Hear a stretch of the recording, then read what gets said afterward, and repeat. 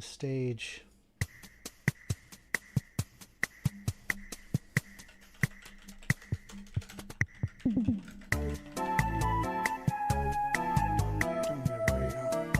Just going to start the stage. I think I just have to disconnect from Discord and try it. Let's see here. Quit Discord. Open Discord. Let me look at my settings on OpenPhone. Aha. Wrong microphone. Okay, that looks good. And then speak on stage.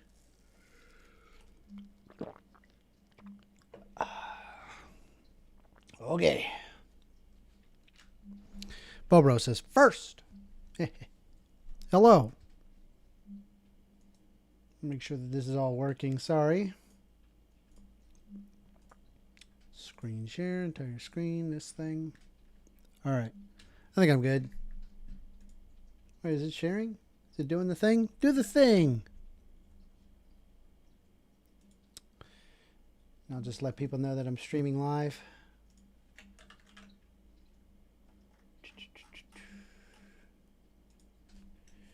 Everyone.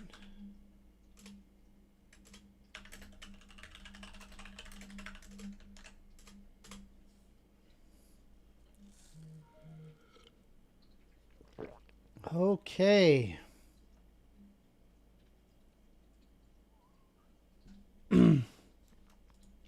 Let's play some Stalker while we wait for calls.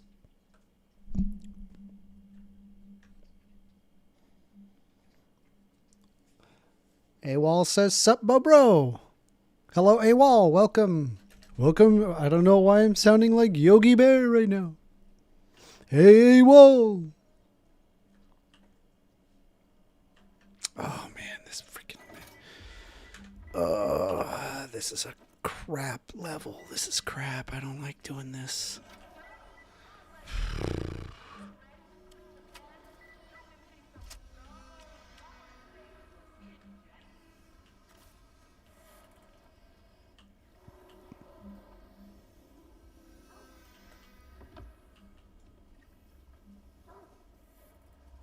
See him right there. He was hiding. See if we could see one just kind of chilling out and hiding.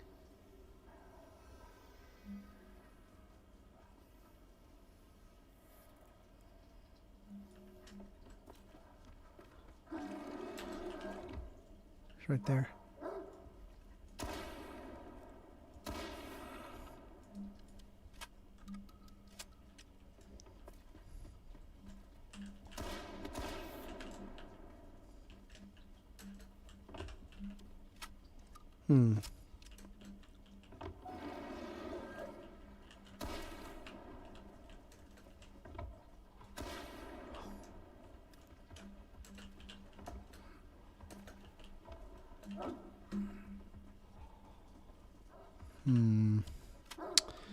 AWOL says, I'm heading out to church, so I can't debate your heathen thoughts today until later.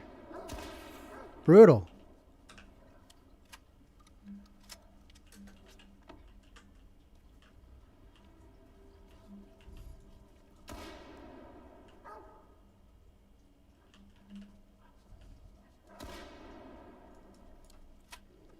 God, I wish I had a better gun than this.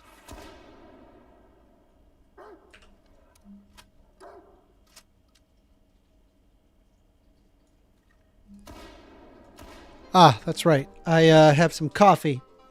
I'm going to grab, very quickly prep some coffee. I apologize. I'll be right back. Just give me a quick second.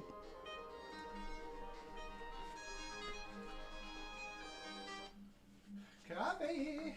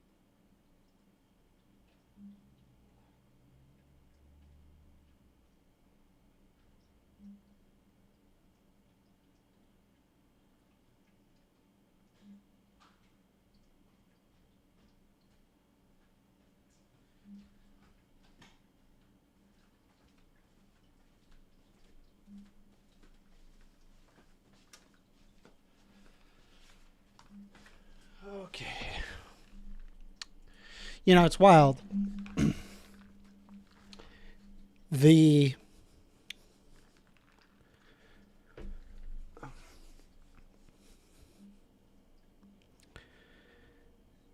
initial spot that I was in with the coffee situation, I was downstairs and I was making coffee and I'm thinking to myself, I got to stream in the morning.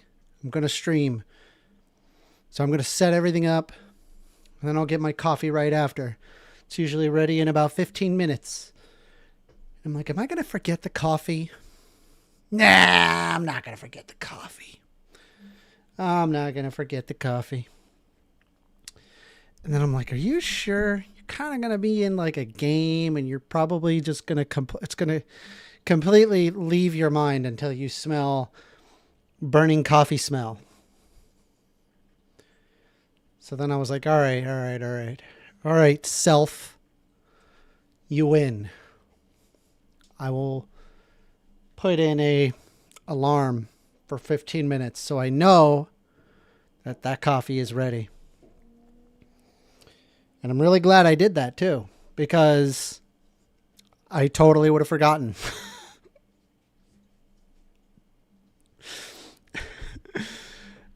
So we do not have burnt coffee flavor, but delicious, good iced coffee. So I always make hot coffee and I just use a crap ton of ice to cool it down. But First Amender, that makes the coffee all watery and gross. I don't care. I drink too much coffee anyway. I drink way too much coffee. We need to dilute it. I drink too much.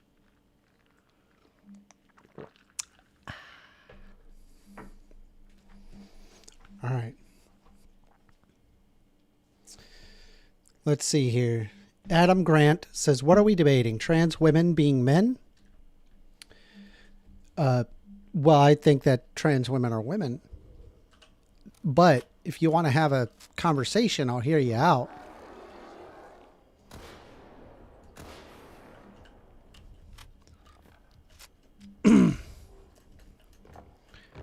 You know, speaking of which, I do like debate. I like debating, though with that being said, I think like its tone is combative in nature.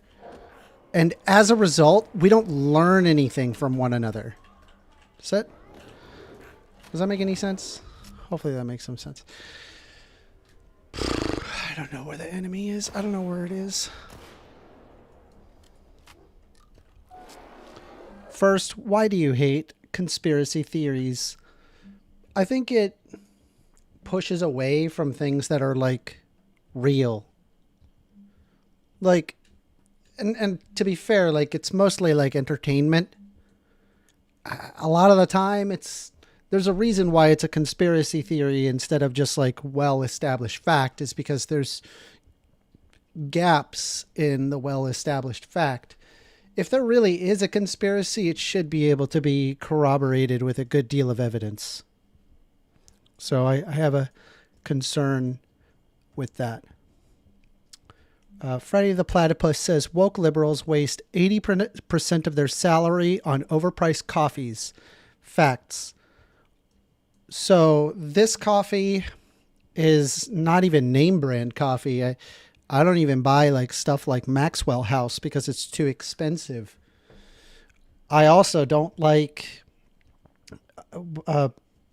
Starbucks because they burn the crap out of their coffee and they charge you $4 for just this little thing of coffee. It's stupid. I don't know about other woke liberals, but I don't spend on overpriced coffee. Joe Gaitis says, morning. Last week I heard you say that some trans people experience gender euphoria and you were one of them. Are you trans? Just curious. Cheers. Yes. Untransitioned, of course. Though Yes, because I do not have any gender dysphoria, it's not a big deal for me. But I'm going to be honest with you, it's a bit of a journey. I'm not going to lie. It's quite the journey. Man, I don't know what to do for this mission, guys. I'm trying. I'm tired, boss. You guys seen The Green Mile? I'm tired. Let's see. Freddie says, okay, so you're the outlier, but yes, most woke libs follow the Starbucks crowd. Starbucks has actually been losing money. I can show you. Like, Starbucks has not been doing well, financially speaking.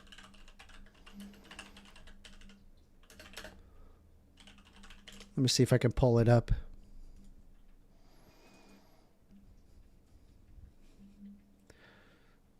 Go ahead and pull up my source.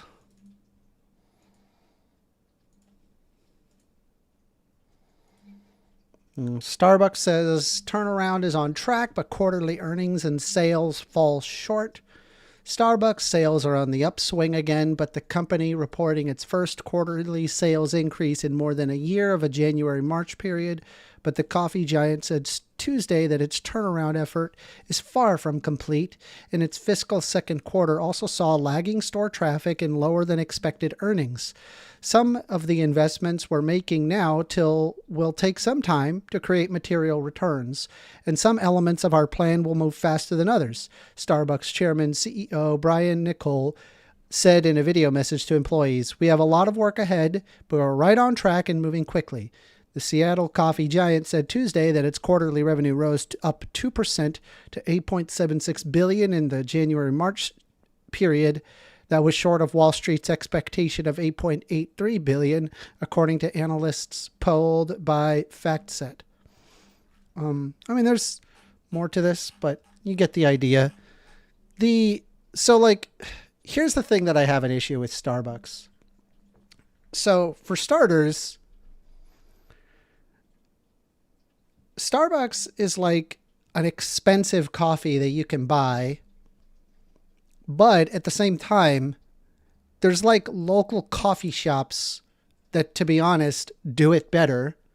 They do it fancier, and they even do it just as expensive as Starbucks. Plus, it's like supporting your local businesses. So then the question becomes, why would I support an overpriced coffee if it's like not that great? Like, it's all right, I guess. I don't know. I think they're like, they've wedged themselves into a spot that makes it really makes me not want Starbucks.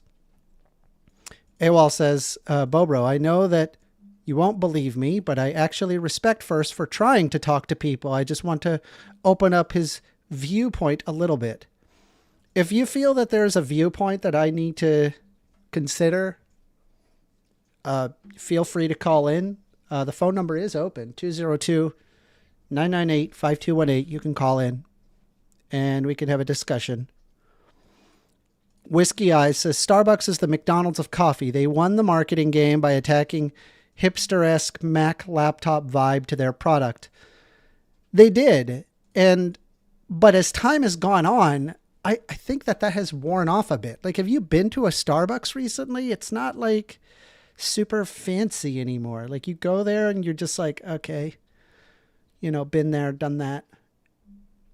And like, the local coffee shop just looks better. Look at this 3D printed building, bro. It looks awful. This looks terrible. Here, let me see if I could show you like the inside of a Starbucks versus like, I don't know, your local coffee shop.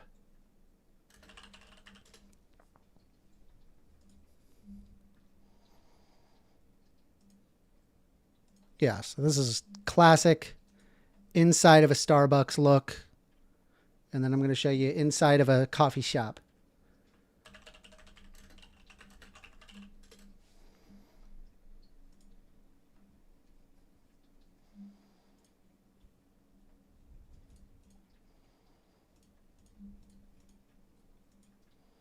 Okay, so this is what I'm talking about. I'm going to show you the difference between these two things. All right. Both of these photos come from TripAdvisor. But if you look right here,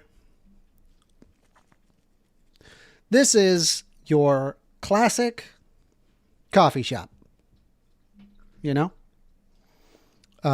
I'm sorry. This is your classic Starbucks coffee shop. And, I mean, like, do you like this? Like, all this crap on the wall, like, buy our gift cards, buy our mugs, buy our, you know, whatever garbage, buy our, like, lollipop, our cake lollipop that's, like, $6 for, like, a little tiny lollipop.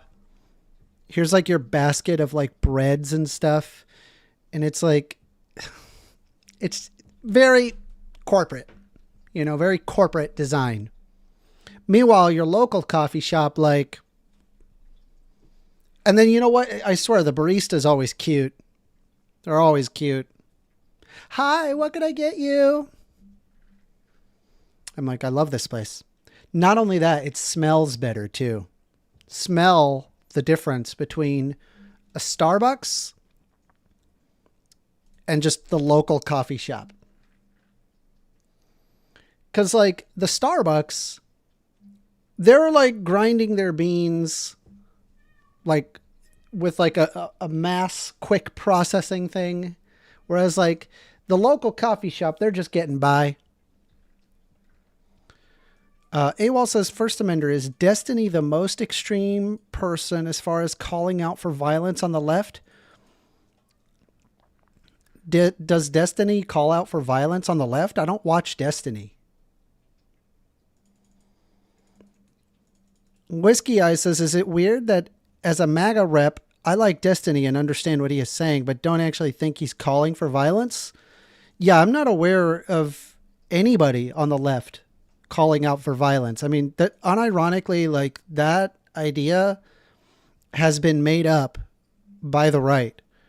And the substantiations that I've heard, and it's been the kind of the same argument every time, was, well, what about the Black Lives Matter protest?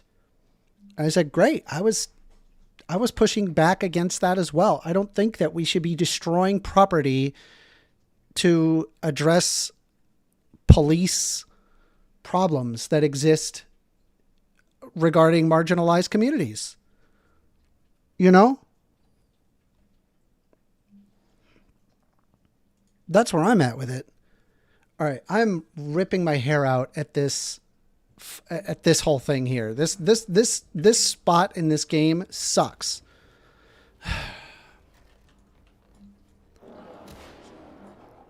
He was over there.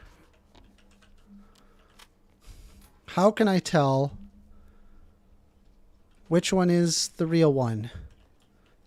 They've got to behave like that they're not here.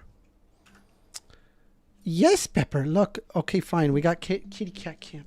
Let's kitty cat cam. Kitty cat. We're going to change the source to kitty cat cam. Where is it? Where's my... Kitty cat, why are you jumping? Don't show them your bunghole. Show them your face. Show them your pretty face. Whisky Eyes says, Destiny essentially says that it's the prisoner's dilemma. You have two teams who don't trust each other to do the right thing. Why? I can't read it. My cat is in the way. I'm sorry. She's doing a thing. We're just going to let her do her thing. You have two teams who do not trust each other to do the right thing. Why be good and surrender to the other team to F you over when you can do it first? I get it. I just think that we need to tone down the rhetoric in general. This is on the right and on the left. Ow! I think like there was a video by the Good Liars where they were like asking a bunch of Trump supporters, Pepper, don't bite me. Ow. It was by the Good Liars where they said to a bunch of Trump supporters, they said, who thinks that the Democrats should tone down the rhetoric? They were like, yeah. And then they were like, who thinks that Hillary Clinton should go to prison? Yeah. And he's like, we are living in the dumbest generation. Yes, Pepper, she wants pets. She wants pets. You know what I need to do? I think I need to like adjust my setup to be like for like non-video game mode. Like I need to have a separate scene specifically for like, hey, this is non-video game mode. Pepper, that hurts. God, she's such a brat. All right. Ow! Pepper.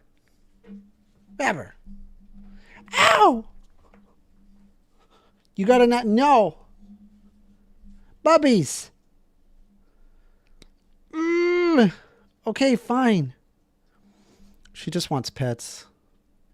Pepper, you gotta not. All right, are we done? Are you done? Okay.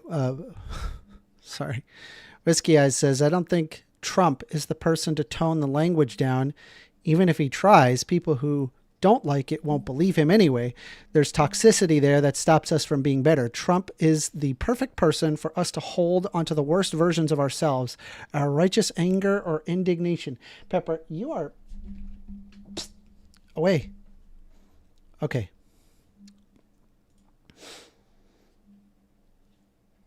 Let's see. Super Hydra says, how do you feel about the Trump-Hamas agreement to the end of the Gaza war? The Trump-Hamas agreement to the end of the Gaza war. I think it's terrible. I think it's a bad idea.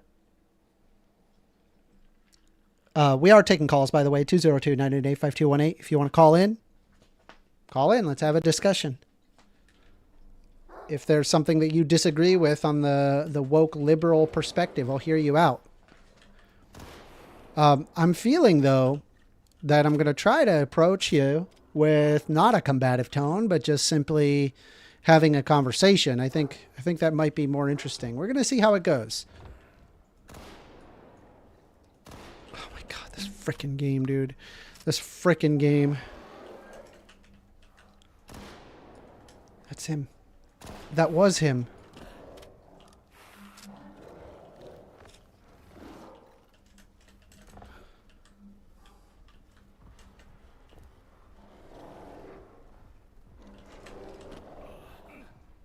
Please. Really? How many?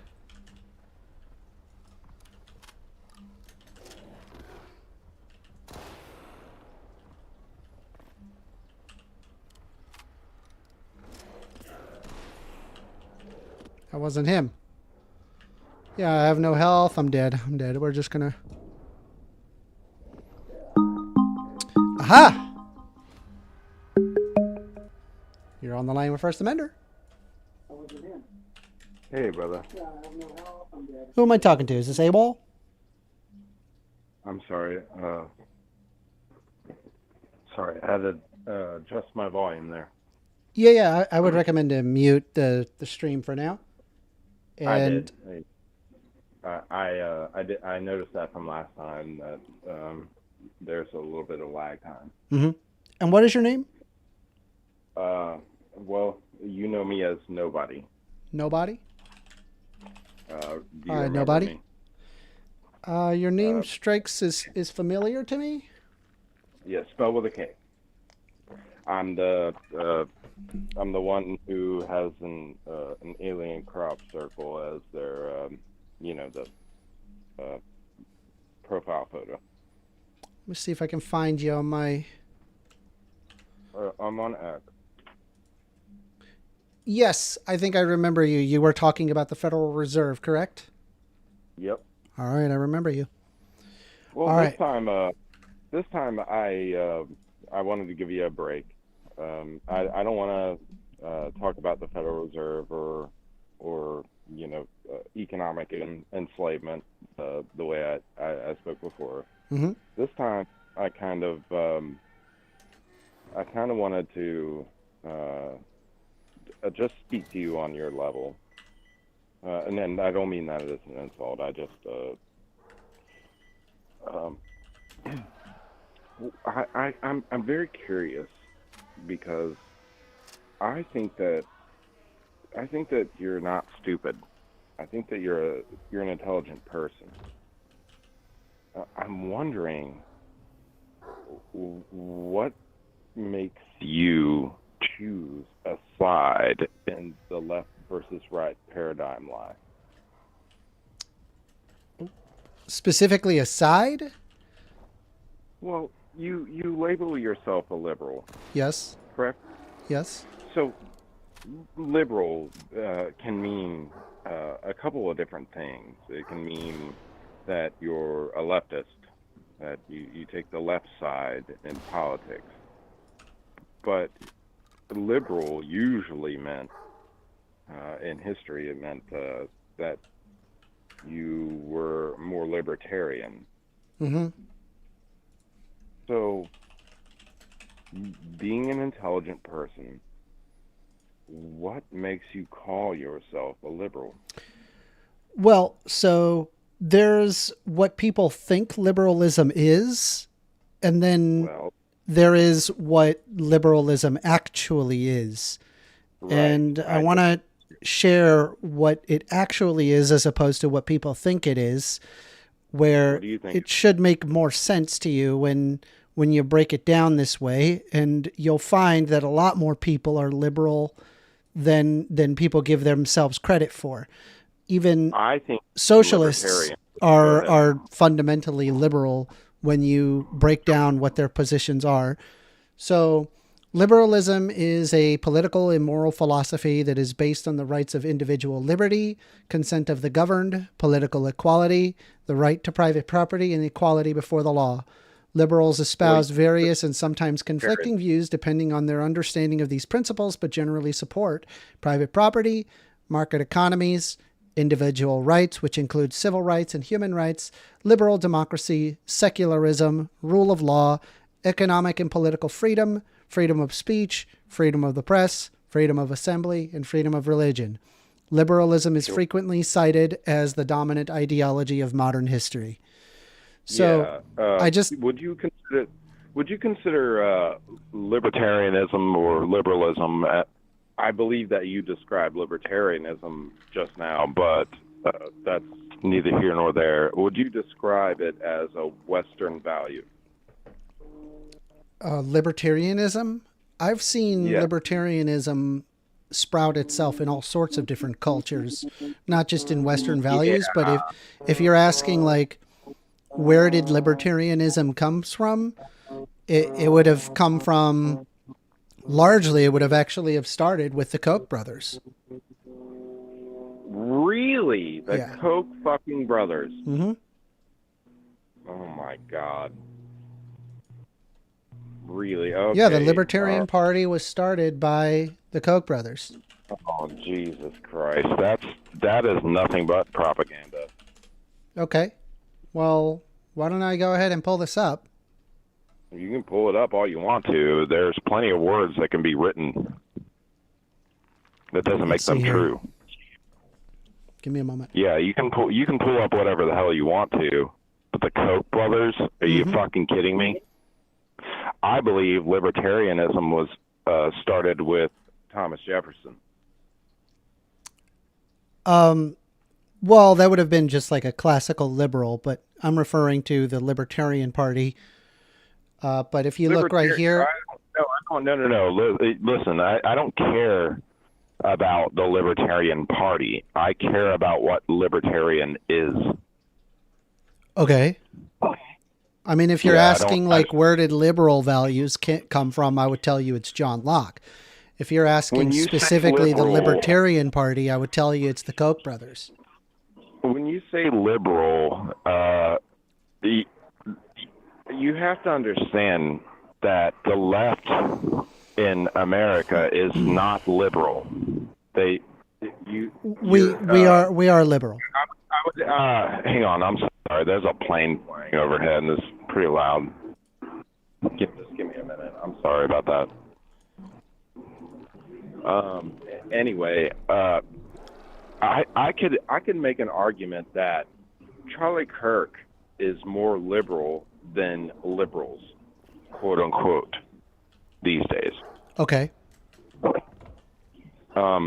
Liberal means that we should argue our points to each other, and we should find common ground without violence. That we should just discuss what we're about. But you have to admit that the left in the United States has taken a position of we can't win the argument, so we are violent. We don't want to hear what you have to say. You either agree with us 100% or we're hostile. That's what the left has taken, and they've hijacked the term liberal, but they're not liberal at all. You have to understand that. So when you call yourself liberal, that's colloquially that's the basket you're putting yourself in. Well, I don't know what you're defining, but I defined it based off of what I read off of Wikipedia. And that also comes from the fact that I've read John Locke. I've read excerpts of libertarian thinkers or liberal thinkers such as Hume or Jefferson. So sure. When I'm saying liberal, I mean that. Okay. If you think that the left means that they are violent, that's not. No. I don't mean that the left claims to be violent. I mean that they are hostile towards opposing ideas because their ideas don't stand up to scrutiny. Well, you're talking to me, and I feel like my ideas definitely do stand up to scrutiny because of the ridiculous amount of time that I've spent reading on the topic. In particular, are very, very brave to do what you're doing, and I appreciate that. You're very much like Charlie Kirk in that you welcome opposing ideas. You're embodying the very essence of what Charlie Kirk stood for. Yeah. And I believe that's very brave, and I commend you for that. So I don't actually believe what Charlie Kirk argued, and I don't think that Charlie Kirk was a liberal because he argued pretty consistently anti-separation of church and state. He did not. I want you to understand.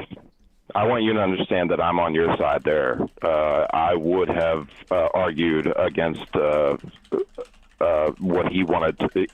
He did seem to want to. He did seem to want to combine church and state, and I. So I want to point out right here I don't know why that moved. Come back over. Charlie Kirk stating, there is no separation of church and state. Kirk, there is no separation of church and state. It is a fabrication. It is a fiction. It is not in the Constitution. It is made up by secular humanists. It is derived from a single letter that Thomas Jefferson wrote in the Danbury Baptist. God, that's so wrong. It's literally in the First Amendment. It's literally in the First. Anyway, so here's the thing, right? The position that church and state should not be separated, that is a very illiberal value. Illiberals have that. It's usually people who are people who want to push their religion onto other people, and they want it to be a Christian dominated culture, effectively a theocracy. I call it's effectively it's what I call to be Sharia law for Christians. And so based on that, like, here's the thing, like, based on that alone, it would disqualify Charlie Kirk as a liberal. And I would say that the left is more liberal than Charlie Kirk. I just meant that inviting opposing views and discussing them peacefully is a liberal attribute. I mean, the freedom of the freedom of the press and the freedom of speech is upheld by liberals, which is also adopted by the left. If anything, it's on the right where there's a lot of silencing. There's a lot of they don't want to hear opposing viewpoints. It's very common. Sir. I mean, if I even make some of the most benign statements ever, the Republicans become some of the biggest snowflakes I've ever imagined. They can't handle a person like me. They lose their mind. I can agree with that, but however, the shutting out of the other side occurs mostly on the left. Go. Psst, psst, psst. Sorry, my cat. She's. The shutting out of opposing views and the disdain for even discussing them, it occurs mostly on the left. You have to admit that. No, I think that occurs on both sides. And because currently the right, I mean, you understand that you have a presidency nowadays that is saying that we're expunging woke ideology, right? Like that. I'm looking at that. I'm like, that's literally shutting out opposing viewpoints. Listen, are you an atheist? Because yes. I am. Yes. Yes. Then you're a rational man. Why are you? A religious person could be rational, but okay. Here's the thing. People are atheists for a myriad of reasons, but I am an atheist because I remain unconvinced of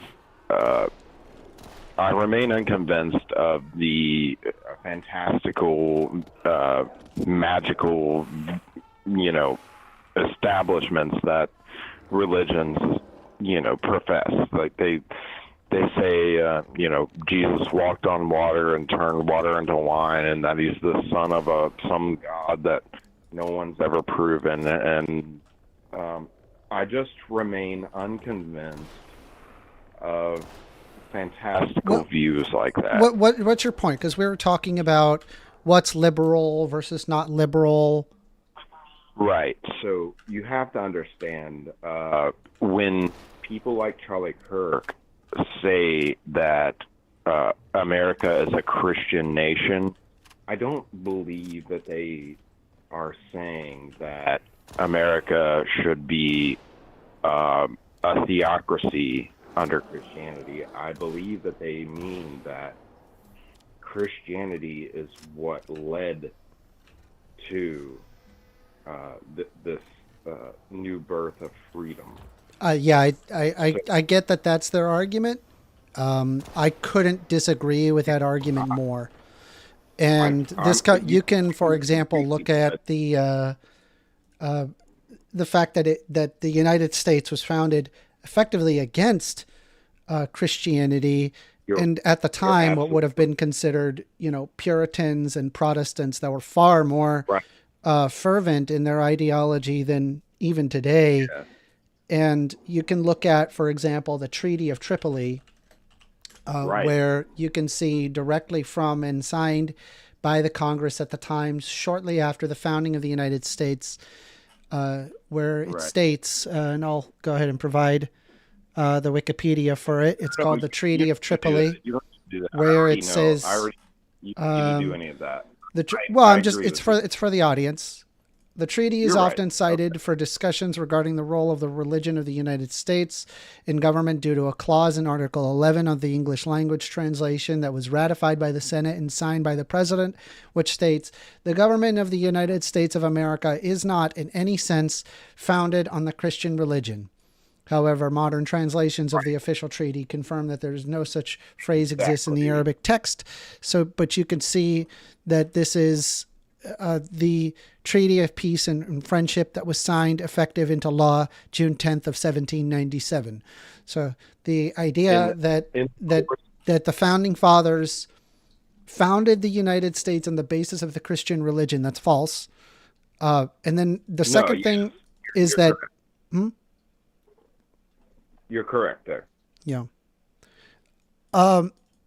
Intangible Stud says, hashtag Wikipedia, Lamau, I'm willing to hear your sources. Like, if you have a source that's better or more relevant than a Wikipedia source, fine. I mean, we could talk it. I mean, it's not like I could pull up Britannica or any of this stuff. It shows. I mean, the Treaty of Tripoli is there regardless of where I'm pulling it. It's just Wikipedia is easy. I'd like to read a few things from our founding fathers that back you. Actually, I want you to understand that I'm not totally against you, and I may lean right, but I'm a rational man. Thomas Jefferson. Christianity neither is nor ever was part of the common law. Christianity is the most perverted system that ever shone on man. Religions are all alike, founded upon fables and mythologies. John Adams. The government of the United States of America is not in any sense founded on the Christian religion. The United States is not a Christian nation any more than it is a Jewish or Mohammedan nation. Thomas Paine, which I'm a huge fan of. Whenever we read the obscene stories, the voluptuous debaucheries, the cruel and torturous executions, and unrelenting vindictiveness with which more than half the Bible is filled, it would be more consistent that we call it the word of a demon than the word of God. It has served to corrupt and brutalize mankind. Okay, James so what's Madison. your point? Like, I think we get it that the United States was not founded on Christianity, but you were talking about liberalism versus illiberalism. Are we still on that? Or? Yeah. Well, here's the problem. I believe that most of the so-called left, liberal, whatever, the people who opposed Charlie Kirk, I believe that their sentiment is born of a rebellion against their religious families. Like, I believe that a lot of these people... My position against Charlie Kirk is that he argues for a system that I believe fundamentally destroys people's lives, and it results in the ultimate subjugation of more than half the population. And if you enable the subjugation of more than half the population, then what you end up with is, well, a society that's just worse off. It's an authoritarian society that makes lives worse for people. And I think people need to be aware that that's what Charlie Kirk argued, and people should also be aware that his speech encouraged violence on the left, because it is his kind of rhetoric that causes that. And so Charlie Kirk invited anyone and everyone to make their point to him. Yeah, I understand that. I'm saying that if you say hateful rhetoric to a million people, then the chances are that somebody does something about it is going to be quite high. And that's the problem that... Charlie Kirk. Huh? Where's the left's Charlie Kirk? Where is he?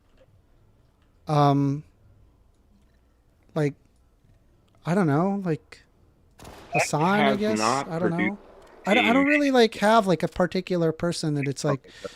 oh, I gotta watch this. Like, I don't really care like about these big popular people. I'd rather like read books and then come to my own conclusions. Yes, you can come to your own conclusions. However, where is the left's Charlie Kirk? Where is there a leftist that's going Uh, around inviting um, criticism? Where? I don't know. I mean, I'm right here. I can't I, speak for other people. you certainly are. You certainly are doing this, and that's why I commend you. And I am I am overjoyed at your willingness to debate people like me that come from people that are an atheist conservative, if you can call it that. You invite people like me to speak to you. You are actually a leftist Charlie Kirk. I mean, frankly, that debate a liberal like that, Oh. that is very, very brave. Well, I mean, let me know. You're, Hopefully, I can get some funding to where I can quit my job and I can just do this 24/7. oh, dude, I absolutely would love it. I would love it. I got to talk to the You are Democrats, see what we can do. you're a good one. You are a good one. Oh, I appreciate that. You're something else. I appreciate that. However, I am something else. You should understand that I'm not like any right winger you're gonna talk to. I'm not like them. I happen to be an atheist, and I happen to let's put it this way. Let's go into abortion. Can we do that? Uh, sure. You've got 7 minutes though. Sure. So going into abortion, my stance is that I don't.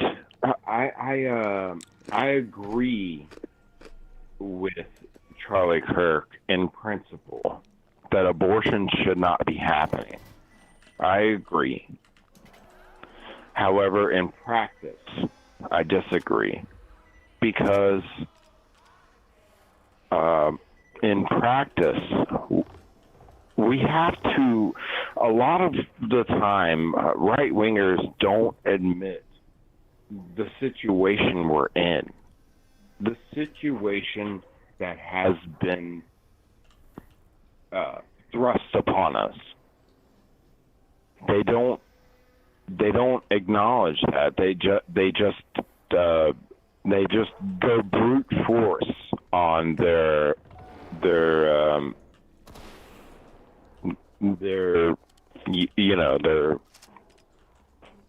logic, their fucking, you know what I mean? They go brute force on their,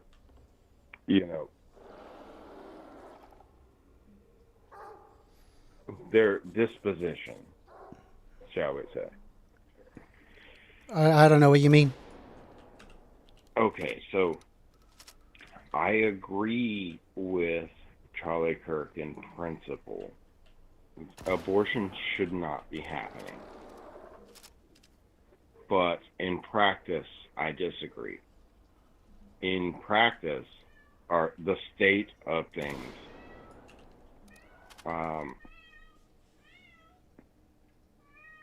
my goal is to limit human suffering. Well, I mean, I want to limit human suffering as well. And Right. so I So, looked at various studies on the hang on. impacts of abortion on our society. Would you like to Right. look at So, them with me? would you agree that abortion is an abomination? It really is.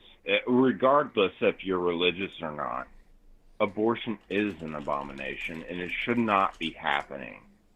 The only reason it's happening is because of our state of affairs, the state of things. Mothers feel that they cannot support and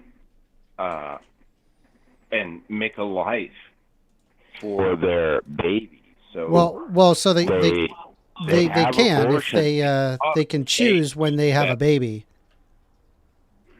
Well, what I'm saying is that abortion is necessary when you know that your child's life, if you have that child, the child's life would just be miserable. It's necessary to prevent. See, that's the difference. Life prevention is not murder. Preventing a life altogether is not murder. You're not murdering someone. You're preventing them from ever having a life. That's my position. However, I don't like that. I don't want that to be the case. However, our current state of affairs, it seems to be necessary. So the problem that I'm having with what's happening here is, what exactly are the impacts of abortion?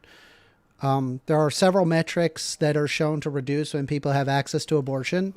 Number one, it reduces poverty. It reduces drug use. It increases educational attainment, and it reduces homelessness. That makes sense in the fact that when people are able to choose how they want their future to be, they make rational decisions when they have a baby. And if I had to imagine a 15-year-old having a baby is an inopportune time, as opposed to a 26-year-old that just graduated from college and is getting married. These are two completely separate scenarios, and I don't think that we should look at things as like, oh, a life is a life is a life, and we ought value all life. Republicans don't even agree with the idea of valuing a life, because when it comes to like individuals like illegal immigrants, they are perfectly okay with removing their basic liberties and rights. Meanwhile, at the same time, wanting to control women on when they're allowed to have a baby versus not allowed to have a baby. Right. Well, that's basically just abortion across the board. Would you agree that life prevention is not murder? I don't believe abortion is murder, but we do got to move on. So it was nice. Life prevention is not murder. Right. Well, nobody. I got to get going, but we'll talk later, okay? Brother, please call me back. Sounds good. You have a great day. All right, the phone line is open. Call the number 202-998-5218. You want to have a discussion with a woke liberal? I'm right here to have a discussion. So what is this? This is liberty, abortions, Charlie Kirk, I guess that was, right? We are taking calls. Call in. Hannah A1 says men cannot prevent every abortion. Yes, I agree. Gerald Yiniguez says it is because the caller is a demon-crat. You got to tone down the rhetoric. I'm just talking, dude. You're on the line with First Amender. Hello. My name is Whisky Eyes. I'm on the chat. Okay. How you doing, Whiskey? I'm doing good, doing good. What do you Sorry want to talk that. about? The political divide. Yes. So I am on the right side of politics. Okay. And I think, I don't know if you'd agree with me or not with this, but I think the biggest divide is two things. The lack of granting anything for the other side in any conversation. And the second thing is misinterpreting everything, whether deliberately or not. Okay. Do you want me to expand on either of those? Sure. Yeah. I'd love to hear it. So the first one, it's like a game of telephone. Sorry, the second one, we'll start with that. Misinterpreting. It's like a game of telephone. I would say statement A, and you have about 5 options of where to take my statement. And for statement A, interpretation 1 would be the most charitable, and 5 would be the least charitable. I think as a people, left and right, we go with the easy route of, always going the least charitable interpretation. I don't know why we do this as people, but it gets people angry because they're misunderstood, and this just breaks down communication before it starts. Now, you've had conversations with the Republicans. Have Republicans done that with your takes? Like, I think it'd be safe, legal, and rare to do abortions. Oh, you want to kill babies? That's what I'm talking about. That type of take. And do you think liberals do this as well? I'm sure I could probably find a liberal that does it as opposed to a right winger that does it. Sure. I think they do it in pretty equal frequency. Because I swim in both kind of lakes, in both pools of thought, and it's easy to do, but I think it actually does harm to conversation. With the first gentleman that was before me, you guys had a conversation about liberalism versus liberalism, capital L, and I think if you guys agreed that there's a difference between lowercase liberalism and uppercase liberalism, Thomas Paine, the old heads, you guys could easily come to a conclusion that you're both in the right and you're both correct, and you guys can move on from there. But communication broke down where he didn't define his terms and you were using the term correctly, but you were failing to attach it to his definition. And I think, so here's the thing, like, I can't attribute whatever it is that they're thinking in their head, right? All I can do is listen. But if somebody asked me, hey, what is liberalism? I'm going to say it's this. And if you attribute it to something else, then, we would have to agree to disagree on the basis of definitional response. So it just is that's where I'm at with it. And, I suppose if somebody is operating under a different definition, they can do so. That's not my definition. That's not what I'm using. I'm just clarifying what I'm saying. I mean, I'm not saying that whatever their definition was wrong. It's just, it's not what I attribute myself to. He's asking specifically, why do you call yourself a liberal? And I explained why. Yeah, that's the wrong question to ask him to you. And you were right in giving your definition. It's like, describe a cat. I'm picturing an orange cat. You're picturing a black cat. We don't have the same foundation of what the cat looks like, and it breaks down everything. Like, a conservative can be liberal in the sense of classical liberalism, capital L liberalism. That is what he was going to say. Liberalism in the way that, we choose language over violence, communication over, gangs of New York battles. That is, I think, what he was going with. And you're going with liberal, pro-abortion, pro-choice, pro-gay marriage, higher tax on the rich. the lowercase version. And you guys are both correct, but you're both talking past each other in that way. But in the bigger case, he said Charlie Kirk can be liberal. I think he took it as, no, Charlie Kirk is not liberal. He's, anti-abortion. He's a Christian fanatic, whatever. No, I said that he argues a theocracy, which he does. He wants a non-separation of church and state. And based on those positions, I don't see that they're beneficial. Mm-hmm. So that's where I'm at with that. Yeah. I'm an atheist as well. I think you're just going to have atheists now. Okay. I think what you're saying with reference to Charlie Kirk is his approach is liberal in that he just wants to talk with people, and that's where it ends. It's not about a policy prescription. It's about form, I think if you're being super charitable and you say, okay, he is arguing for the freedom of speech, which is a liberal position. But with that being said, freedom of speech is largely enjoyed by most of the world, with the only exception being the addition to hate speech laws. And the only reason why that hate speech laws are being implemented across other liberal countries, such as most European countries, is because of the rhetoric that has resulted in the harm of individuals.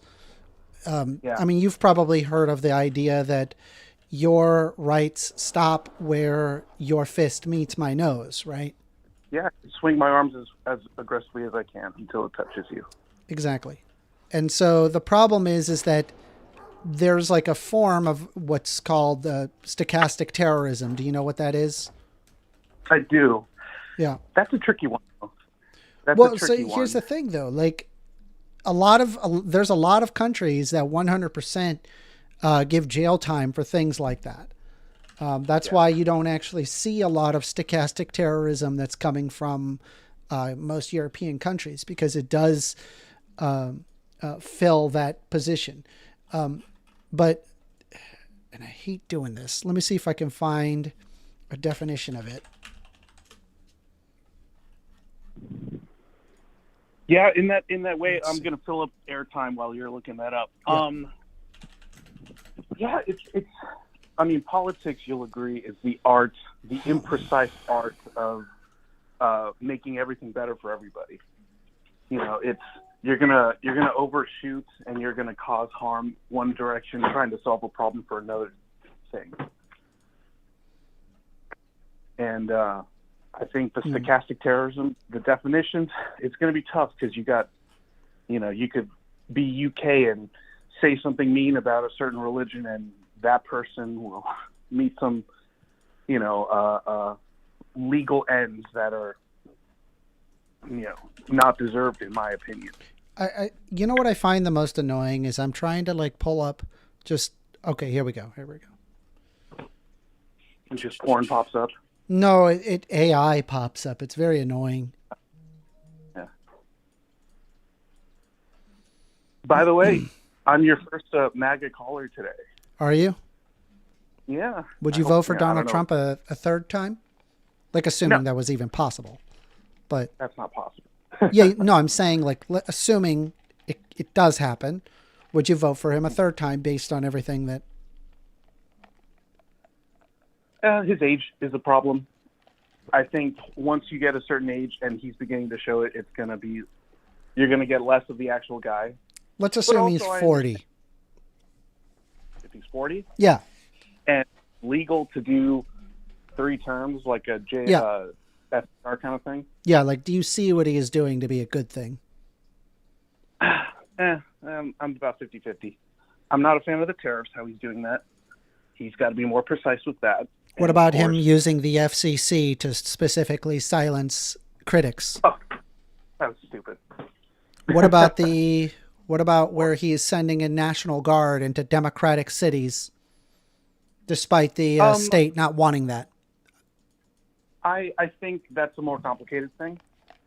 As in, if you open up to requests from governors like, oh, we need extra help here, we need some extra boots, given, whatever issues happening in our state, send them. And for people that are not consenting and sending anyway, I think that's a little gross. But the whole point of National Guard is not to like beat up citizens; it's to bring stability to an unstable place. And I've never been to Illinois, so I don't know how unstable it is. But they're not unstable. Yeah. So, the National Guard should be always an option for people that need extra help with their crime. But yeah, I don't agree with the FCC thing. What else did you say? I forgot what the other one was. But yeah. There was the what was going on with the FCC, him wanting to silence his critics, and also him sending in troops into states that didn't ask for it. Specifically to go after his detractors. I also don't like the idea of him using the United States government to effectively bring in yes men to do his bidding. I find that to be very concerning. Here's a good thought experiment. Can you reframe that entire question, but in the most charitable light? That wasn't a question. That was a statement. But if you want me to ask you a question, I can.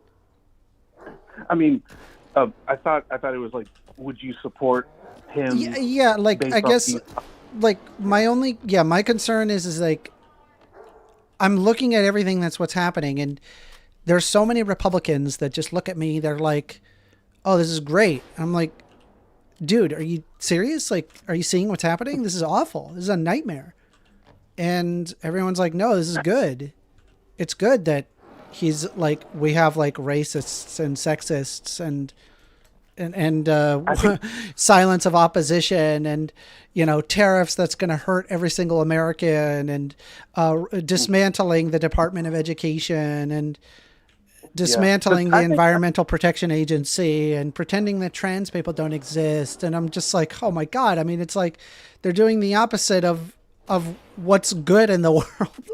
Like, this is a perfect jumping off point, because this is where I disagree with you. First time in the Congo, by the way. First of all, I do have to say, you talking to people of the opposite position, amazing, and should happen more. Appreciate that. I'm doing my best. And are you subscribed? Not yet. I just found you today. I don't know what the algorithm. Oh, please subscribe. I appreciate it. I'm a really small YouTuber, so any amount is huge. Maybe one day I'll be as big as Charlie Kirk. Well, let's not do that. I want you okay. I would say, if you have a little debate off with a, conservative person, some of their people could jump into you. Anyway, I did with Andrew Wilson. Perfect. Yeah. That guy was really nasty. I'm just going to be a very, very mean guy. Yeah. He was not a good person. Honest, I don't know much about him. I think he was the pickle guy. Like, somebody tried to open a pickle jar. Was that him? Could have been somebody else. The pickle guy. He gets degraded down into the pickle guy, guys. Is that true? Yeah. I don't know. Yeah. Yeah? Okay, cool. I don't know anything about him. I just know pickle shit. Okay? But, hey, don't hate me, Andrew, if you're watching. It's probably not, but whatever. The pickle guy. And I'm a Republican, so take all you want. Yeah, no, he's got a crazy following.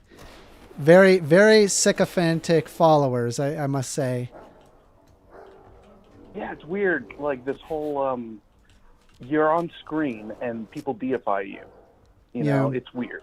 And it's, I forgot there was a word for that. Like, something relationship. Anyway. Not healthy, and it shows a bigger problem with our fucking society about how I can more identify with an image of a person rather than a person standing next to me. But whatever. I'm sure in time you'll get your own sycophants. Maybe. Most people don't like me, though. So. Really? Oh. Yeah, because I I'm pushing back against it. I think Well, here's the like thing. observationally, things are not going in a positive direction in the United States. And I mean, no matter what way I look at it, it doesn't seem to be positive to any metric. I mean, you have to ask yourself, you know, what's a better country to live in? Would it be in the United States, or would it be like one of the Nordic countries adopting, you know, EU standards? And it's like, I mean, they have things like they have, for example, a GDP per capita, for example, in the Netherlands of 66,000. In the United States, it's over 80,000. But in the Netherlands, they have largely free college. I think they pay no more than about €1,000 a year. And for healthcare, it's just taken care of. There's an entire state-sanctioned healthcare system that actually costs less per person than our current situation of our healthcare and privatized system. Like, Yeah, I think there are two things at play here. I mean, I guess there'd be three. Politically, you more align with that type of system, which is totally cool. Like, that's more, you find more. But here's the thing, like, it's not really like an argument of like a particular idea. It's an argument arguing basic living conditions being met. Yeah. And that stems from your definition of what is good and what you value over other things. Because Well, okay, let me help you out, right? And I think you would likely agree with what is good versus what is bad. I believe that a better society is reached when more people can pursue the things that they find valuable. Mm-hmm. That's it. Okay. That's the good. People pursue things that they find satisfactory. Yeah. Would you agree with that? Yeah, as an aim, yeah, that's a very solid. Okay, so I would imagine if we have a system that effectively is making you bankrupt because you have some sort of malady with your heart, for example, and that you have to sell your house in order to, you know, survive, that's not really conducive to satisfaction or people being able to live their life as they see fit, right? So I would seek to correct that. And I'm like, okay, well, what are the systems in place that enable that kind of result? You know, and pursuit of happiness, right? Kinda. I don't like to tie it to happiness because what that ultimately leads to is a level of hedonism. And I don't see that hedonism leads to like a better outcome. There's instances where it's pretty negative. Like, at the most hedonistic that I can imagine is, imagine if you could live in a society where I hook every single individual to a chair and they receive nutrients and heroin their entire life. They never wake up and they just enjoy heroin their whole life. They die at, you know, say 120 years old because we can perfectly take care of their nutritional responses. They just lay down in a chair. That doesn't seem to be the best society to me, right? Wouldn't you agree? You're talking about that Soma drug from that one book. When I talk about pursuit of happiness, I'm talking about how the forefathers wrote it in the Declaration of Independence. They weren't talking about McDonald's. They're talking about exactly what you're saying. Yeah. They're saying to strive for better things. They're not talking about like, oh, I'm going to eat this McMuffin or anything like that. In the Declaration of Independence, they have that phrase for each American to pursue their own happiness, to strive for a better life. So we're in agreement there. Yeah. It's not like a Brave New World. You have this amazing drug and that should make you complacent and that's about it. No. Anyway, so I'm not exactly sure where to go with that. Okay. So I have back to my thing. Granting. Conversations break down when there's no granting. And I would say, and I think you would agree, that political issues are more complicated than black and white. And you can't do us versus them, good versus evil. You're either with us or against us. approach to politics, right? I think there's a level. There's like a point where I'm like, all right, you're the bad guy. Okay, let's narrow this down. I find it weird and suspicious that if you hear one political position of one person, then you can identify 3 other political positions that are completely unrelated to that person and guess exactly what they believe. I think that's weird. It's not that weird. I mean, a lot of this stuff stems off of people's personality. That's fair. That is fair. That's fair. But like the granting, when you're in a conversation, oh, you know what, that is true. To a degree, a lesser extent than you're painting it, but I have seen examples. That statement never comes out in the middle of conversation. I'm sure Andrew, whatever his name is, I was going to say Sullivan, Andrew, that guy, I'm sure he never said that sentence to you when you were debating him. He never said what? He never said, I'll grant that. That's probably true to a lesser extent than you think. Yeah, no, he's, if anything, all he did was make fun of me for being gay. Okay, but... And then everybody said he won the debate. Oh, okay. You should have asked him to open the pickle jar. No, but like, you having a conversation with you, I have to see where you're coming from to accurately talk to you, right? And at times, I have to sacrifice a little bit to give you some so we can be on the same playing field, right? Okay. I'm following you. I don't think that happens. People will do what he does and insult, or they will never grant the most basic thing. You know, a conservative person will say, let me try to think. Because most politics is a lot more complicated than we give it credit for. Like take global warming, for example. People think the basic thing is, oh, there's no climate change. The world is not changing at all based on our effect on it, and just drill, baby, drill, right? That's the most uncharitable. The most uncharitable in the other direction is we're going to kill the world in about 5 years. We have to change how we do the economy drastically. Nobody's saying that either. But both sides take that exact position as gospel of the other side. And that's not a way to have conversation. People are never met where they are. They're met where it's most useful for their enemies to see them. Would you agree with that? I suppose so. Sounds reasonable. Thank you. And that's my biggest problem. Like, I appreciate you talking with people, but I think you're smart enough to like differentiate each individual as their own being and, you know, asking follow-up questions and seeing them where they are. But in a lot of these conversations, like that Andrew guy, I'm sure he will twist you and make you sound like you're Chairman Mao, you know, and that's not you.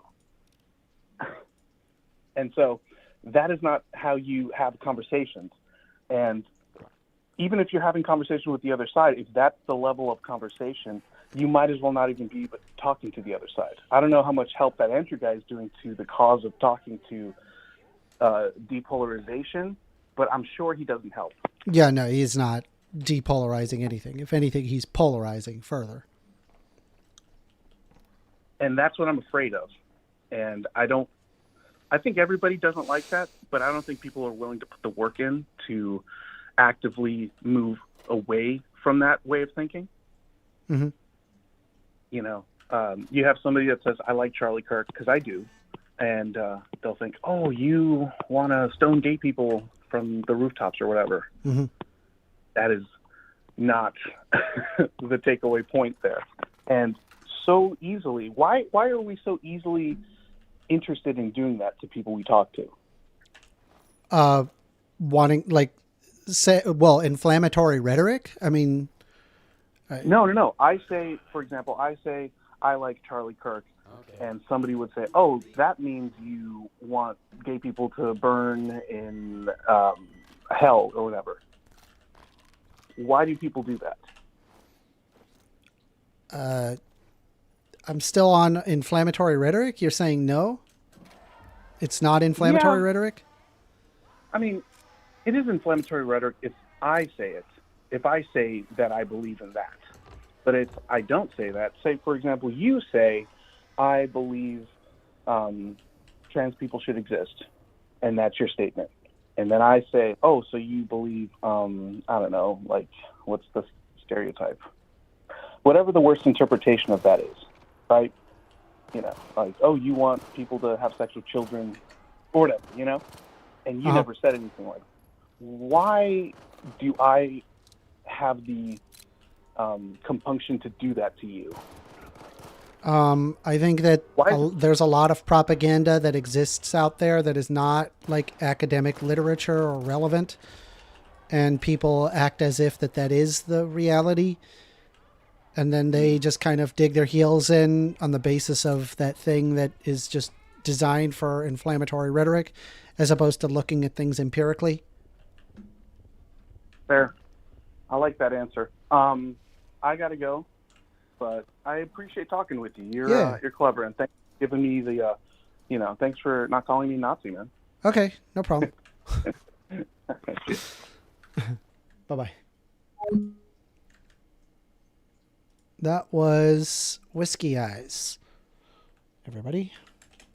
We are taking calls, 202-998-5218.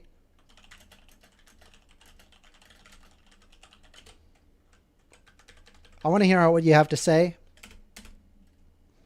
If you disagree with Soy Boy Liberal, I'm right here. I'll hear out your claims. Trevor Ducharme says, I live with a leftist. He is kind of rude. I mean, to be fair, I have a stepfather that I would do like grill days with, and my mom would join, and we would just like grill and hang out and chill and have a good time. And heck, I would even buy the food, and they would come in and just like blast N-bombs. I'm just like, dude, you gotta like chill, bro. We're just grilling. All right. You're on the line with First Amender. Morning, sir. This is Trevor. Trevor. All right, Trevor. What do you want to talk about? Well, going off of what the last few people were talking about, my current roommate, he is what would be considered a leftist, and he says he's in the center, as you kind of moderate yourself to be in, and you orchestrate yourself 100 times better than him. I will say that, and I think that's awesome. Okay, I appreciate that. What I'm trying to figure out is, would there be a better way to conversate with him about the violent rhetoric that is being pushed? Like, you can't deny that on the far left media side, people like me and the last guy, we get called Nazis and even worse things. And it's like, how is that going to bring us closer to find a median if one side doesn't want to have the conversation? They're mainly just wanting to call us radical terms. Well, what I would say is that if you want to have like a conversation, the first thing is that you have to first start off by acknowledging their existence and that their argument may be valid. Even, for example, if someone says, trans women are women.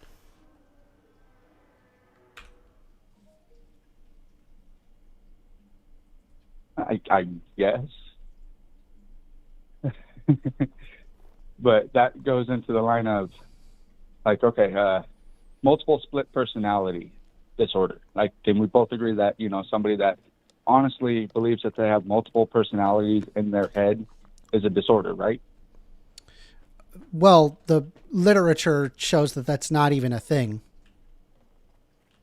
Oh, no, I used to be an in-home care provider, and I've actually had to take care of people that do have that issue. It's pretty interesting to see because it literally just happens.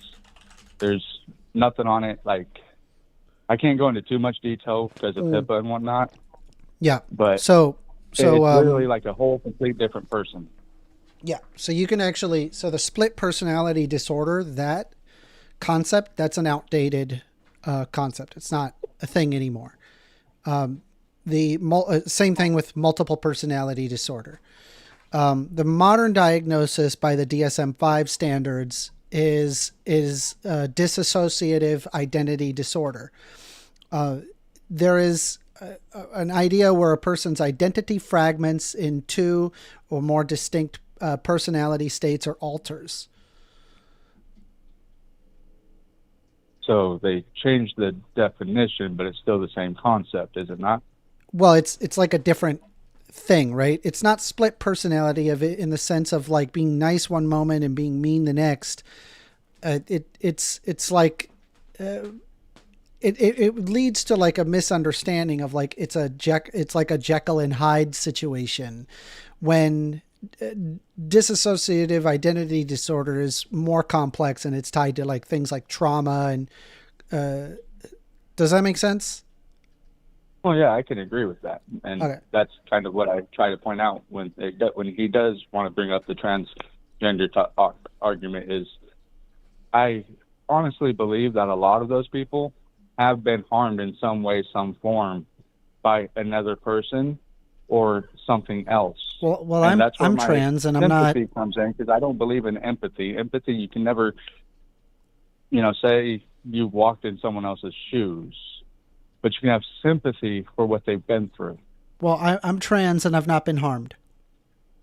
Well, I'm glad you haven't been harmed, because that's one of the things he constantly throws at me is, I'm gay and I get attacked, I get slandered. I'm like, by who? By the right. Gives me He does. Extreme examples. He just says it, and I ask him by who. Like, show me these things, show me these people, and I will stand for you. To have. To be able to live. You could just pull up Twitter for 5 seconds, and you would know that people are very, very nasty to people who are LGBT aligned. Well, he says I'm nasty towards like gay people and whatnot, because in my belief, I don't believe trans people exist. Okay. You're either man or female. Doesn't mean that I'm hateful towards you. It's okay. So let me provide you something. Okay. Do you know what, for example, gynecomastia is? I've heard of it, but I don't know exactly what it is. Okay.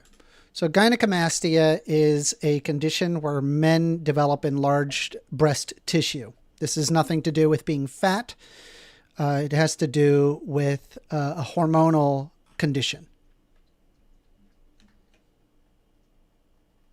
So what I'm trying to illustrate to you is you have to understand that being trans, what it means is that what is external to your body is not what is not aligned with what is happening internally. And people who are cisgendered, and when I say cisgendered, I mean their gender matches their sex. That's typically most people. Their gender matches their sex. They have a hard time imagining how the inside can feel different from the outside. So I give a great example of gynecomastia. Let's say that you're 14 years old and you're about to go through puberty, and for whatever reason, God has just played one heck of a cruel trick on you, and now you have gynecomastia. Gynecomastia is a condition where you have an overdevelopment or enlargement of your breast tissue in children as well as in adults who have a penis. So in your condition, you start growing breasts. I would imagine if you could imagine going through middle school with breasts as a man, right? That would probably be very... I was a fat kid, so I kind of did. Huh? Okay. I was a fat this has kid, nothing so I to do kinda with you did. being It fat, by the wasn't way. like This the is not medical a term you're using. Yeah, well, this is not a when fat you are a certain thing. size, you do kind of look like you have breasts, and people Yeah. would pick on me about that. And honestly, that motivated me to lose weight. It didn't make me want to gorge myself more and eat more. But I understand what you're saying. So That I'm falls saying that under the lines what is of, happening like, internally is not matching what is happening externally. Like your brain is telling you, I'm a man. I should be growing a big, strong chest, not breasts. That's for women. I'm not a woman. That feeling, that internal sense, it can go in the opposite direction than what your genitals show. This has been exhibited not only in humans, but it has also been exhibited in various other mammalian studies. There's, for example, one instance of rats that cause a feminizing behavior and a masculinizing behavior.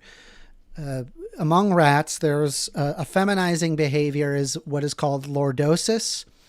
Lordosis is where they lift up the tail to be mounted. And then the masculinizing behavior is mounting, where they mount the one that's doing lordosis.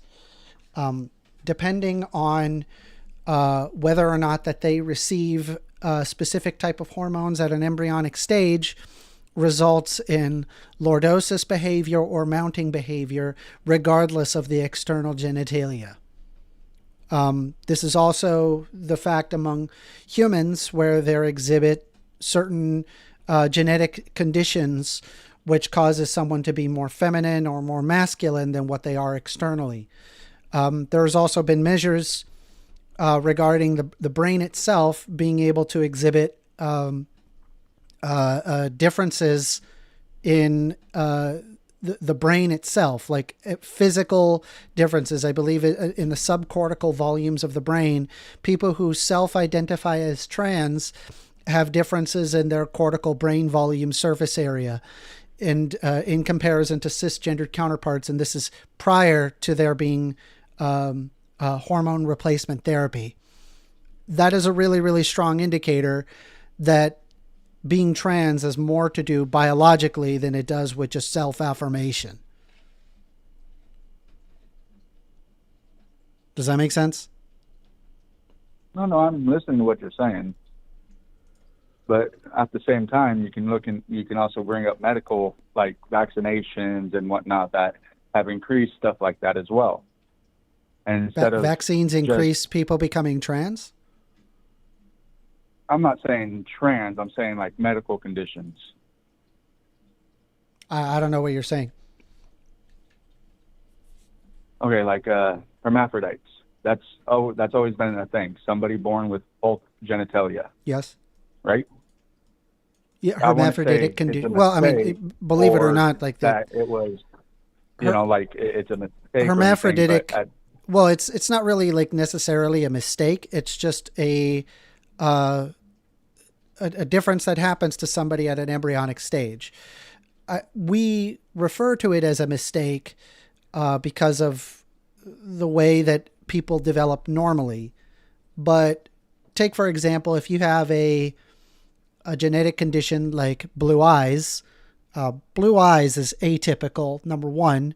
Number two, there's also many different evolutionary issues with blue eyes. For example, you're more sensitive to light than somebody with brown eyes. But we look at blue eyes as quite positive. And so we don't attribute it as being like a mistake. Does that make sense? Well, I don't think anybody's ever looked at it, hermaphrodites as like a mistake. It's more of like, it's something that does happen. It's like an actual medical term. And yeah. Did you know that people who develop intersex conditions, if you, for example, include things like hypospadias, that occurs as frequent as 1 in 100 people? I'm sure it does nowadays. I mean, what do you mean like nowadays? No, this has been exhibited throughout history. It doesn't matter what country you go to, it just exists. It's a thing that exists. Well, I just know vaccinations have increased a lot of stuff too. And what stuff has vaccinations increased? Well, I don't want to put in like specifics because, like specific kind of like increases. I just know that the increases of vaccinations correlates to the increases of, other things. like if you go back to like the 60s to now, a newborn child, the required vaccinations and whatnot has increased by like 30 to 40%, if not higher. You're going to have to substantiate what you're telling me. You're just saying stuff happens when people get vaccinated. Is there a particular illness or something that you feel that that is causing, that is being caused by over vaccination? I know Down syndrome and stuff like that. The autism spectrum has increased dramatically, and not just the U.S. but across the world. Down syndrome would have nothing to do with vaccines, if you understand how Down syndrome is formed. I do know what Down syndrome is. I've worked with people that did need help. So you'd be aware that, number one, can vaccines enter into a nucleic cell wall? That I cannot confirm or deny, because the answer to that is no. I'm it's just not going possible. by what chemically speaking, it is not possible for a protein or an RNA synthesis to enter inside the nucleus of a cell. There's cell walls specifically. So inside the nucleus contains the histones, which is wrapped around DNA, and you have the DNA itself, which has an additional chromosome, and that would be inside the nucleic cell wall.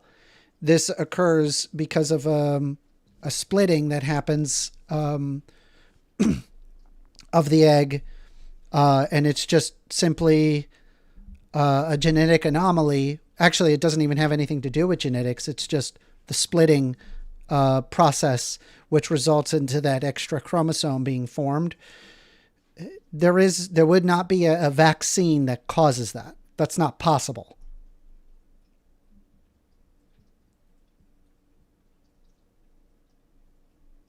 So stuff being put into the mother doesn't affect the embryo or child anymore? No, it does. But the problem is you're talking about something that is occurring with a error of the splitting of an egg that results into one extra chromosome. That wouldn't have anything to do with a vaccine you're taking. I don't know. I just know that when a woman is pregnant, the doctor does advise precautions on what you eat, what you do. Yes. How much you because drink. Because the embryo is taking in nutrients. Takes everything that the mother. That's correct. But I'm telling you how somebody becomes to have Down syndrome, and that it is an extra chromosome that causes that. And I'm not saying there's no way for a vaccine to make its way inside of a cell nucleus. It doesn't work that way. It can't do that. It's not possible.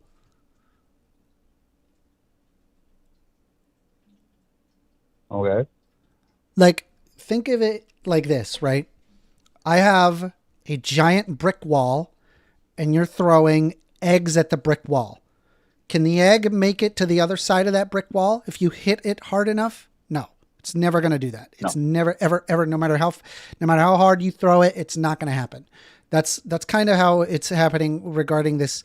If you're talking about these vaccines, which is basically just dead virus parts being put in, so that way that the immune system can grab a hold of it and then it knows how to deal with that particular virus, those never enter inside of a cell nucleus. It's just not possible. That extra chromosome exists inside of the cell nucleus. Cool. You with me? Yeah, I've been listening to you and letting you speak. What was the other one? Autism? Yeah. Do you believe that vaccines cause autism? I don't believe that they cause it, but I believe that there is a correlation in between, the increase of vaccines that mothers and whatnot have to receive, as well as the children, that correlate to the increase of what autism is spiking. Okay. Are you aware that the criteria to be diagnosed for autism has broadened, which has increased the awareness and therefore the diagnostic rate? And the reason why that they've done this is so that way people who have, for example, high developments of autism can get the necessary care that they need by providing that diagnosis. Are you aware of that? Yes. Like I said, I've been a DSP. I've worked with people on across like all spectrums. So the correlation of vaccines and autism is not a thing. In fact, there was a study, what was it, the Andrew Wakefield study that has largely been discredited and removed from the Lancet, and Andrew Wakefield himself was found having received funding specifically to create that study and sow doubt into the existence of vaccines and their how effective they were.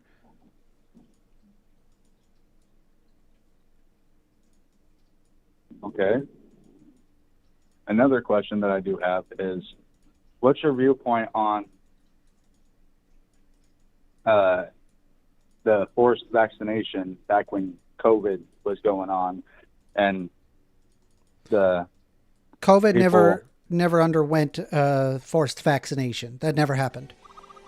Washington State. They recommended having the vaccine. The vaccine was never forced. Though, with that being said, I'm in the camp where I'm more extreme than other people, where Then I feel that we should require, hold on, from my DSP because I was requesting a religious exemption from getting the vaccine. Yeah. I'm in a different camp where I feel that people should have to take their vaccines as a form of effectively social contract in making a better society. I think people should take their vaccines. And I do believe that by law they should be required to take their vaccines, regardless of religious exemption. Isn't that a form of like tyrannicalism, forcing something into somebody's body? I can explain my position. And I like to use as an example smallpox. The last known case of smallpox ended somewhere in the 1970s. It was, I believe, in Madagascar where it was last seen. Since then, smallpox is no longer a thing. And the reason why that it was no longer a thing was because we required it. We forced it by law that every individual in the United States get the smallpox vaccine. Okay, let me ask you the this. disease What that was had the survival let me rate? finish. You gotta hear me out. The disease that has been plaguing humans for millions of years has been eradicated. We removed it with vaccines. And if people apply, for example, religious exemption, the level of problems that existed by having smallpox in society basically rendered that person incapable of being able to live their life. They had to separate themselves from other people, and their life was basically nothing but death and suffering until they died. I believe every individual ought to be given a chance of life, liberty, property, pursuit of happiness, and a person's right to not get a vaccine, I believe, is ended in the fact that if you get infected, you could, in theory, infect other people who, say, for example, are immunocompromised and can't get the vaccine. And seeing the increased prevalence of diseases occur, for example, in Amish communities where they do not vaccinate their children, they are, in fact, observationally going through old diseases, which we have the technology to correct.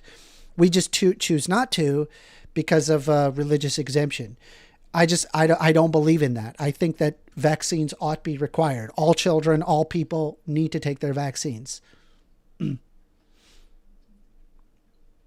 Okay, so you brought up, something that, yes, was an extremely deadly, like those terms, I'd consider it like the bubonic plague. I consider that disease on the plague level. Like it was something that needed. But let me ask you this. What was the survivability rate of COVID-19? It depends on whether or not, it depends on other comorbid factors. I'm talking about most of the population, not like... I believe it was a 1% mortality. Mid-school.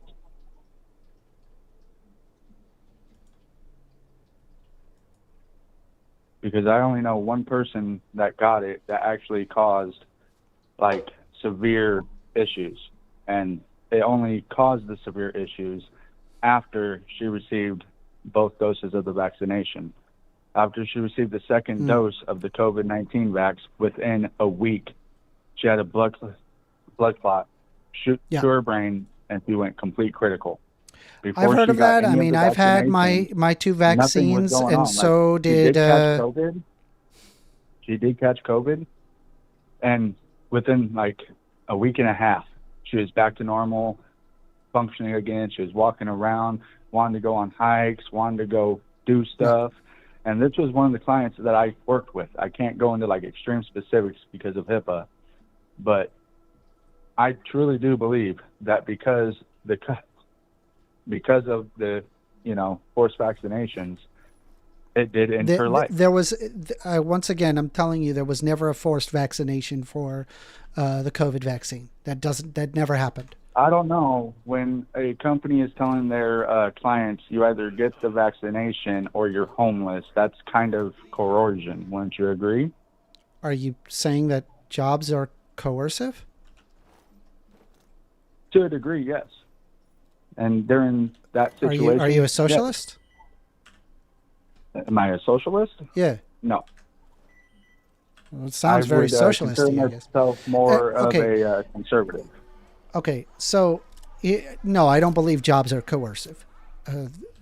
Jobs are there, and people can either choose or not to choose to get you a job. And if you want to work, if they can't hire you, then you can get fired and go somewhere else. An employer. I'm talking about a client. Here's the thing, I don't believe that people... You can't tell a client. Yeah, I don't believe that people are forced to take care of you because of a person's selfish tendency to only think about themselves and potentially put other people in harm's way. Somebody that has, extreme mental disabilities that needs the extra care, being told that if they don't get a vaccination, they're going to be homeless and kicked out of the program, that's okay? No, I just think that people should get their vaccines. If they want to. But this is the thing, right? Like, I just disagree fundamentally, whether or not that it should be forced. I think it should be, because the only way that you eradicate diseases is by getting everybody that vaccine. If people don't get the vaccine, then the disease can carry on and continue cause suffering in people. And that is also included for the... And I can agree with that upon certain diseases, Well, COVID has had a very high mortality rate when it first started out, and it's about 1% currently. And based on comorbid factors, people die. And it was a lot of Republicans. I mean, have you ever heard of the Herman Cain Award? Have you heard of that? No. There was an old politician by the name of Herman Cain who said that he didn't need the vaccine. He had his own radio show talking about how terrible the vaccine is, and that we should, that he's fine. He didn't take the vaccine. And then the end result is that he died from COVID. Well, isn't that his right to choose to not get a vaccine? Kinda, but the problem is that would be great if all it affected was... That's one of the things with Trump that I still... Hear me out. With Trump that I do have an issue with. Hold on, you didn't let me finish. Saying the vaccination is good. You didn't let me finish. You got to let me finish. Go ahead. You have to understand that you are harming other people. You're putting other people in harm's way when you don't take the vaccine. Because if you are, for example, asymptomatic and you're walking around positive with COVID, you could in fact infect other people as a result of your inaction. So I believe that you ought to be required to take a vaccine. Well, that falls under the lines of like, okay, that person has a gun. Doesn't mean that he's going to shoot somebody, does it? But it's not a gun. That's not analogous. I'm talking about a person who is positive with COVID. They can infect other people by walking around talking to people with their spittle. This is largely mitigated in that you can reduce symptoms, Well, wasn't the and you main- can reduce wasn't the the main push to spread get the by people vaccine getting the was to vaccination. Wasn't the push to get the vaccine was to become immune to it? So if they got it, wouldn't they be immune? So you're not perfectly immune to it, just as any other vaccine. You're not perfectly immune, but it does reduce Well, that's what they hospitalization were rates. saying. No, it's What not they the were same thing. That's not what they were saying. I'm explaining to you what they were saying.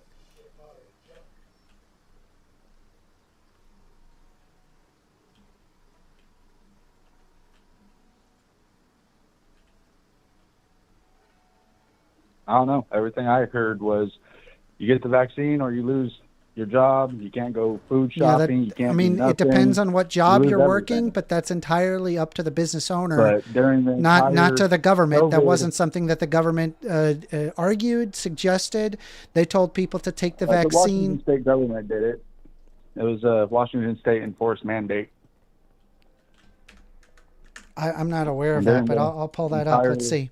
COVID, Hold on. thing. I was working doubles, taking care of my clients. Yes, Just because fine. you're in the healthcare industry, you are required to take the They had us vaccine. wearing garbage bags, putting on like 6 masks, all sorts of like. Where are you getting that they required it? Because I'm pulling it up and I'm not seeing that. Where are you getting that?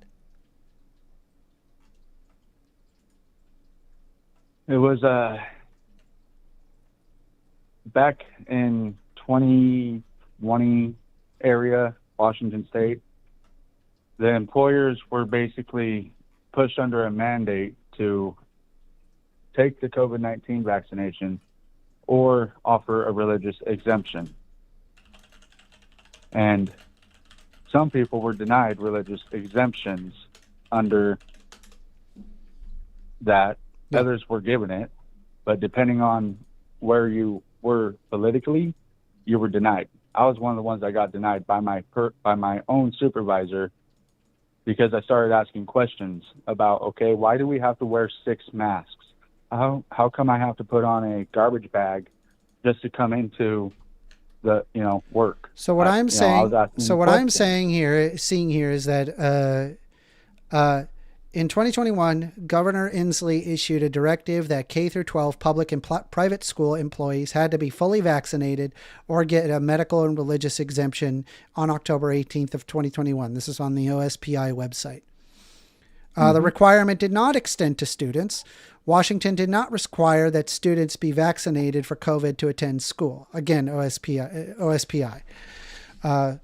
Some employers, especially healthcare, education, or government, also had vaccine mandates, but they were based on agency or employer policy than a universal state law. There was no universal long-term state law requiring everyone get COVID vaccines. The state has maintained a blanket mandate that all residents must be vaccinated. Instead, the approach included standing orders or authorizations that allowed providers to vaccinate people aged 6 months and up without needing to separate prescription. The Washington Department of Health recommended staying up to date with the COVID vaccine, but that it was a public health recommendation, not a coerced mandate across the board. So where are you getting your information? Where did you get that? Personal going through it. Okay. So you went through it, and I agree with you. There were healthcare professionals that were required to take the vaccine. And I for one agree with that. I don't And believe wasn't you as a given the healthcare provider should option walk to around exempt positive with COVID, infecting other people because of. I mean, I'm just gonna call it like I see it. It's selfishness. It's a complete disregard towards the safety of other people because of selfishness. Isn't that what the Germans did with the Jews? Force them to wear stars, force them to get something that they didn't want to have to segregate them from everyone else. And if they didn't, I think they it is. were tipped off. I think you're just trying to apply some divisive rhetoric here, as opposed to looking I'm not. at. I'm asking a general question. Like, is it not similar? No, How's it not similar? because you're talking about a requirement to identify yourself as a Jew in order to then Was there throw not a you into a requirement? concentration camp. There's no concentration camps same thing. It's a under requirement. I would do as we COVID say, requirements, and or also there get was no punished. requirement. Oh no, I lost my job. Yeah, Because you I should have lost made your job choice. for not But yet you for not defend the taking people care of that other are people celebrating around you. Charlie Yeah. Kirk's murder, right? But yet you're celebrating the fact that, you're upset about the fact that people lost their job because they're celebrating Charlie Kirk's murder, Listen, though, if right? you hold on, I'm not celebrating Charlie Kirk's murder. That's I'm not what I saying agree you with. are.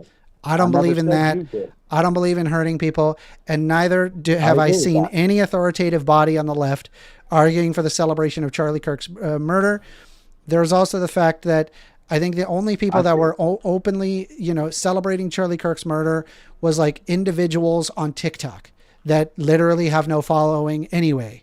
They're not political That's a good thing, if that's YouTubers. good. They're Not people of any authoritative sense. They're just random people with their TikTok celebrating that a guy who said a bunch of hateful stuff is dead. I don't agree with the hateful? death of Charlie Kirk. And I'm being as charitable as I can with you. I'm telling you right now that if you are actively going against taking the vaccine at the risk of people that you're supposed to take care of, yes, you should get fired. That's a form of medical tyranny, my guy. It's I'm not. Sorry to It's say it's that. it's Yes, it it's is. using your brain.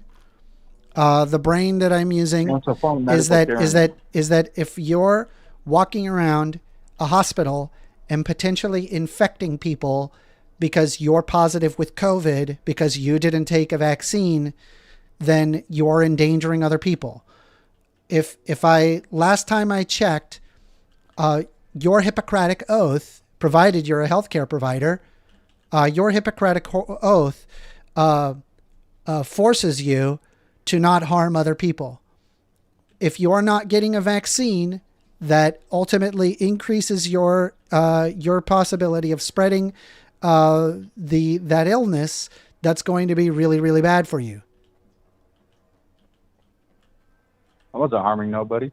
I wasn't harming myself. I wasn't harming anybody. You would harm other people see if why you you're have doing for that. increased, if you are It just sounds to me like it's a asymptomatic fear and you're tactic. positive with COVID. You would be harming other people. Sounds to me like it's just a fear tactic. It's not a fear tactic. I'm telling you what it is. And I lived through it. I actually caught COVID. Yeah, you before should get COVID was fired a for not thing. doing that. Anyway, thought it was we're about a, 36 flu. minutes in. All right. I mean, Well, thank you I for your disagree with time. you. I think if you're harming people potentially because of your inaction, I think you should get fired. 100%. But we'll leave it at that, Well, I I suppose. disagree with that. That's medical tyrannism, and to me, that's a form of Nazism. It's a form of medical graping because we are on YouTube trying to stay to the Do you think standards. do you think that left wingers should tone down the rhetoric? Left wingers, Yeah. in their terms of like using extreme terms like calling Yeah. people Nazis and fascists and Yeah. stuff. Yes. Kind of like what you Because just did that right now? just creates like extreme division. Kind of like what you just did right now? What did I do? Good talk, By buddy. saying I disagree with you that You what literally you're just implying called us is a force Nazis. of, Holy crap. like, All right, we're done. medi- We're done. Good talk. medical tyrannism. Good talk. I didn't call you a tyrant. You literally called my policies Nazi, but okay. Have a good day. No, I didn't. Jesus Christ. Yeah, you should have lost your job. You should have. Why? Because you were endangering people's lives. Yeah, 100%. Yeah, lose your job. Get wrecked. I don't know what to tell you. I'm sorry. I'm sorry.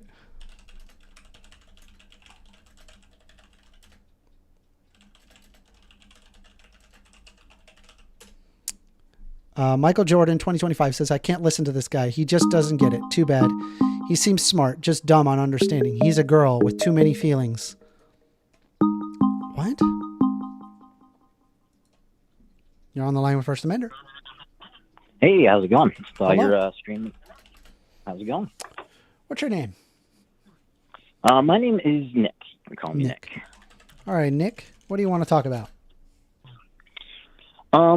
So something that's passionate to me is this whole trans issue debate. I have some skin in the game. I've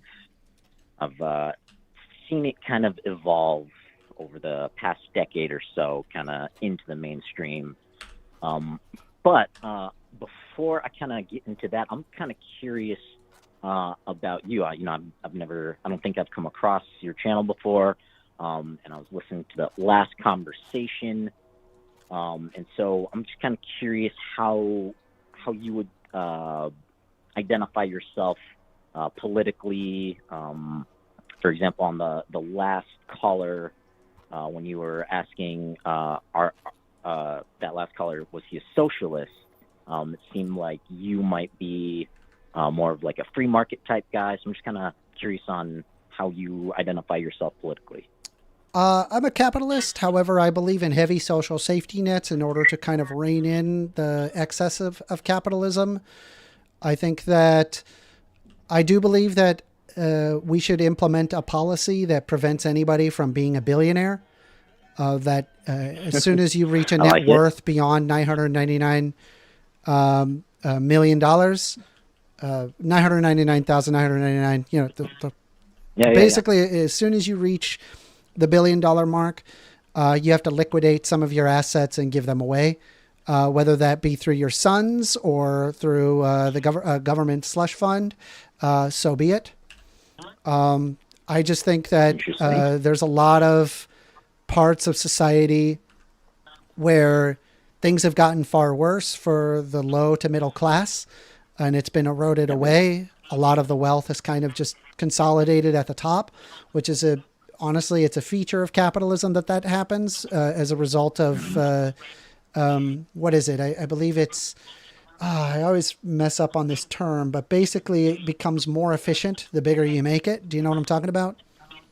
Yeah. And that just naturally will happen. And the only way that you can make it to where that doesn't happen is you have to have controls on the system, so that way everybody gets a fair shot. All right. Right on. Well, thanks for explaining that. I 100% agree. I might add a little caveat as to like maybe charitable organizations, whoever's giving up their, billionth dollar could, choose, a charity of their choice to give that money away. But yeah, right on. Yeah, I mean, I'm not against corporations being worth more than $1 billion, but I'm saying like if somebody owns a portion stake of that corporation, their total net assets cannot exceed $1 billion. So they have to give it to somebody. So if you, for example, have 51% of a company and it's worth, say $3 trillion, sorry, you have too much money. You got to give some of that away. Yeah. It's wild how people can't conceptualize, a billion, let alone a trillion. My favorite example is asking people, how many billion seconds do you think you've lived? And not many people understand, like, a billion seconds takes over 33 years of a person's life. And, we're lucky to get 3 billion seconds on this planet. So, yeah. But anyway, kind of going back to the whole trans debate, I'll share a little piece of history with you. I've always been the short guy at school. I was always the shortest in the class, first in line, when teachers are lining us up. I remember very vividly, first day, or one of the first days of first grade, and the previous short kid, when he realized I was shorter than him, that just gave him this massive, power trip, or, it did something to his ego. And so I kind of grew up, being pretty horrendously bullied, for being short, trying to play the hand I was dealt. Nothing people can do about the bodies they're born into, right? Yeah. In ancient Sparta, children would be born with, extreme deformities and whatnot, and they'd be killed because the society at the time said trying to nurture this life into, a productive member of society is probably either going to fail or it's going to cost us a whole lot more than we're going to get back out of it. But, obviously in the meantime, there have been medical breakthroughs and all that stuff. But going back to my experience, right, I grew up, getting bullied and harassed and, pretty terribly. Nothing physical. I was never like shoved into lockers. But I remember also, it was like 7th grade and, there's a math problem on the board and, it was almost like one of those really tricky math problems and everyone was yelling out, this is what you do. No, that's what you do. And, I wasn't getting called on. So I was trying to, scream out my answer. And the teacher, something that struck me, the teacher, I said, Nick, can you even reach that high on the chalkboard? And of course that, gets a whole room of kids just to burst out laughing, and that, coming from an adult really, kind of hurt. Yeah. And then when I was in, I think it was like 5th or 6th grade, through some kind of blood test or whatever, the doctors, found the puberty hormones they're going through, growth hormones. But looking at my height chart, as I was growing, I was going to the doctor, check your height. They kind of determined like, well, his body's making these hormones and growth hormone, but his body isn't responding to growth hormones. And at that point, the doctors kind of laid out 3 kind of options. It's like, all right, well, you can do nothing and, just be a short guy, the projection was that I wasn't going to pass 5 feet.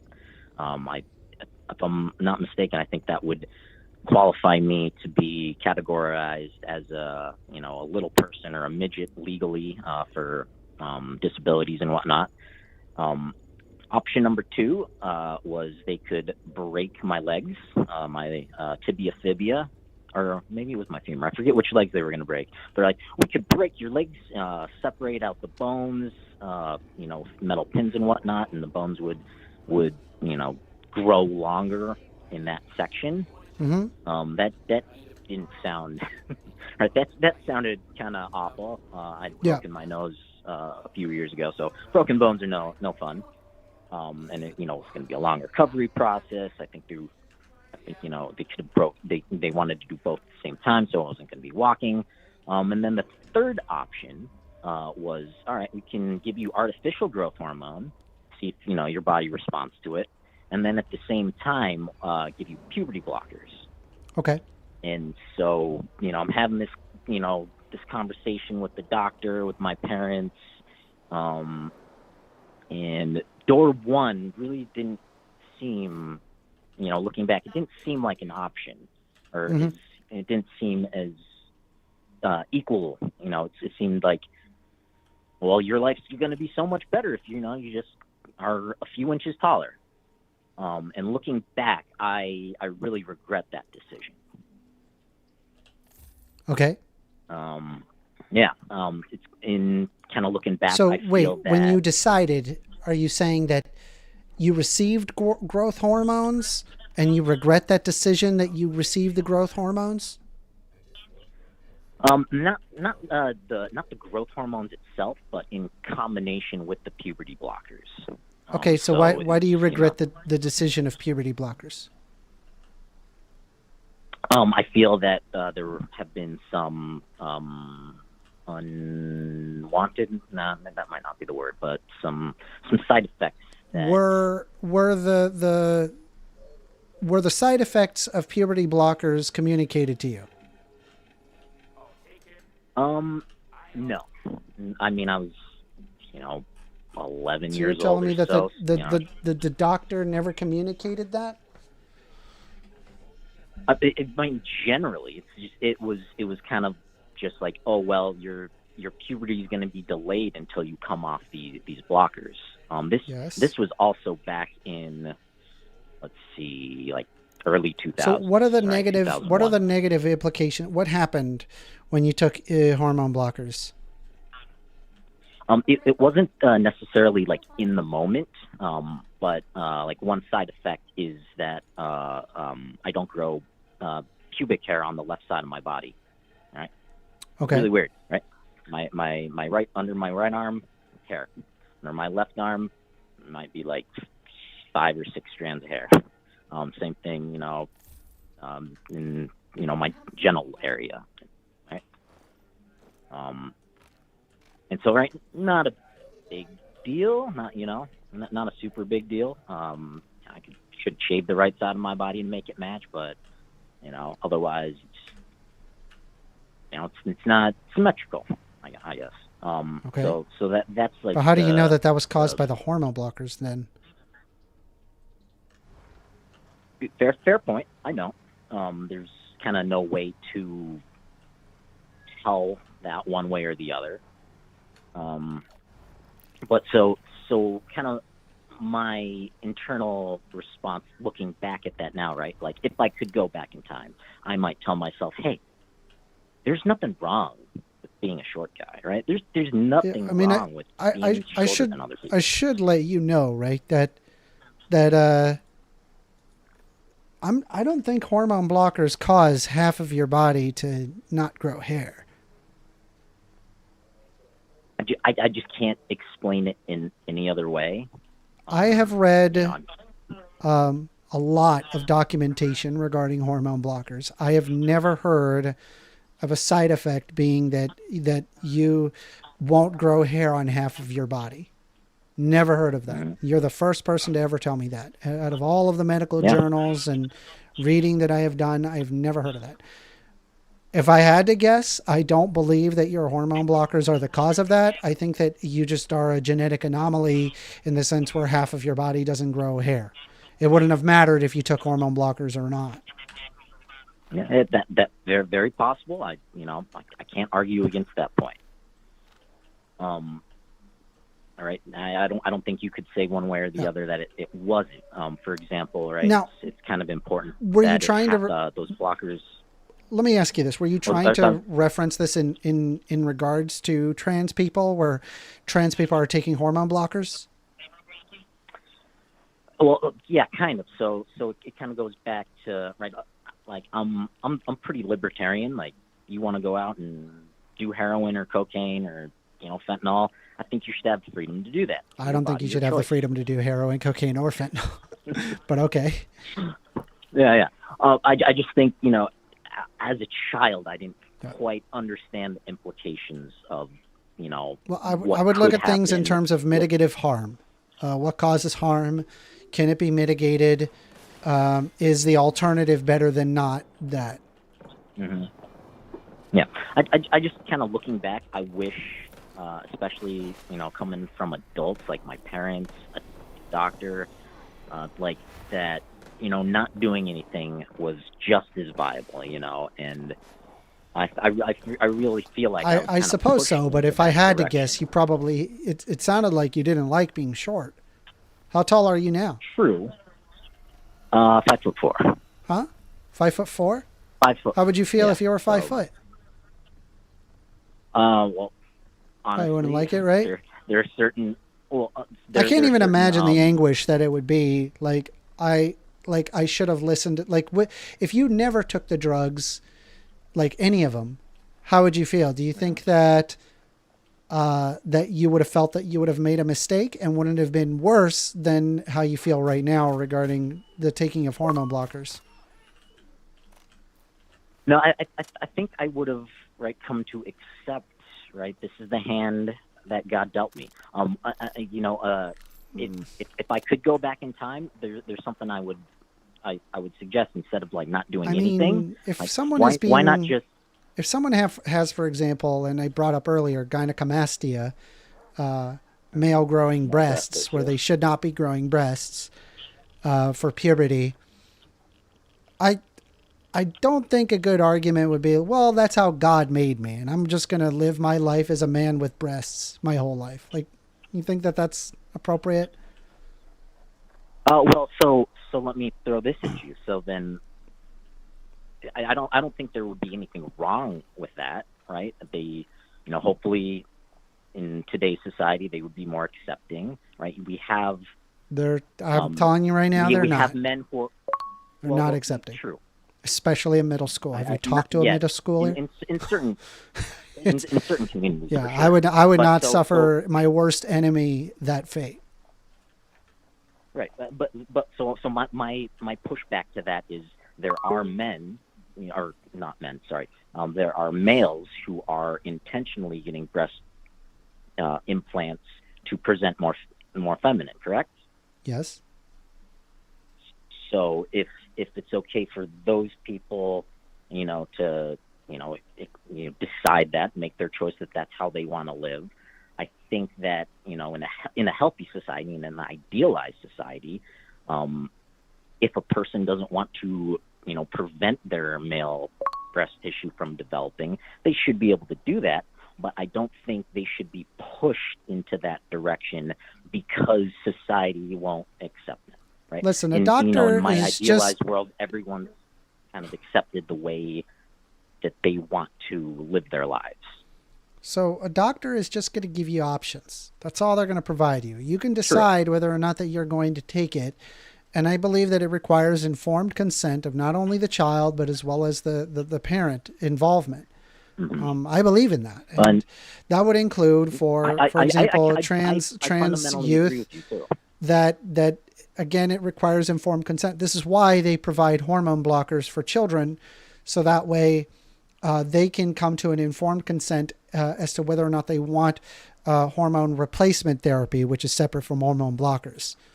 They get about a couple of years to decide, okay, is this how you want to live your life? Is this what you want?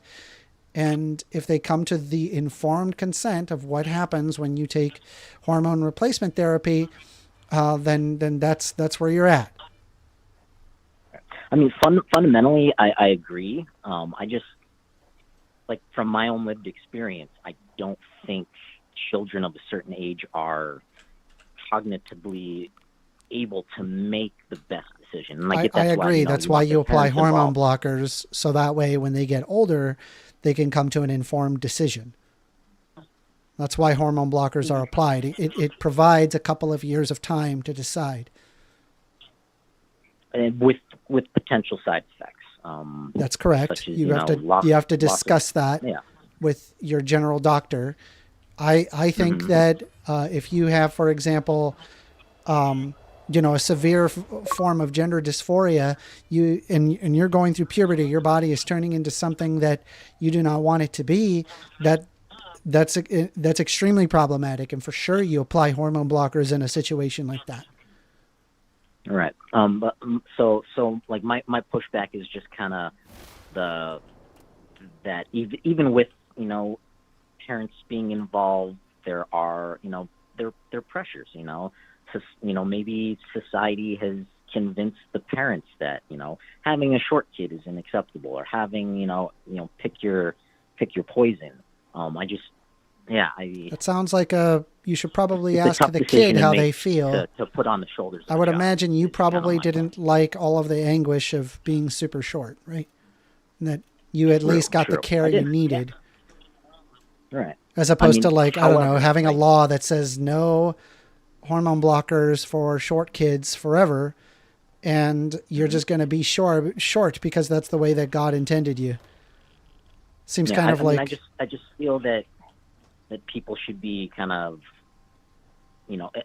outside of the extreme examples, that it's just kind of in a weird place where I think maybe, I mean, there are certainly people who regret making the choice, and right, that's just part of life. You regret making choices, right? If I could go back in time, I'd probably tell myself, hey, either don't do anything, or right, another like a fourth option that for some reason no one seemed to consider is why not just let them go through puberty and take artificial growth hormone, because my body was producing the growth hormone, but it wasn't reacting to it. The reason why that they were hormone. providing you hormone blockers in that situation was because if they're going to apply a growth hormone, you get unintended side effects with the hormones existing in your body in combination of the growth hormone.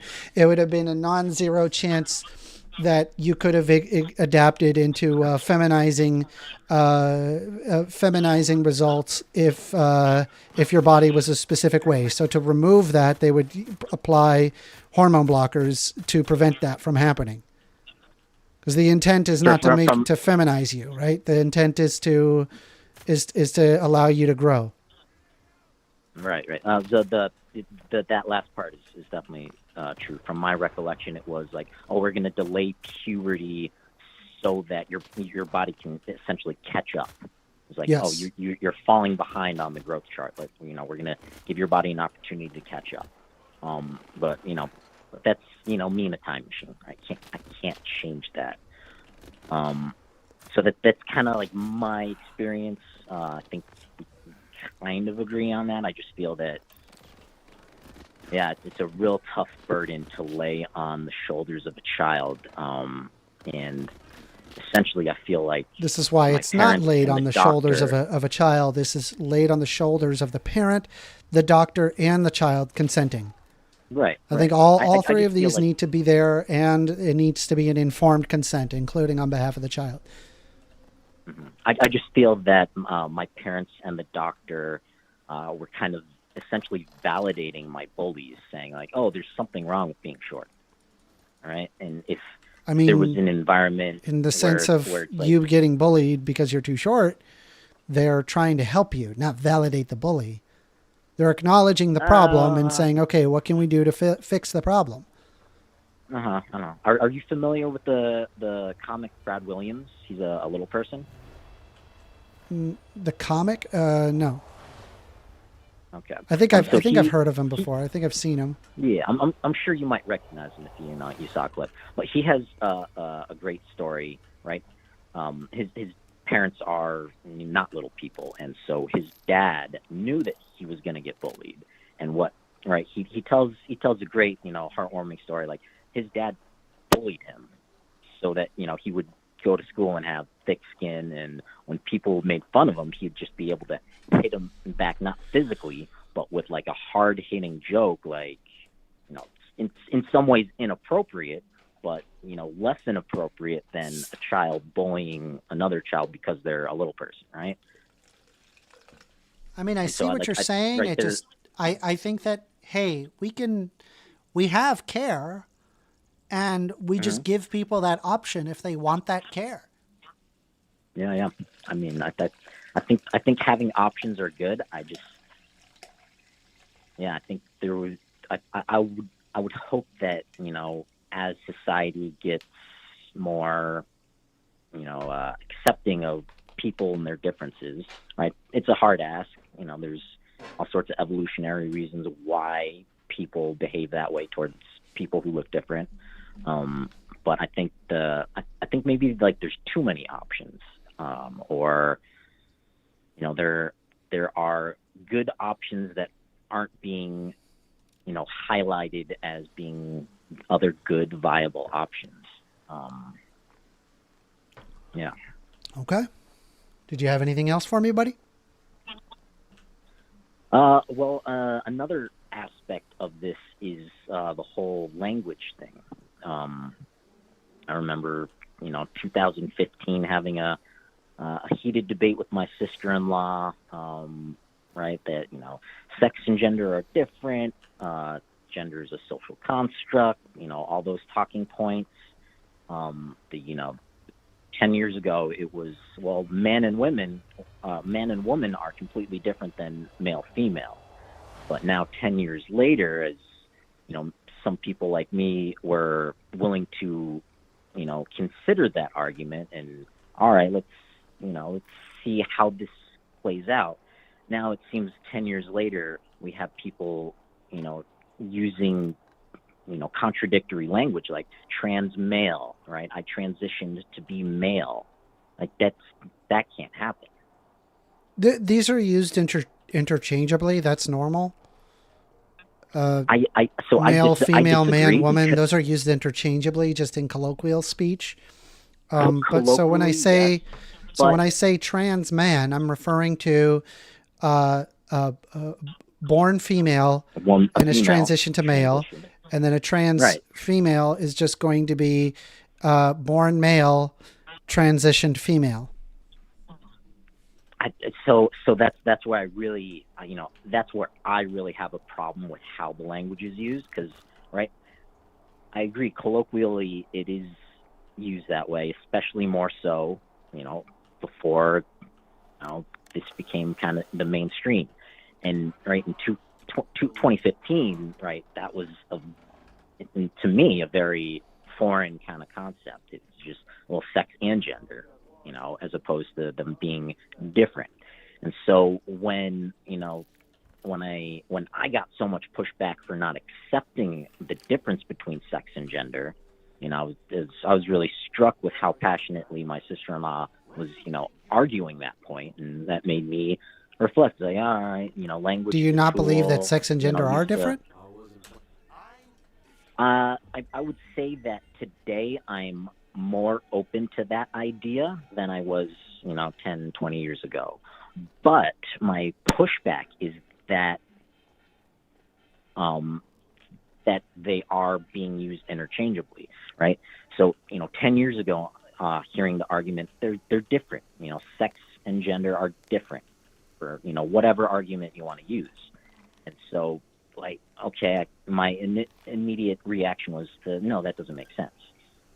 But, growing up, maturing, like, okay, I can kind of see how that, you can make that argument. Yeah.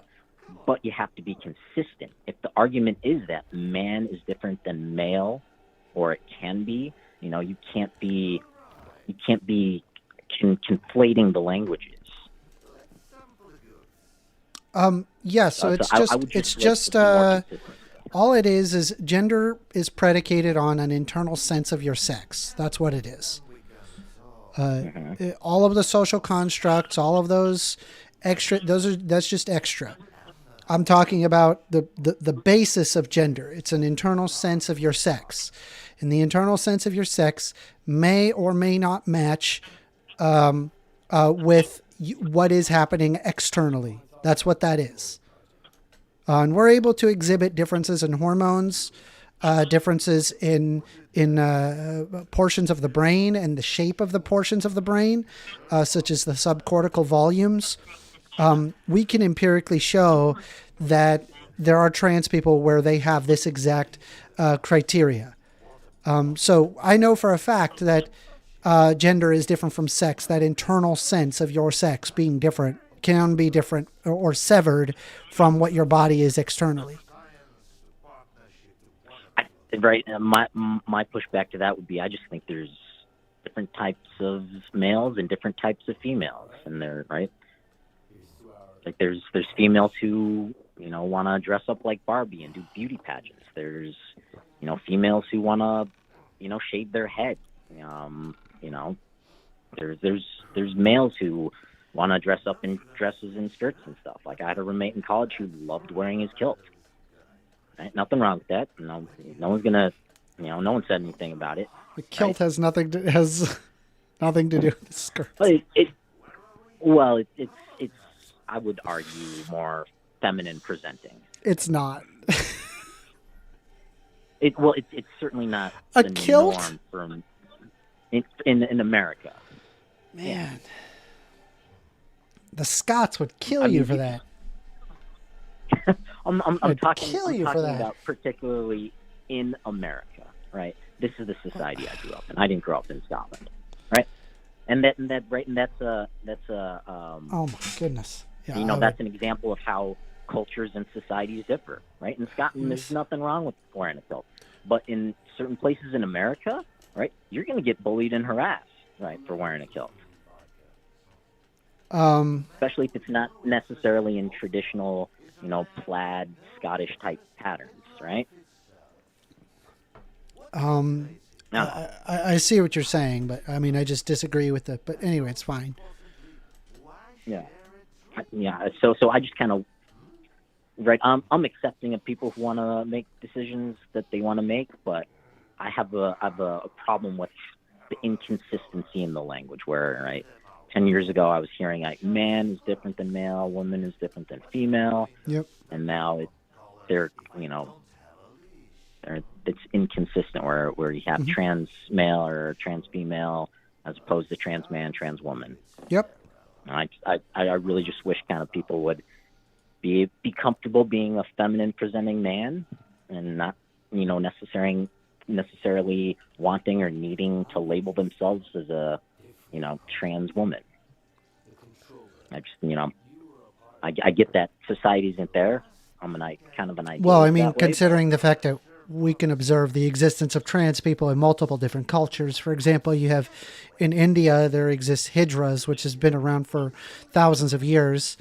They're effectively trans women. So it's like the question is whether or not that you're willing to acknowledge the existence of trans people outside of your culture. And realize that it has far more to do with a neurobiological basis than people are leading it to believe. They were fooled into the idea to think that it is solely a social construct, but the social constructs can be dictated on what happens neurochemically. Mm-hmm. But so why need the language of effectively a trans woman? Why isn't that that Indian term just a subcategory of because man? I'm describing it from a Western lens. You don't, you look at hijra. Hijra doesn't mean anything, but it's basically people born male that have transitioned to live female, and it's completely normal in India. They've been around for thousands of years. I'm unfamiliar. I'm sure I've heard about it in the past, but specifically, what changes do those people make? They present female, wear feminine clothing, makeup, the whole 9 yards. Okay, so I just don't understand why. I mean, I get why. That it's presenting. I wouldn't use the word female. I would use the word feminine.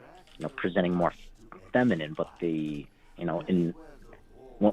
on the bare bones of it, right? They're still male. They're in that category, and right, like. Yeah, I mean, nobody really is removing like whether or not somebody is born male or born female.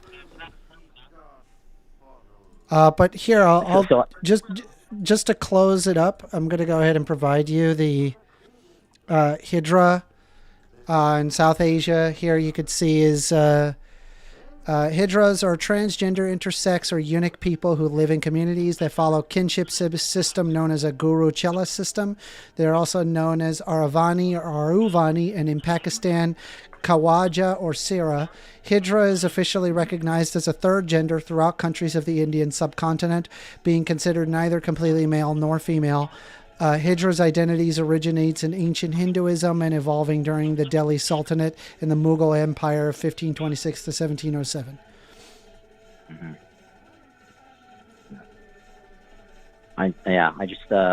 It kind of harkens back to the idea like, oh, if you're a man and you're not into cars or fixing stuff with your hands, that makes you a sissy boy, or telling an athletic girl who's not interested in having a tea party, she'd rather play basketball with the boys, like, right? It's just a different type of woman, right? And they can do different things. They can look differently. But then there's like a level where they feel internally that they are of the opposite sex. That's what a trans person is. That's a subjective experience, no? All internal experiences are subjective. That doesn't make it untrue.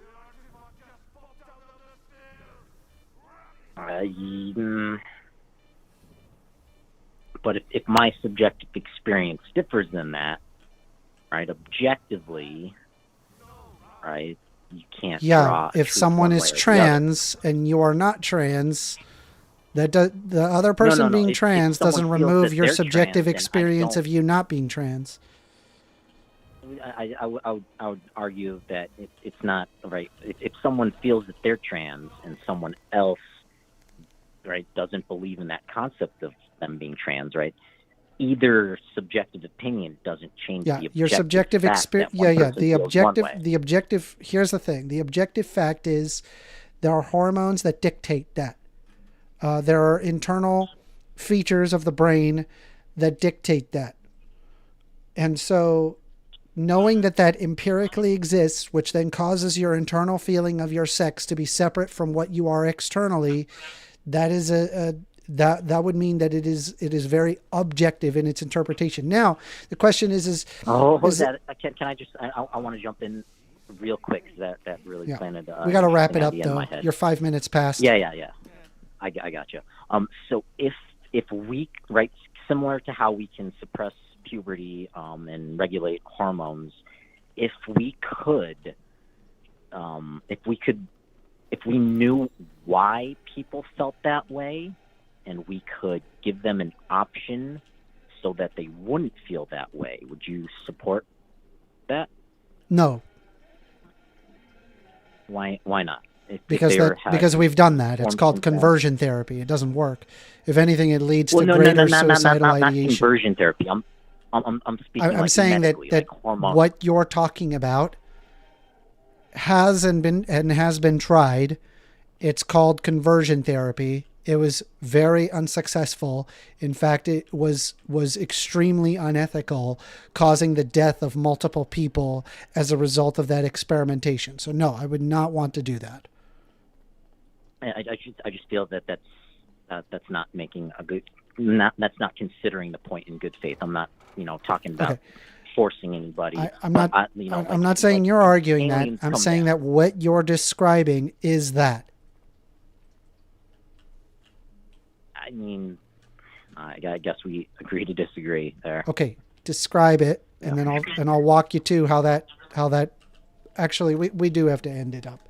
I apologize. We'll talk later. Are you subscribed? Would just be, aliens come down and they can, hey, you're feeling terribly, right? Kind of like an antidepressant. Right? Are you subscribed? Give you this drug and you don't feel as bad.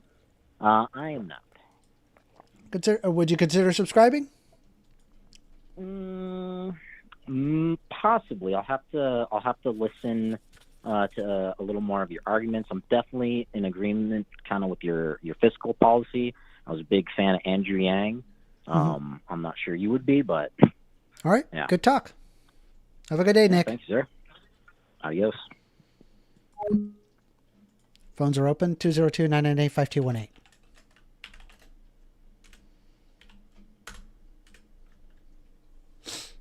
Call in.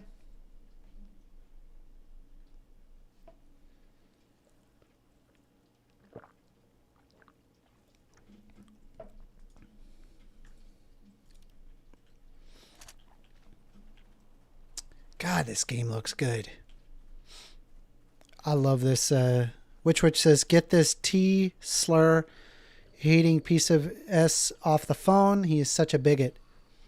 Bang. I'm trying to walk people to the light. I want them to understand. I really do. I want them to get it. It's just hard, I guess. But if you want to call in, 202-998-5218. I want to hear what you have to say. If you disagree with what I have to say, I'm more than happy to hear you out. And in the meantime, I am playing a bit of Stalker 2. Fun game, man. Really fun. I'm trying to get some headshots here. Darn dude with a helmet. These are zombies. Oh, it's so shaky. What? How's he alive? Dead. All right. One down. There we go. Okay. I think we got it. Let's grab loot. GGM says, you're seeking to be a pretty lady? Can I just tell you, like, I'm in the state of Florida. There ain't no freaking way I'm transitioning. Not in this climate. No way. No siree. I get some cop telling me, are you trans? I'm like, nope. Nope. Nope, nope, nope, nope, nope, nope, nope. No way. No way, Jose. Ain't worth it. You know, I've thought about it a lot, and it's like, what would have happened if you talk to your family about it? What about your friends? What about your job? What about, it's like, I just can't, I can't think about doing that. Would be nice if I could do it without harassment, but, you know, given the current climate, it's just not sustainable. There's no way. GGM says, you have to, Amender. Be the change you want to see in the world. You'd be a very attractive woman. I don't know what I would look like as a female. Hopefully I would look okay. I hope. I don't know. I already got a badonkadonk. Man, I got a badonkadonk. Holy crap. I gain a little bit of weight. Oh my God. All of it. All into the badonkadonk. Oh, it's wild. We are taking calls though. 202-998-5218. You want to call in? We don't have to talk about my badonkadonk. GGM. Oh.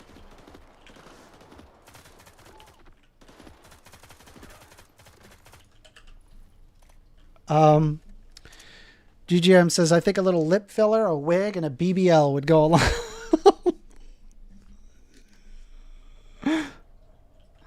Jeez. Why am I tilted to the side? Oh.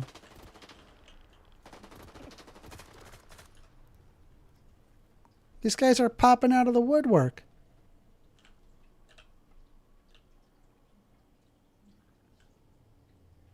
Anomaly.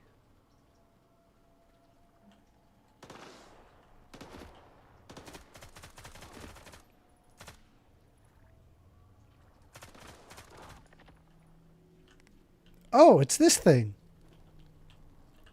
Pebble. Give me that.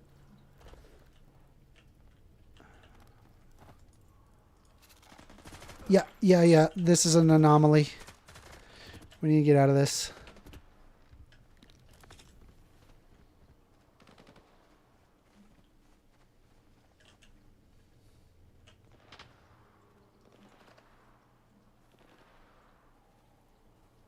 See him right there.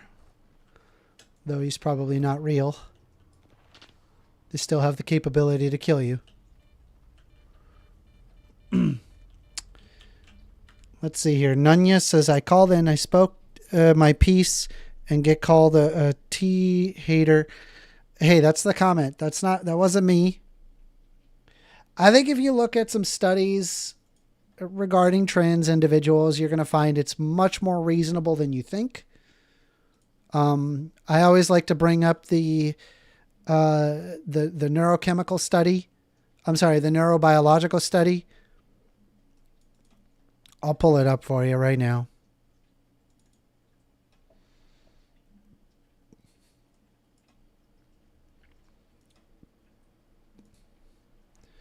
It's right here. Oh my goodness. I'm going to open this in Chrome. Open with Chrome.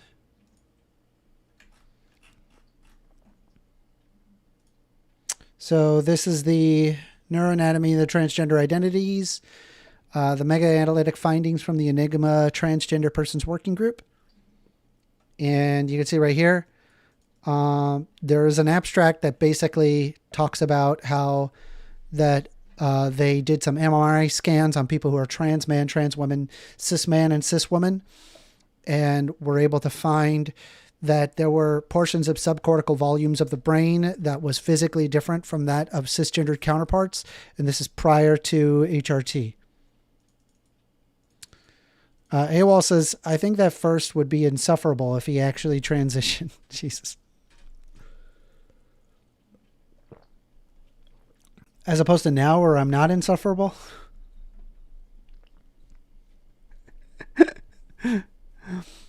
1911 greater than all says transgender are not mental defectives due to the brain structure difference. I find this odd considering that other mental defectives have other differences in structures of their brain. Yes. So if you understand what a mental disorder is, what a mental disorder is required in order for it to be a mental disorder is that it has to have a significant negative thing happening in your brain where you basically can't live your life properly. When it comes to being transgender, in and of itself, that doesn't actually fit the criteria to a mental disorder. However, there is gender dysphoria, which does fit that criteria. That's why you have previous entries of the DSM, which talks about gender identity disorder, GID, and they had changed it to gender dysphoria for this very fact. So I hope that makes sense.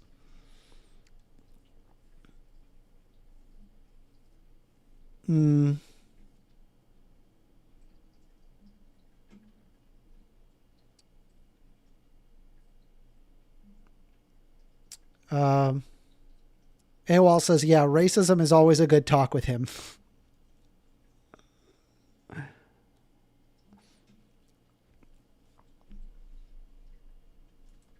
You know what?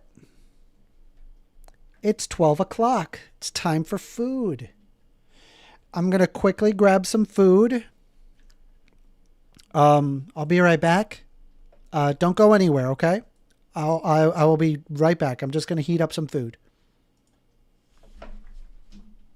Do you like the Thanos? Subscribe for the Thanos.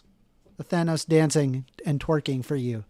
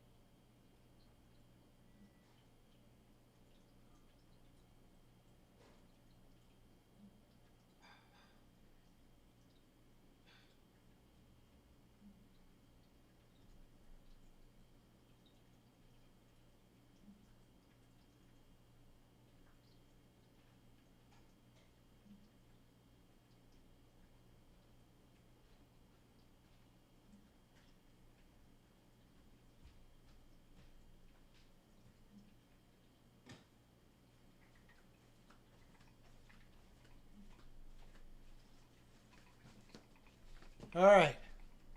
All right. Let me get my table.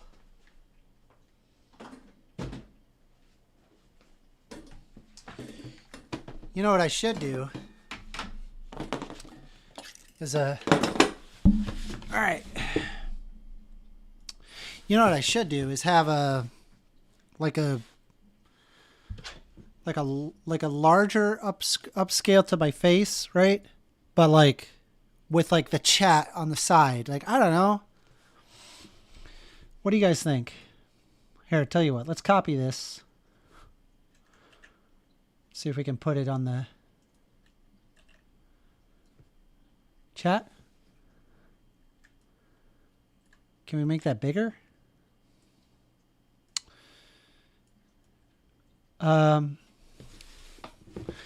So 1911 says, I think transgender is a mental disorder because it has a very high preclusion to living a normal life. In fact, transgender normality depends on blind acceptance throughout society, which is unlikely. So that's actually a societal issue, not a self issue. There are also trans people who do not have gender dysphoria.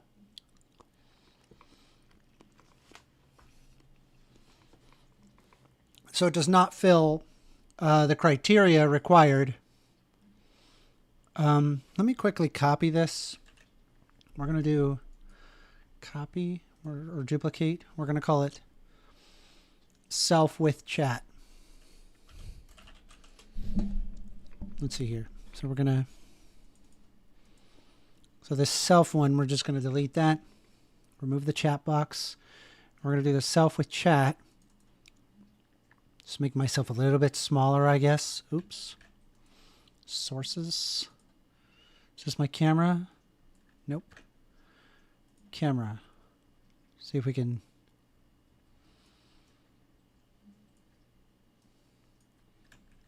Yeah, that's not so bad.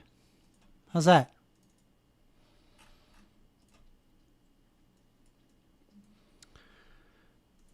And like I said, 1911, if you just... Like, you can look this up in the DSM. I'm not trying to be like, oh, you're wrong. I'm just trying to, like, steer you in what is, like, correct.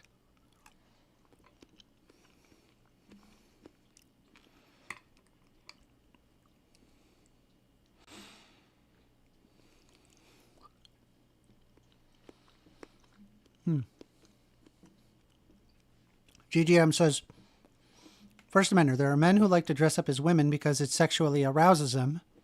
Would that be an example of not having dysphoria? I think you'd have to diagnose that person.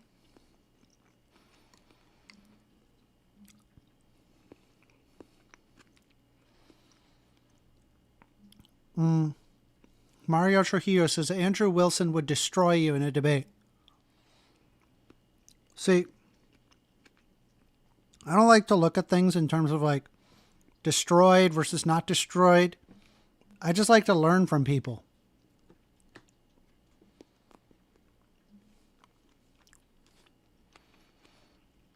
Red Mag trolling my VC saying, First Amendment, why are you so against making America great again?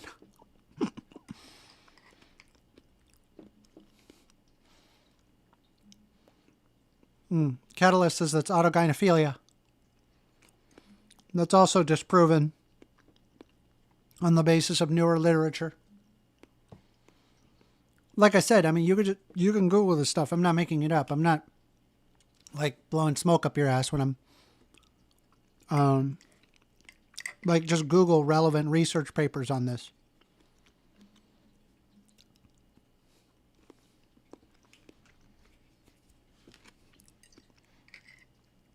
Oh, you know what I should do is have the call number here. We're going to copy it. And then we're going to go back to the self with chat and then paste it here. Can I paste it? Paste, duplicate. We are taking calls 202-998-5218.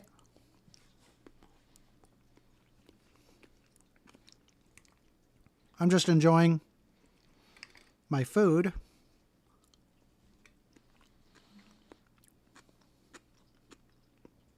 GGM says, we used to call them cross-dressers before. That's correct. But it's funny, you know, not all cross-dressers are even trans.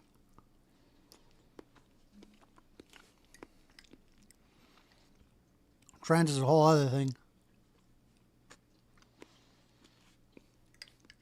Red Mag saying, have a good meal. Me too, eating. By the way, we are taking calls, 202-998-5218. If you want to call in,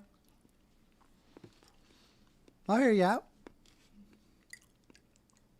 If you disagree with what I say, maybe there's something that you know that I don't.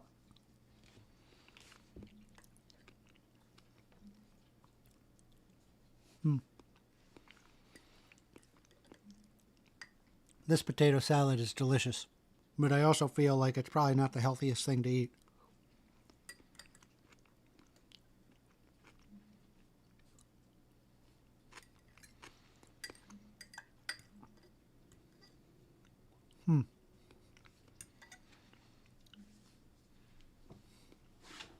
Can't go wrong with potato salad.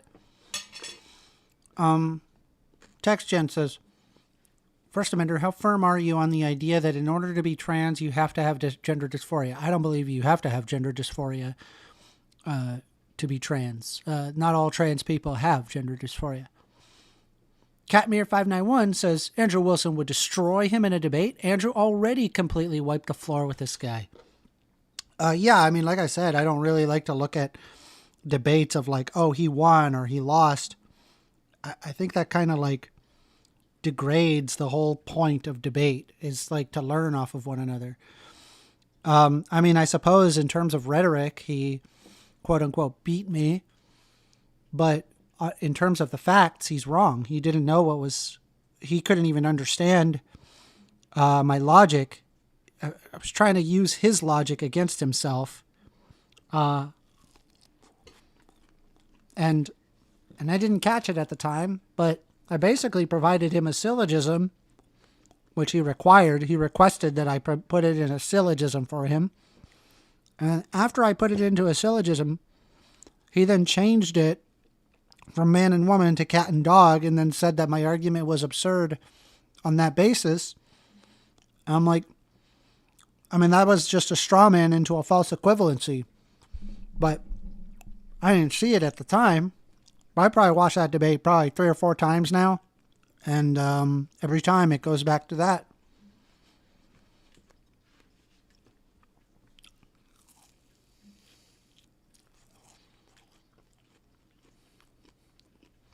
Mental disorders. 1911 says, mental disorders are characterized by a clinical individual condition. If you think you're a woman but clearly you're a man, it would be the impairment as you think you're something you're not. So, again, if you just pull up the DSM-5, that's not the case. Joe Salt says, Andrew Wilson wrecked your ass, stop coping. Yeah, again, like I don't look at debates as like, oh, he won, he lost. It's better to just like try to learn off of one another. AWOL says, he couldn't understand your logic because you didn't use logic. You use emotions, and your closing statement roughly boiled down to everybody just be nice and call them what they want to be called.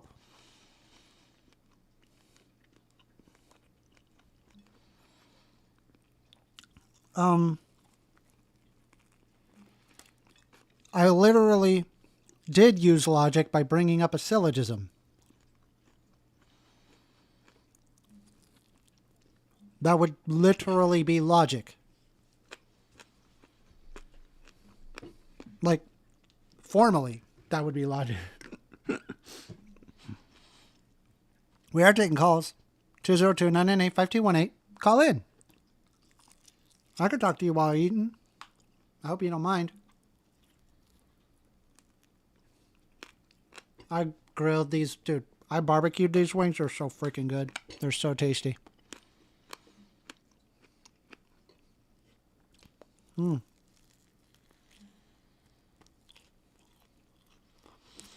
1911 says, why cite the DSM-5 if your defense of trans as not being a mental disorder was that mental disorders had to prevent you living a normal life then? Why not simply cite the DSM-5? I am citing the DSM-5. And if you're talking about a mental disorder, they give you the criteria for what a mental disorder is. And being trans in and of itself doesn't mean you have a mental disorder. I'm not making this up.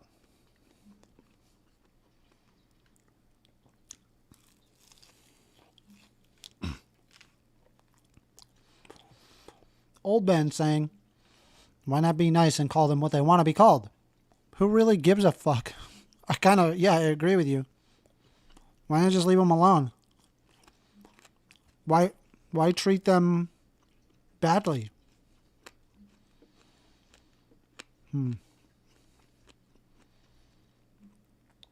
Text Gen says, the barbecue lunch debate strat. That's Admiral at First Amender. Thank you. Let me just tell you, I can grill.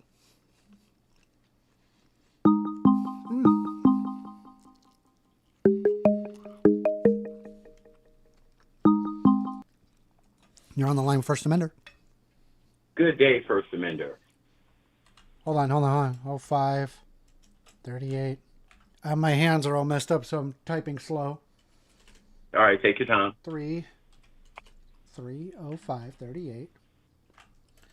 AWOL. All right, AWOL, what do you want to talk about? I don't know. I missed most of the show today. Has there been any strife, any racist, anything like that? No. Well, there was no misogyny? We did get a healthcare provider who got fired for not taking the vaccine.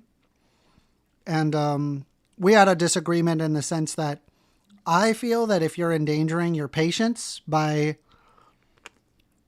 not getting all of the relevant vaccines, taking care of people, then yeah, you should get fired. Okay. Well, I got to admit, I kind of agree with you there. Although I would say that I think that the vaccine should still be pretty much voluntary. Would you disagree with that? Yes. Okay. Do you think it was kind of like, I don't know, kind of like extortion when Biden told people that if they didn't get the vaccine, that they wouldn't be able to go back to work? Biden never said that. Are you sure about that? Mm-hmm. All right. I'm going to have to take your word for that because I swear somewhere in my memory I remember that was being pushed very hard. There was no formal recommendation by the United States government under Donald Trump administration or by the Biden administration to mandate the vaccine. That was just rhetoric. Wasn't meant to. Well, what a job does or an employer does with their business, that's up to them, right? And you could have easily have had a business which required it. Totally possible, but there was that was never suggested by the U.S. government. Never. Both under the Trump administration and under the Biden administration, it was never suggested. All right, cool beans. I'll concede that point then. I'll look it up myself. So, First Amender, how do you feel about the body positivity movement? Like, are you saying like health at every size? Yes. I don't think a person should get made fun of for being fat, but I also don't think that we should like normalize like being fat. Like, it's at the end of the day, it is unhealthy. Wow. I'm going to admit I'm literally floored by that. I actually thought you were going to advocate for it. You impressed me today, First. You impressed me. Glad I could. I got to find something to argue with you about, though. Mind you, if you're fat, you're not going to hear any problems from me. Trust me. In fact, I'll come roaring to your defense if somebody is making fun of you for being fat. Do you think that obesity itself is a slur? No. Do you think the word fat is a slur? No. Okay. All right. You're pretty sane today, then. Damn, I got to find something that really starts some trouble. Oh, let's just go to something misogynistic, then. First Amender, you were talking about earlier.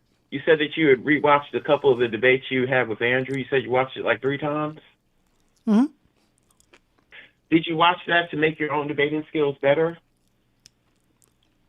That, and I needed to edit the video. So yeah. Okay. So where do you think that you messed up on that debate? Where's the part that you think you could have improved on? In the moment, I didn't understand by what he meant by valid and sound. Okay. Is that the only part you think that you fumbled? That, and I should have pointed out that he did a false equivalency and a straw man argument in one shot, and I didn't recognize it. So yeah, I fumbled there too. Okay, so the next time you face him, you're going to be better prepared. Yeah. So the yes. next time you face him, you're going to be better prepared? Yeah, I think so. Like, I was very optimism. prepared, for example, with Rachel Wilson. I took the time to read her book. And you remember when I asked her a very pointed question. I said, do you believe that Beyonce is spreading Satanism through her music? And she completely crashed out. I mean, she completely could not handle that very pointed question because it's literally listed in her book that she believes that. And like, to me, I'm like, that's one of the most When she crashed insane out, things. did she deny it? No, she just crashed out and she said, shut your F-bomb little twink mouth. Oh, no. That was because you were talking over her. I mean, I don't think she was mad about a point she brought up in her own book. No, I did. Dude, she crashed out on that. She did. I remember her telling you that. But like I said, I think that's when you were over talking her. And plus, didn't you at one point say that she condemned women as heathens or something? And that kind of got her heated because she never said that. Am I wrong? I don't know. I don't remember. Well, look, we can go there. I do think that a lot of music spreads a lot of demonic messages. I think there's a lot of symbolism in music. Why do you not see that? I mean, I think there's artists that do edgy things because that makes it interesting. Like, I think that's it. I think you're reading too much into it. Like, heck, I mean, Or when I maybe read you're not her, reading enough into it. what? Maybe you're not reading enough into it. I mean, Do you tend to take stars at face value? Are you religious? Yes. I'm not. That's probably the difference. Well, yeah, of course. But, I mean, you don't have to be religious to see a symbol in something, right? No. I mean, I think that they put in symbols to express themselves for the music, and that's it. And but this idea that it's like, I'm just imagining Beyonce is like, I don't know, thinking of her next song. She's like, how do I push my Satanism? I don't think that ever crossed her mind. So let me ask you this first. If let's say that I'm an artist and like yourself, I'm an atheist. Well, actually, there are people who are atheists, and then there are people who actually hate religion. Can you give me a Let's quick? say that I'm an Are you artist able to give me a quick second? I need to get rid of this dish, and I'm gonna grab something. Okay? Can you just give me a quick All moment? right, do your thing. All right. Mm-hmm. Do you want me to mute you while? Yeah, go ahead, mute me. All right, I'll mute you for a second. So apologies. We'll have to just put a quick pause here. Let me open up the volume mixer. All right, I'll be right back. Just hang tight.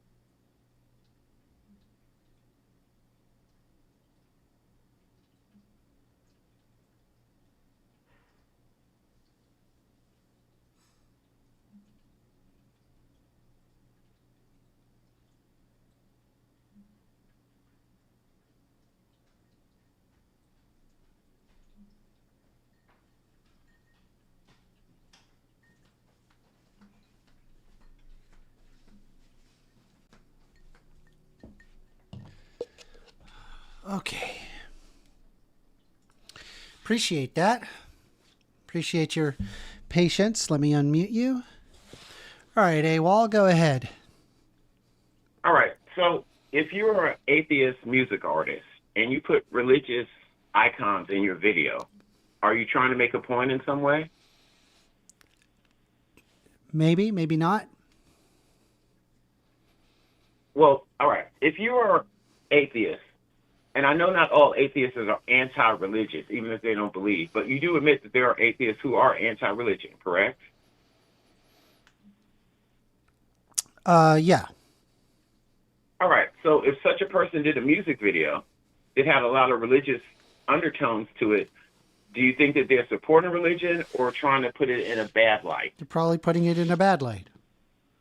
So why is it so hard for you to believe that certain stars do that? I never said that certain stars don't do that. So is it just Beyonce who you're defending? Yeah, I mean, I think, well, she believes that they're first of all, you're attributing atheism to Satanism, number one. Well, yeah, I do understand there's a difference. Right? Like, she believes that she's of a satanic cult and pushing her satanic occultism through her music. I don't think Beyonce thinks about this at all. I don't think it's purposeful in any way, shape, or form. I think that Rachel Wilson is crazy, effectively tinfoil hatting her way through her argument. And when I read her book, it became painfully apparent that, you know, she would look at events several thousands of years apart and attribute it to the same thing. Interesting. Well, first, I don't even know why I called today. I don't even have anything to really argue about. How about conspiracy theories? Why do you hate conspiracy theories? Yeah, I mean, I think they're called conspiracy theories for a reason, in that they're not substantiated in fact. It's just kind of speculating. I mean, is it possible a conspiracy theory is true? Yes. But I just think that we should be focusing our time on things that are real, as opposed to like kind of like make believe or try to make something into something that it's not. To actually substantiate your findings with something instead of just running with a conclusion and trying to find evidence of that conclusion. I think it pushes against a person's ability to determine truth when you're conspiracy minded. I think that it distracts people from legitimate problems that definitely do exist, that are definitely not conspiracies, and puts attention onto just things that are not really like relevant or not really proven in any way. A good example is the huge amount of funding that's coming from oil companies across the world and in the United States, wanting to act like that global warming is not real or that it is not something to be concerned about. And meanwhile, people are concerned about, I don't know, some unidentified flying object that some pilot observed. Do you see the problem? Oh, well, we could go there.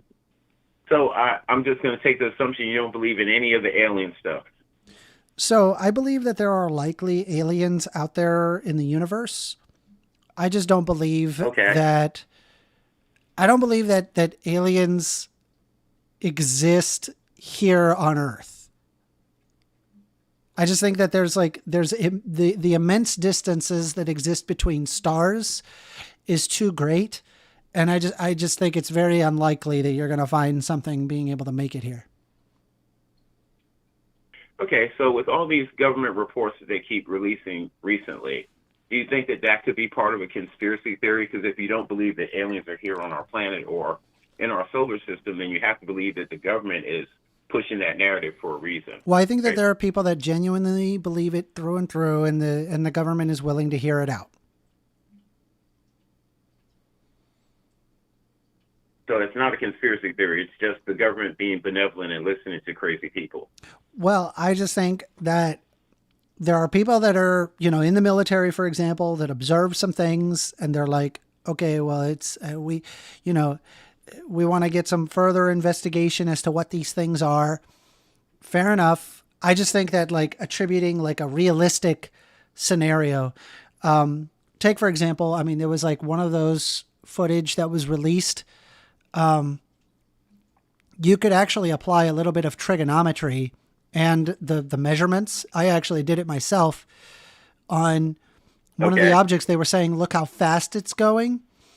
And judging by the speed of the plane and the width of the waves, the average width of the waves and the object, I was able to determine that the object was moving about 35 to 40 miles an hour. But for whatever reason, people were saying that it was moving like thousands of miles an hour.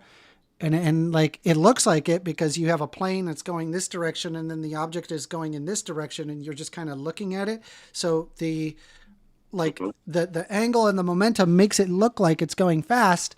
But when you account for all of it, such as the speed of the plane, which is labeled on the camera, and the fact of the size of the waves themselves and the average width between waves for in the ocean, to me, I was able to find out that it's moving about 38 to 40 miles an hour.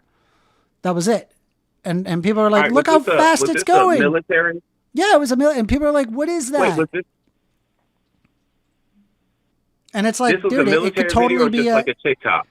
No, it's a military. It was an actual military like footage, and this was actually shown in Congress. But you know what's really frustrating is that like you can actually see the flapping. Like I could see the flapping on the dot, whatever it was that they were trying to zoom in on, and it's moving 38 to 40 miles an hour, and I'm like, it's a bird. It's a bird. I don't know. So now I'm curious. Why would the government release a video that could be debunked by someone like you within 2 minutes? Doesn't that seem a little bit, I don't know, reckless or silly for their own propaganda then? Well, I would like to put more trust in my government currently, but given the fact that we have people like RFK leading the Department of HHS, it does not surprise me that there are likely other people that are not too smart in the military or not too smart in the U.S. government that results in these findings. If RFK comes up with a vaccine, would you take it? No. No. Yeah. What if he provides the science behind it? Then I would take a look at the science. Okay. I mean, you were advocating for vaccines earlier, right? Yes. Okay. So it doesn't matter who's in charge of it. You just go by the hard science of it. Yes. And how knowledgeable are you on that? Not, but I can read these things and I understand statistics. I can observe these things and what their findings are. And if it's credible, then fine, it's credible. Right. But I don't trust RFK. Oh, I don't really think I do either. But okay, we only got 10 minutes left, so I can find something that's incendiary to get you upset. You don't have 2 minutes. You've got 10. Oh, 10. Okay, good enough then. I feel like you infantilize women. Okay. During your whole thing about how women are marginalized, you said that a lot of their behaviors are forgiven because of that. Blaming women is wrong. You feel like blaming what behaviors are forgiven that I would forgive? Bad behaviors. Well, I mean, I've given you tons of examples when we talk about the manosphere, things of that nature. But most of the time, your fallback route is that because of the way men have treated women throughout history, their current behaviors can be understood and forgiven. Well, I don't even believe in it, forgiving any. What behavior are you talking about? Well, like when we talk about whatever podcast, and I say that like a woman comes on there and she confesses that she's done horrible things in a relationship. And you say that those men are taking a chance to belittle and demean her, despite what she's actually said to the public and confessed to doing. Are those men wrong for calling her out for something that she confesses was a bad action? I would have to look at the individual scenario you're likely referring to. I'm sure maybe there's one person where it would be entirely justified, or maybe another instance where it's not justified. It just depends on the person. But I do find overall the whatever podcast, they often will demonize women at their expense for views. And I think that's pretty gross. All right, when you say demonize women, in what way? Give me a specific example, please. Well, yeah, they go there to humiliate them. They do it all the time. Okay, again, that's very broad. They humiliate them. Humiliate them how? Give me an example. I mean, I would have to pull up the whatever podcast and see where women are being humiliated on the whatever podcast. I mean, you can't think of one example of them humiliating a woman? Not off the top of my head. I mean, I could just look it up. Is that because you don't watch any of it? That's correct. I don't watch any of it. Is that because you don't watch any of it? I mean, I see clips and stuff, but yeah, I don't like a lot of these podcasts, well, give me a clip. Okay, so again, why are you speaking with authority if you don't watch any of it? Don't you love that you had the same exact discussion regarding to Charlie Kirk, and now that I have watched Charlie Kirk, I'm even more extreme on it. Oh yeah. Do you think that the whatever podcast would be any different? Telling me, man, I don't even get you. Here's the problem. When I'm very proud of you because you went ahead and watched the content. That means that you're better than a lot of people talking trash in these streets.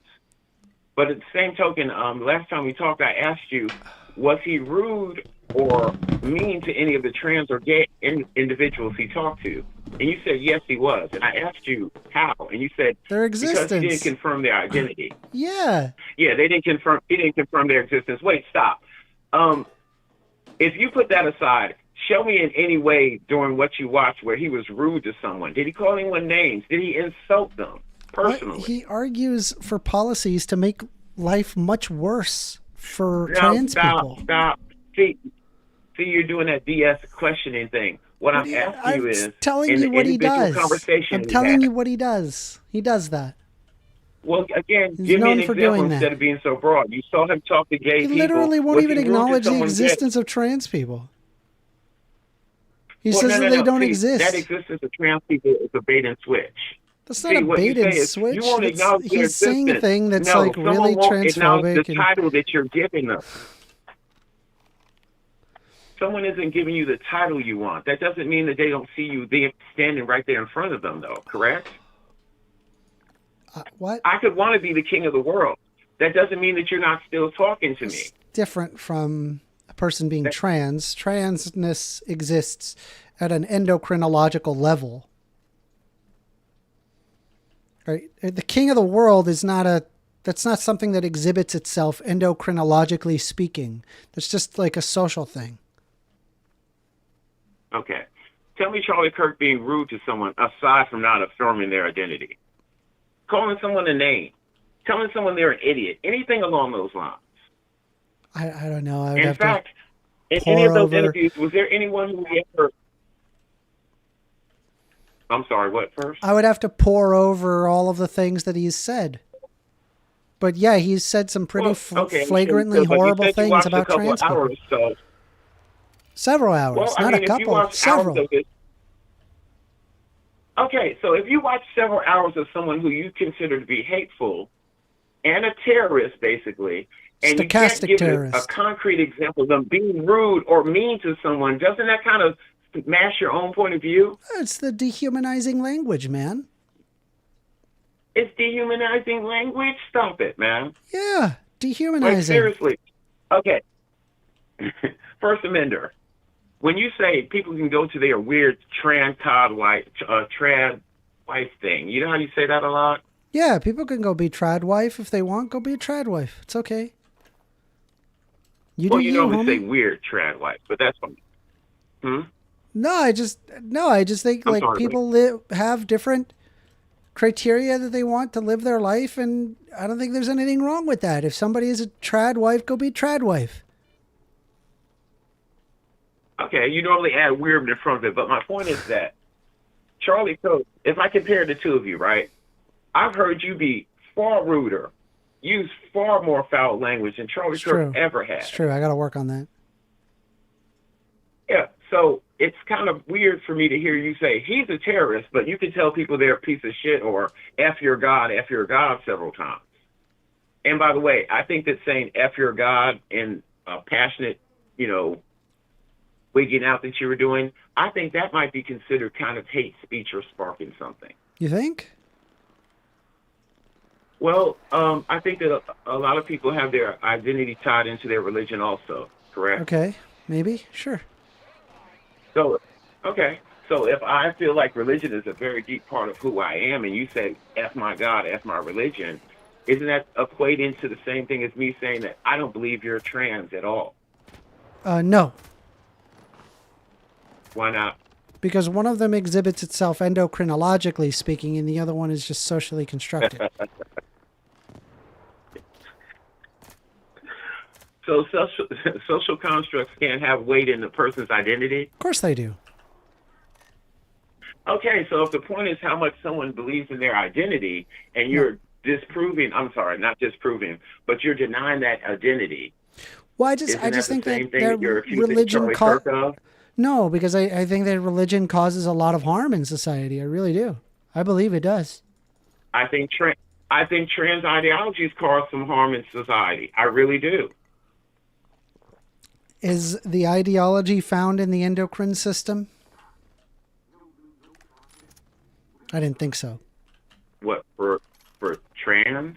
Well, you said trans ideology, but being trans is a basis exhibiting itself endocrinologically speaking that results in differences in the morphological structures of the brain. This is observational. So you're saying the trans ideology, but it's not really an ideology if it can be exhibited endocrinologically speaking. What is the ideology behind the endocrine system? Well, there wouldn't be an ideology involved with the biology. Correct. So if that's the case, then I'll take that back. What would I call the trans movement then? What would make you feel better when I said I feel like trans whatever might be detrimental? I think it's detrimental to not acknowledge the existence of these humans, and because it strips away fundamental rights which are enjoyed by cisgendered counterparts and lists them as other or sick in the head or perverts or bad people. And I think you're just off people are off on that mark. I think that we need to observe that endocrinologically speaking, a trans person can in fact exist. It does happen. And there's no reason why we should be discriminatory towards somebody on the basis of an endocrinological difference. I guess the problem that I have is with the whole existence. Using the word existence, again, no one's saying that the human being standing in front of them doesn't exist, even if we feel like they're misrepresenting who they are. But people say trans people don't exist. That's not real. So yeah, I'm talking about their existence. Maybe you're missing. Maybe this is because you're emotional. But when they say trans people don't exist, they're not saying there's a blank space and voices are just coming out of empty air. What they're saying is that person has a title they don't believe in. Yeah, you can't see the I difference understand there, that. right? The problem is that you have to acknowledge. Then stop using the victim language of you say I don't exist because people aren't saying that to you. I'm not using a victim language. All I said is that these people exist endocrinologically speaking. That's true. They do. They do exist. Trans people exist. Well, not everybody has the same endocrine responses from an embryonic stage as cisgendered counterparts. There exist people where they don't have that, and that's what we call trans people, because their internal sense of their gender is separate from their sex. Mm-hmm. And somehow that translates to the people don't believe you actually exist. That's not what's being said. Well, First Amender, you were saying earlier that people would say things like, these people are perverts or these people are sick in the head and things of that nature. Are there trans individuals who are perverts? I'm sure anybody could be a pervert. There are cisgendered people that are perverts. Sure. Okay. You know what? No. Thank you. That's my point. Anyone could be a pervert. Anyone could be sick in the head. So it doesn't matter whether they're under the trans group heading or whether under cis male heading. Yeah. There are fucked up trans people, just like there are fucked up cis people. I agree with you. You understand and agree with that, right? So maybe not hate on somebody for the fact of them being trans or pretending like that they don't exist? Or make laws that specifically restrict trans people from being able to exist in society? Do people hate on cis men? Yes. Okay, so what's the difference between the two? I wouldn't want hatred towards cis men either. But it does exist. So actually, I think I'm just saying I agree with you. Like, it shouldn't exist. Part of the real world is no matter what group you're in, there's going to be somebody who hates you for some reason. Why? I think that you can't give like as a fundamental axiom from just like a societal standpoint, people ought to live free from harassment of their identity. Right? Provided that identity is not hurting anybody. I'm perfectly okay with a person living out their identity as they see fit. If they're a cis man, I would not want harm against that person for being a cis man. Like they ought to be able to exist in today's society as a cis man. This is the same thing for a trans person. Well, we both agree on that point, but I think it's a little bit weird that you have to, well, maybe not you personally, but I feel like if your view of your own life depends on what society thinks about you, and you need affirmations to go on with your day-to-day life, I think that's a little weird, man. I think that's a little weak. That's also the case for cis men. In what way? Give me an example. Sweetie, you're acting belligerent. AWOL, sweetie. You're being belligerent. Yes. Okay, well, as I told you last time, don't call me sweetie because I'm a straight male. Why? And wait. Are you saying that I should affirm your identity? Man, I would agree with you. You're right. I won't call you sweetie anymore. That's not me asking you to affirm my identity. I already know what I am. See, here's so the does problem. The trans person. If you were to tell me, well, again, if they know who they are, and the guy down the street says, I don't believe you're a woman, and that wrecks their whole fucking day, then who's the soft one? You just did that, though. If I walk in the store... What? I didn't even hear that. Say that again. You just did the same thing, but from a cisgendered point of view. Well, no, because you're like, you don't call me sweetie because I'm a man. If you call me... You just did that. You just did that. Because I'm a straight man. That's my sexual preference, right? And a trans person would prefer if you called them by pronouns vindicative of their gender. We just did it. We did it. Okay, and then my next... Yes, I love you, AWOL. I do. How's it going to affect it? Huh? I love you, AWOL. You're great. I mean, you cool with me too, but look, how's it going to affect the rest of my day? Because again, if you tell me, I mean, it probably affects the rest of your day. It might irritate me, but it's not going to change my life. It probably affects the rest of your day the same as it does the trans individual, to be fair. And honestly, like between one trans... You know that's not the same. Listen, between one... You know that's not the same. Hear me out. Between one trans individual to another trans individual, I think it's entirely dependent. For example, I don't really care if somebody calls me, a male because I'm presenting male. Like I just, it doesn't bother me if somebody calls me male. But I would imagine for another, it would be really disturbing for them. Just as I could look at a cisgendered person where they would react like, I don't care, I know what I am. And then they walk off. And then another person that is like very fragile in their identity, and you call them sweetie, and then they just completely fly off the edge. Like both of these things, this would be true among cisgendered people as it would trans people. So you don't feel like trans people are a little bit more sensitive when it comes to this? I think like if you grabbed like all of it, I would probably say like trans people are more sensitive towards this, towards the general populace of cisgendered people. But I'm just going to be honest with you. Okay. I think if I polled specifically Trump supporters, I think it would be a lot more fragile. I really do. I believe that. I actually think I kind of disagree with that, man. I think that You the think they would be majority of less people aren't fragile anywhere as near a Trump supporter? transphobic as you think.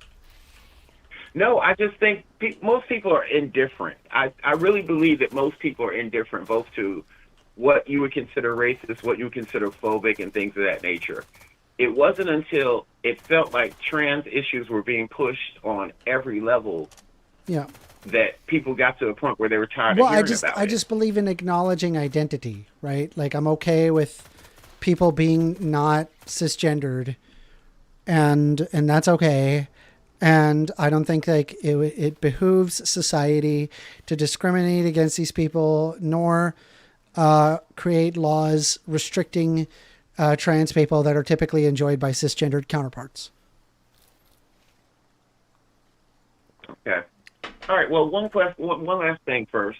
A couple of years ago, there was a video that went viral. It was in GameStop, and there was a trans individual who was like my height. I'm 6'6". Yes, that one. Yeah. Now, you watched that video. Mm-hmm. If you were the person, the worker there, didn't your heart kind of go out to him because, like, when I first saw that video, his eyes and his mind were seeing two different things. What? He's seeing someone who's taller than him and towering over him with a deeper voice than him saying, "Call me ma'am." It's just, yeah. So don't you see the kind of like toss up there? Yeah, I do.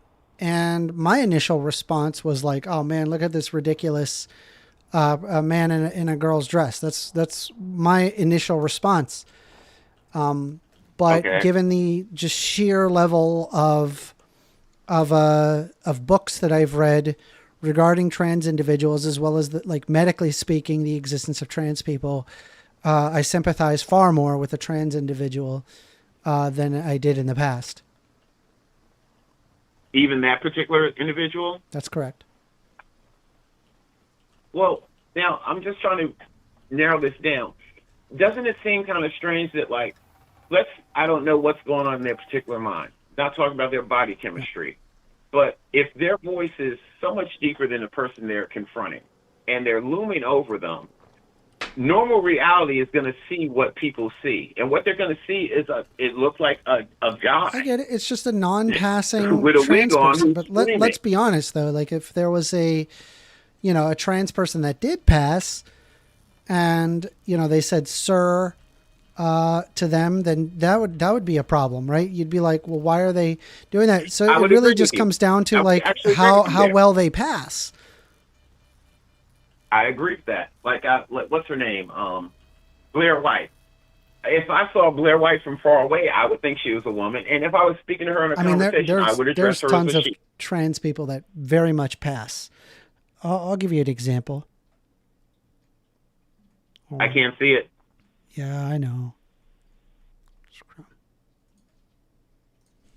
Let me see here. But I don't even think that passing is really the crux of this argument. It's just the fact that there's always going to be people who aren't going to see that person as a real woman or a real man. And I still don't think that that's hatred. That's just thousands of years of what we've known. Hold on, let me see if I can find any. Okay, so here would be, for an example, a trans individual of 3 years of HRT. And you can see just how much the body really does change. The face changes. I'm going to be honest with you. If I saw these two people at the bottom, I couldn't clock them. I don't know if you could. I'm looking at that. I'm like, that's a woman. It's a woman. Well, since I can't see the screen, Well, I it's definitely can't clock them at all. 12 seconds. 12 seconds But, behind, right? Yeah. Are you on my my Discord? Oh, I'm actually on my cell phone. Okay. Are you on my Discord, AWOL? No, I'm never on the Discord. Okay. I'm scared to go to your Discord, and I'll tell you exactly why. Why? I am, because I'm the type of person, I say exactly what I feel. And unfortunately, in your Discord, it's a bunch of like soft serve, weak spine people who are like, "Oh, gas, how can you say that? Oh, gas, how you can say that?" And I'll just wind up getting banned. I mean, the only way that you're getting banned is if you say some like openly and blatant racist, homophobic stuff. But simply being a Republican is not enough to get you banned on my Discord. You just make sure that it's not an antagonistic space. Just don't make it an antagonistic space. Just keep that in your mind. And then you have to respect other people and their existence. Don't, be antagonistic towards them and make it uncomfortable. It's where I hang out. I hang out there. This is where I go to just chill out with people that I like to talk to. It's your safe space. Yeah. Well, yeah, it's your safe space. Well, I mean, every person who has their own home has a safe space. They probably don't tolerate specific speech. This is like my home. It's like, listen, anyway, here, listen, I allow anybody to say the most hateful thing ever on my YouTube channel, right? I take people in, let them have a conversation, but specifically where I hang out at, 8+ hours a day, I would really prefer that I don't have to talk to really homophobic, racist kind of people. That's all. Anyway, here's another example of a transitioned trans person. Again, you would not be able to clock this person. I mean, let's be honest. Like, I'm looking at this person. I'm like, there's zero chance that I would be able to be like, oh, that's not a real trans person. Here, we'll do another one. Let's see here. Well, I mean, yeah, you can deceive somebody. I understand that completely. But at the end of the day, if they find out, they're still going to have the same opinion. Like, it's like the whole thing where... Look at the difference between these two people. Okay. I'm sorry. Here's another one. I know you don't see these, but... Okay. Seriously? They are gorgeous. Gorgeous. Are you serious? Well, I don't know. How are you calling them gorgeous? I thought you weren't Look into at women her. anyway. She looks amazing. I thought you weren't into women anyway. What? I'm bisexual. Oh, so you want the best of both worlds. Maybe your problem is that you just can't buckle down. What do you mean? I have a boyfriend. You know what's funny, first? Here's the crazy thing. When me and you talk about, like, dating issues and stuff, right? Yeah. So if you have dated both men and women, then you should know that both men and women both have negative traits, correct? I mean, I think, like, the person has negative traits. But being a man or being a woman doesn't make it negative. No, I'm not talking about the person. I'm talking about the gender itself. Men and women both have negative traits when it comes to dating. And it seems like whenever I bring up these negative traits, you're always like, no, not that, and oh, not that. But you should actually have the best of both worlds because you've dated both. You should be able to see the bad part of women just like you see the bad part of men, correct? I look at individuals and not whether or not. I guess I just have a different perspective from you. Well, yeah, because you have no pattern recognition. Like, okay, I don't want to get too much into your dating life. I don't have any pattern recognition. You have no pattern recognition. Let me ask you this. Red, blue. Red, blue. Red, blue. Boom! I recognize a pattern. Red, blue. Good. You're good there, with you see it? Parties. See how I did it? See how I figured out the pattern? I got pattern recognition. Have you dated more men or more women? Women. Okay. Why did you and the women break up for the majority? Like, if you just gave 3 examples, do you remember why you broke up with those people? I just like flings.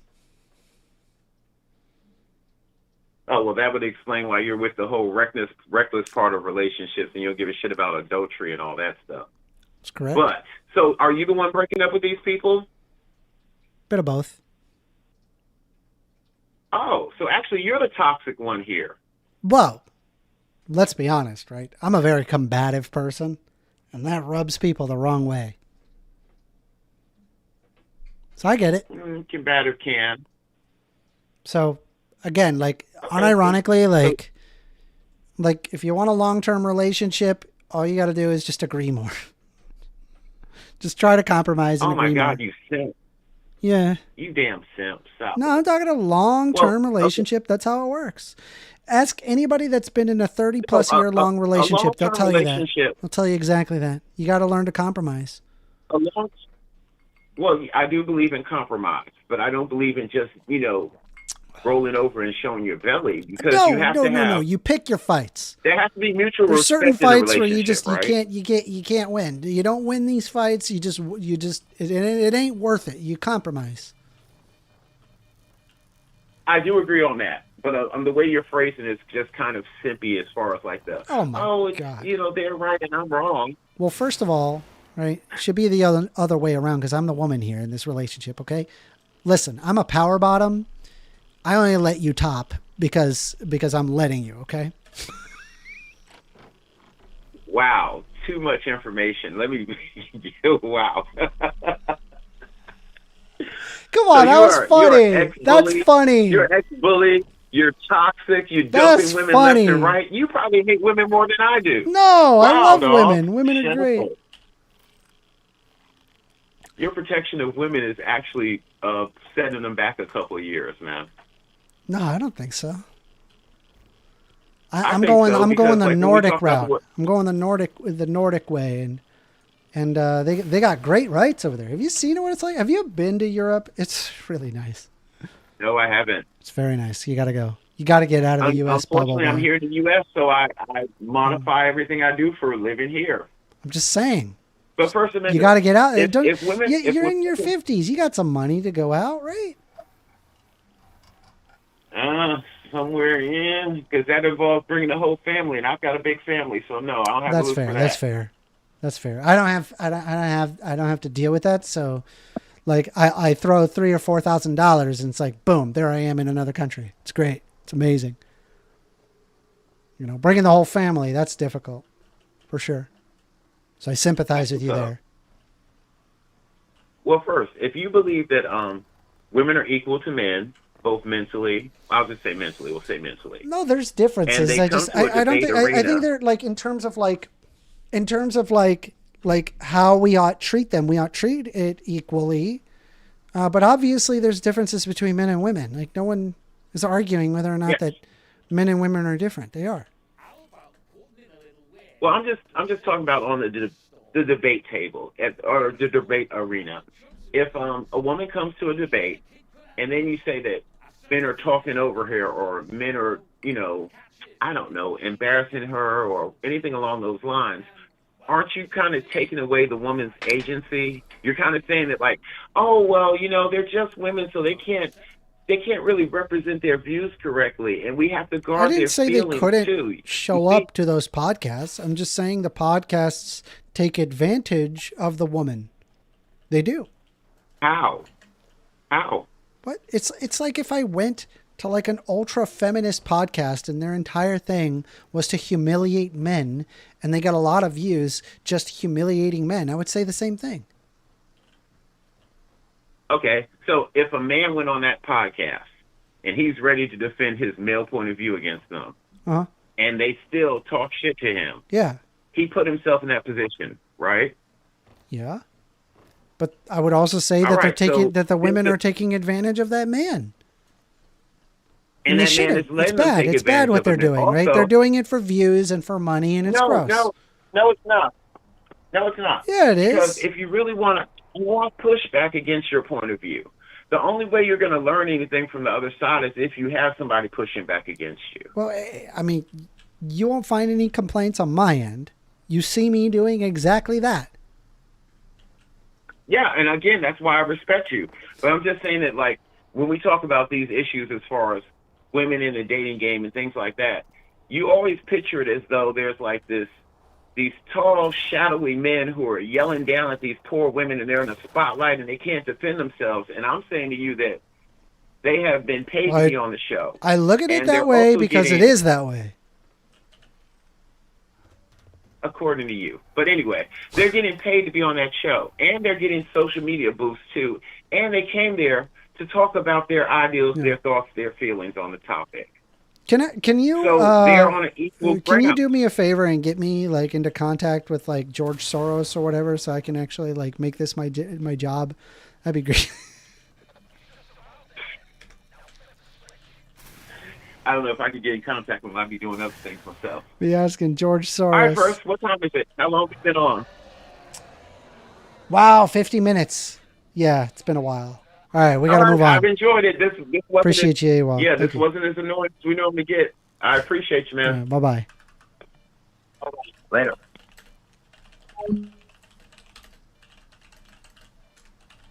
We are taking calls. 202-998-5218. I am currently playing Stalker 2. And if I don't get any calls, then you're just going to watch me play Stalker 2. So consider calling in. I'll hear you out. I'll listen to the discussion. I am a woke soy boy liberal. I'm about as woke as it gets. If there's something that you disagree with, more than happy to hear you out. Principled Uncertainty said, that was oddly interesting. Well, if you did find it interesting, consider subscribing. I'm a very small YouTuber, so any amount of subscriptions is huge for me. Huge. Absolutely huge. Huge. It does help me. It really does. We're getting closer and closer to 1,000 subs. Very, very small currently, but that's a monster. No. Go away. No. I'm sorry. TextGen says, cool convo. I think you'll join the Discord at AWOL Thoughts and tightrope that the ban threshold. Yeah, okay, so listen. It's not that I'm anti, people having conversations. It's just because I have to hang out there. That's why. I'm there when I'm working. I'm there when, and I just want to talk to my friends. And I just don't want to make it like a space that's like uncomfortable for me to be in, okay? And I've been in lots and lots of Discords where they openly accept like racism and all such, and I'm not here for it, okay? Nothing against people wanting to argue their position. That's why I'm here on taking calls. Let's see here. 1911, woke, soy boy, power bottom, face blue, wide eyes. It's pretty good. It's good stuff. I see my co-host, Daniel Hume, is in the audience. Daniel, you want to say hello? You don't have to. You don't have to say hello. How you doing, Daniel? Hello. I know I'm not usually on Sunday. Yeah, for Sundays. And I love to hear. These are the whenever I can, impromptu streams. These pop are in. impromptu. Always do. I heard your conversation, at least part of it, with awol. Very interesting guy. I wish I could talk with him at some point. He's in his 50s. Did you hear that, I know, that's AWOL? why. AWOL, if you're there, I would. Daniel Hume. He's in his 40s. He would love to hear. Would love to have a conversation with you, AWOL. But you gotta join. You gotta join the Discord. All right. AWOL says Daniel sucks. Yeah, he never talked to me, so I don't know why you're saying Daniel sucks. Maybe. Catalyst he says, sucks. chat, it's actually amazing how dishonest Bo is. He has to jump through hoops to explain why suicide is healthy. I don't think Bobro ever said suicide was healthy.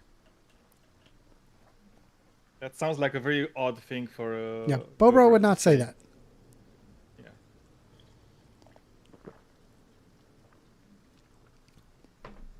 But we are taking calls. 202-998-5218. How's Stalker 2 going? I'm having a blast. I really like this game. I especially like it on my RTX 5090. Well, fuck off. By the way, and this is for everybody listening, if you like co-op shooters, I saw today there's a 90% discount on Back 4 Blood. We are not sponsored by Back 4 Blood, FYI. I am receiving no money for this. We are. How do I get that sponsorship money? How do I get that sponsorship money, Daniel? Well, Daniel, you got to reach out to like George Soros and be like, "Hey, George Soros, would you be willing to fund?" Dude, me and him, we had a fight some while ago. Dang, so, dang. I don't know. It's unfortunate, but how do I get that? How do I get that George Soros money, bro? I mean, there's another way. You could all these Republicans are telling me that we're getting funded by big money, and I'm just not seeing it. I don't know where it is. If you can point me politely into that direction. You misunderstood them. You misunderstood them. When they say we are, they're referring to themselves. We are sponsored by big money. Yeah, because it's like all the pundits, right? Yeah, From like a bunch of like a bunch of, you know, the who is it, the Bernie Sanders of the world, but the oil giants and the that's they're all sponsored by like all the oil money and like whatever shit industry you can think of. 1911 says gender dysphoria comes from a malfunctioning of the brain. What do you mean it is not a mental disorder? All right. I've probably done this multiple times, but if you want, we can go over it. So I'm going to pull up the DSM-5 criteria for mental disorder PDF. All right, hold on.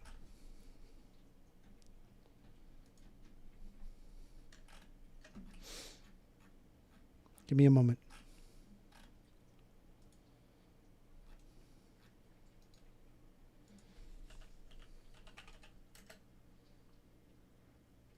PDF. Anyways, nice talking to you, Daniel. Yeah, take care, man. See ya. Let's take a look here. So I'm just going to pull it up real quick.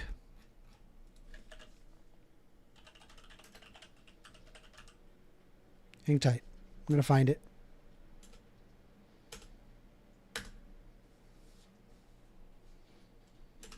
Just give me a moment. I have to find the specific criteria of what it is.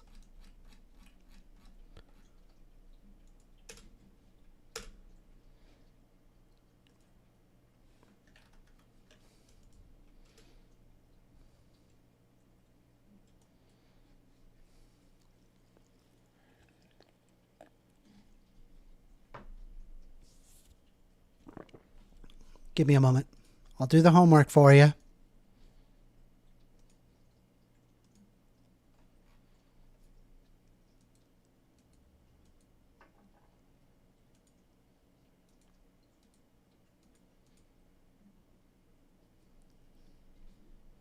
Where is it? This is table of contents.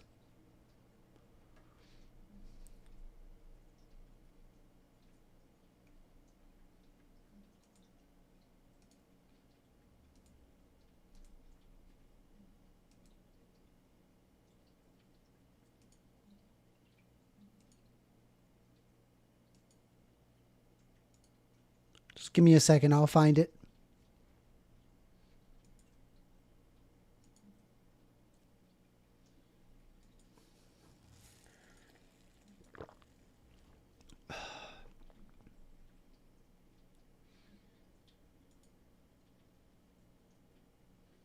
Okay. I think I found it. Definition of a mental disorder. That's what we need.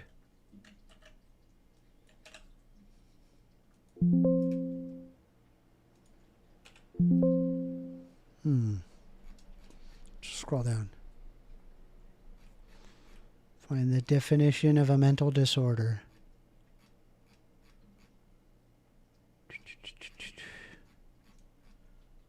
Organizational structure, lifespan consideration,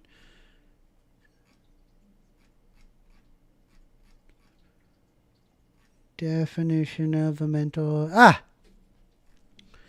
right.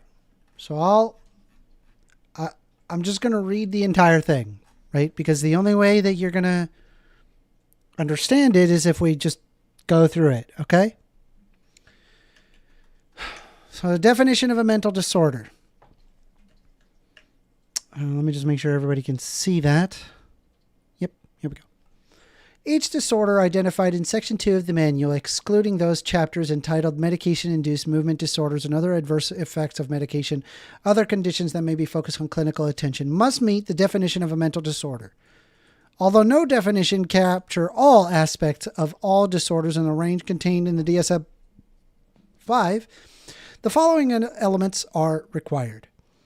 A mental disorder is a syndrome characterized by clinically significant disturbance in an individual's cognition, emotion regulation, or behavior that reflects a dysfunction in the psychological, biological, or developmental process of underlying mental functioning. Mental disorders are usually associated with significant distress or disability in social, occupational, or other important activities. An expectable or culturally approved response to a common stressor or loss, such as the death of a loved one, is not a mental disorder.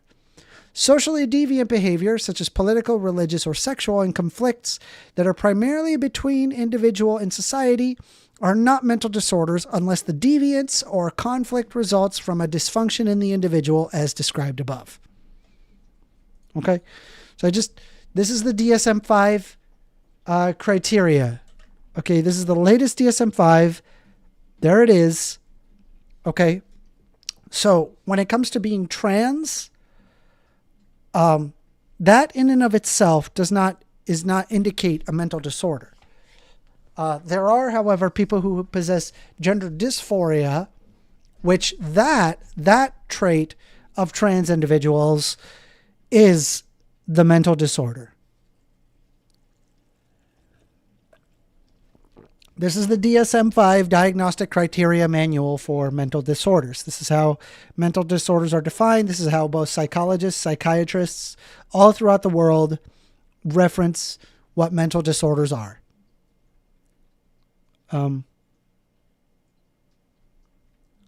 Your mic has drops in and out. It's not too bad, but maybe something's going on with your wires and setup at First Amender.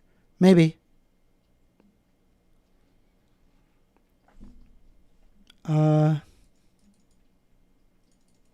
Anyway, so listen, I'm not here to be like, oh, you're wrong. You're bad for being wrong. I just want you to correct where you're getting your facts, okay? I'm going straight to the source. You can see it here. It's all here. We can keep going if you want. I'll go ahead and read it. We are taking calls, though. 202-998-5218. The diagnosis of a mental disorder should have clinical utility. It should help clinicians to determine prognosis, treatment plans, and potential treatment outcomes for the patients. However, the diagnosis of a mental disorder is not equivalent to a need for treatment. Need for treatment is a complex clinical decision that takes into consideration symptom severity, symptom salience, as in the presence of suicidal ideation, the patient's distress, mental pain associated with a symptom, disability related to the patient's symptoms, risk of benefits available to treatments, and other factors. Psychiatric symptoms complicating other illnesses, for example. Clinicians may thus encounter individuals whose symptoms do not meet the full criteria for mental disorder, but who demonstrate a clear need for treatment or care. The fact that some individuals do not show all symptoms indicative of a diagnosis should not be used to justify limiting their access to appropriate care. Approaches to validating diagnostic criteria for discrete categorical mental disorders have included the following types of evidence. Antecedent validators, similar to genetic markers, family traits, temperament, and environmental exposure. Concurrent validators, similar to neural substrates, biomarkers, emotional cognitive processing, and symptom similarity. And predictive validators, similar to clinical course of treatment response. In the DSM-5, we recognize that current diagnostic criteria for any single disorder will not necessarily identify a homogeneous group of patients who can be characterized reliably with all of these validators. Available evidence shows that these validators cross existing diagnostic boundaries, but tend to congregate more frequently within and across adjacent DSM-5 chapter groups until incontrovertible etiological or pathophysiological mechanisms are identified to fully validate specific disorders or disorder spectra. The most important standard for those DSM-5 disorder criteria will be their clinical utility in the assessment of clinical course and treatment response of the individuals grouped in a given set of diagnostic criteria. The definition of mental disorder was developed for clinical, public health, and research purposes. Additional information is usually required beyond that contained in the DSM-5 diagnostic criteria in order to make legal judgments on such issues, such as criminal responsibility, eligibility for disability, compensation, and competency. See cautionary statement for forensic use of the DSM-5 elsewhere in the manual. Okay.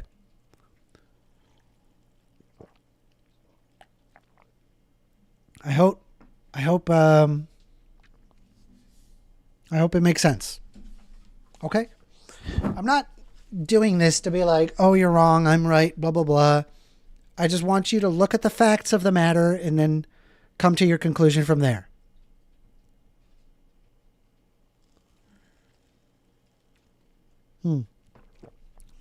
GJM says, man, every time I come here, I feel like the stupidity I engage with just keeps growing and growing and growing.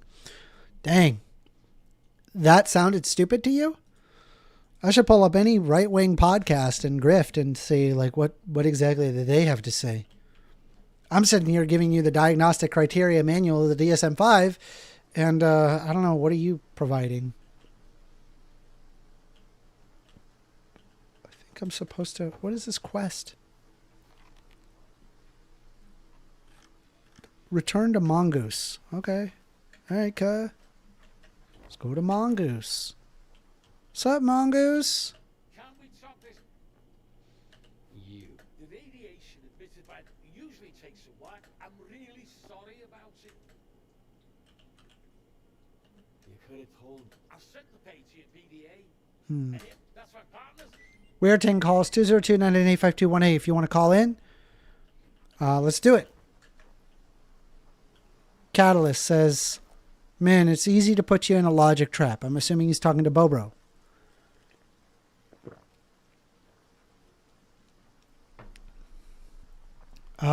It's a Rubik says, First Amender, do not forget to plug your debate Saturday.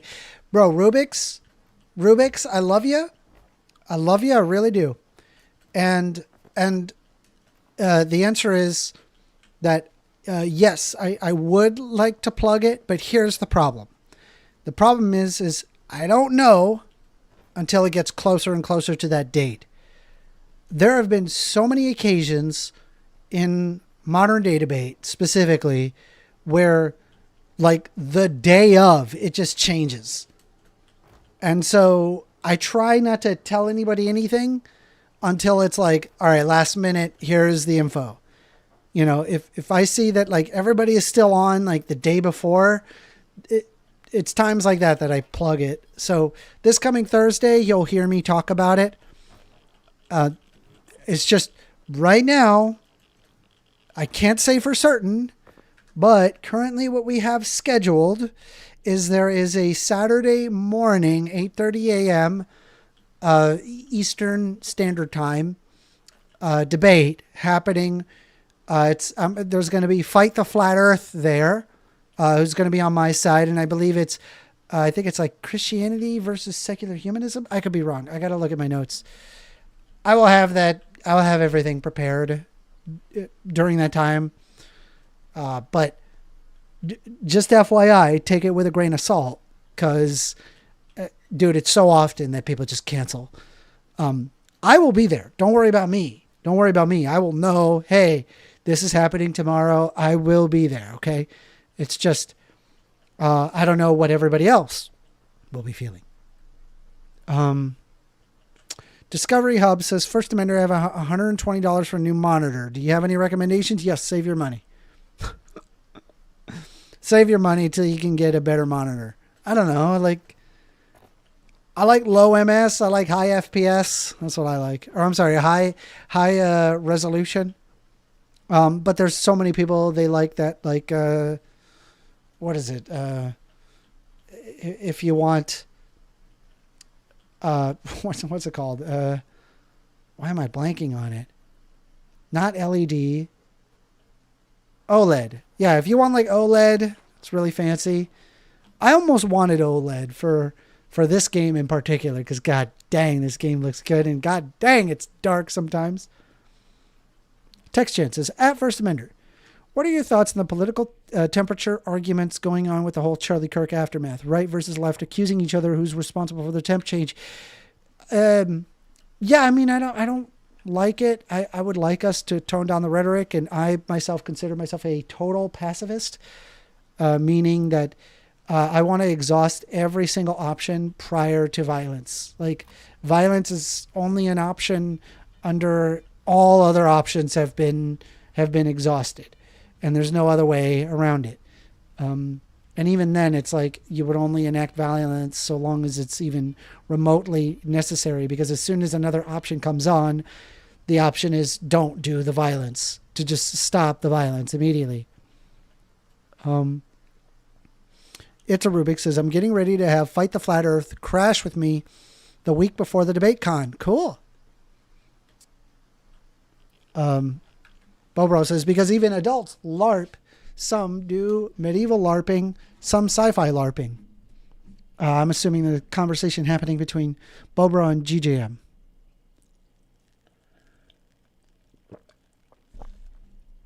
So, I also want to point out the whole trans discussion here.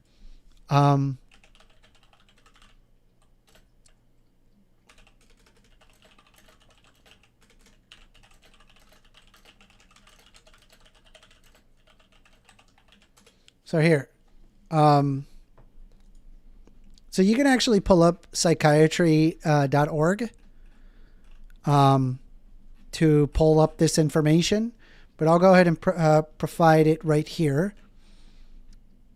Chrome.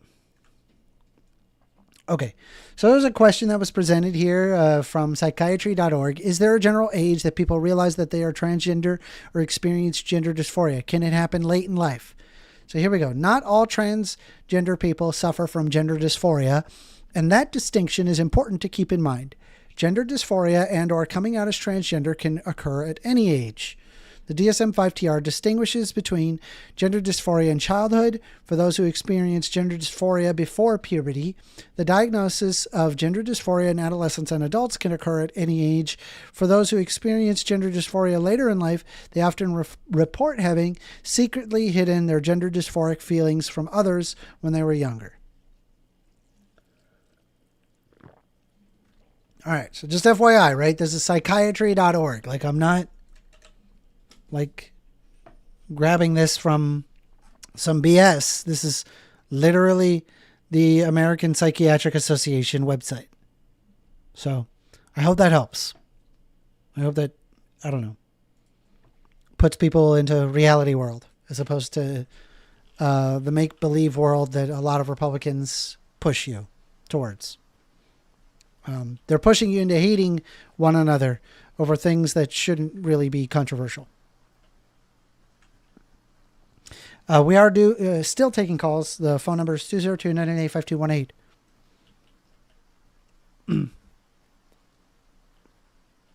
GGM says, the psychological field is full of arslers, though. No, that's not the case. The psychological field is a scientific field just like everybody else. There exist soft sciences as well as hard sciences. A soft science does not render the soft science nonsense. It just means that there's more variables to take into account, which makes it impossible to just derive it down into a simple formulaic expression, rendering it into a hard science. So when it comes to the human brain, it's complex. However, the scientific method is used for psychology. Also, just FYI, economics is also a soft science, but we don't pretend like it's a soft science. GGM says, it's definitely full of arslers. I disagree with that.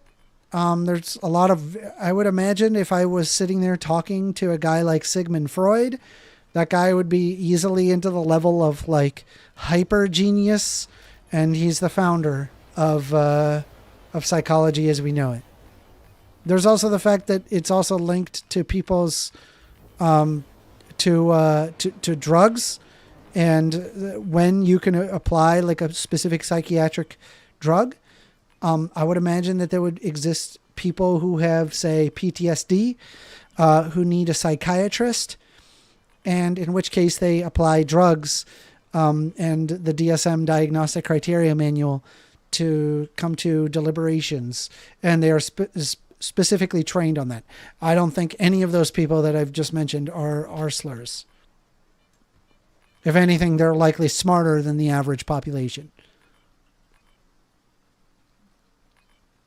At First Amender, how do people recognize women in public? They look at them and hold the door open. and say, hello, miss. I don't know what you're asking. I don't know what you want me to say to that. I'm trying to be genuine here. I really am.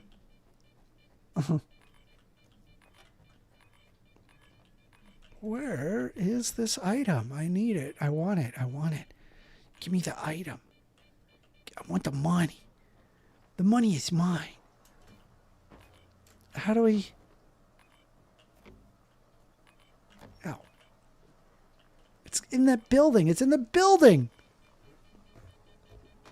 First Amender says they don't scan their brains, correct? That's correct. They do not scan their brains. They usually ask them questions, and if they fit the criteria, then we provide them the care that they need. Freddy the Platypus says, does soy boy fall under trans identities? Because that's what a mender would realistically be. Identifying as trans when you're clearly presenting yourself, dressing and sounding as male.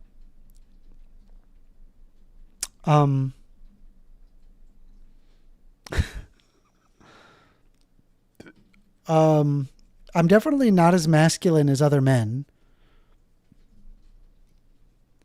Does soy boy... I just like calling it soy boy because it's kind of fun.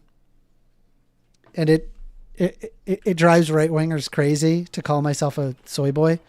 I'm okay with owning it. I'll own it. Yeah, maybe I'm not as masculine as other men.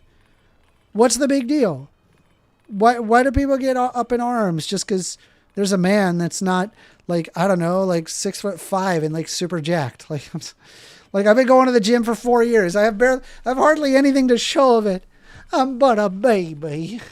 I'm a little baby. It's okay. Are trans women who clearly look male women? Internally, yes. Internally. Externally, no. Does that help? I hope that helps. I'm trying to genuinely answer your questions and not be like trolling or whatever. All right. We got a call. You're on the line with First Amender. Hey, First Amender. It's me, Relion. How you doing? Hi, Relion. How's your day going, man? Good. Nice. Good to hear. So I was interested in talking with you a bit about male privilege today. Does that work with you? Sure. Let's talk about male privilege. Okay, what are your thoughts on that? I mean, well, first, if you don't believe it exists, then we can't really talk about it. We agree. I believe it does exist. Okay, could you elaborate? Well, a good example is, I think, realistically, a man that can walk outside at night and be free to know that they will not be assaulted in any way, shape, or form. Any way, shape, or form. Mm-hmm. All right. Now, you are aware that the majority of both murders and victims of violent crimes are, like, well, they are perpetrated by men. The victims are also oftentimes men. It's true. It's correct. So, don't you think that changes the equation a bit? No. Really? How? Okay, so you think that instantly, just because a woman might not be as physically capable as another man, then automatically she's more susceptible to violent crime and being killed? Well, so I don't know if you've ever asked a woman, like, would you ever walk out at night? You know, there's lots of men that would gladly say, yeah, I don't have a problem walking out at night. But among women, that's the heaviest no ever. You won't find hardly a single woman tell you that they feel fine walking out at night. And for good reason, too. Okay, so, I mean, they might be afraid of walking out at night, but that doesn't change the fact that more likely than not, nothing's going to happen to them. Fair enough. I'm just pointing out an aspect of male privilege. That is a male privilege. Like, I went out at night just yesterday. I didn't think twice about it because I'm a man. You know, I look like a man. And I could just walk around free of harassment. But that's not necessarily the case regarding women. There's also the fact that there are numerous jobs that there's nothing inherent about there being like a man being prevalent in that field. One example is the IT industry. There's nothing prevalent about men inherently being in the IT industry. It's just the fact that computers and video games had largely been catered to men throughout the 80s and 90s. And because now the IT industry has mostly men working in those industries because of the marketing that happened in the 80s, women are often pushed out of those fields, even though they're perfectly capable of handling IT tech jobs as well as programming fields. This is just another example of male privilege. Well, it's not. See, I'm sure you're well aware of this, first matter, but when women go to college, generally speaking, they don't instantly go for the STEM degrees or the construction degrees or engineering. They're more interested in, like you were talking a little bit ago, like soft sciences, things like psychology, etc.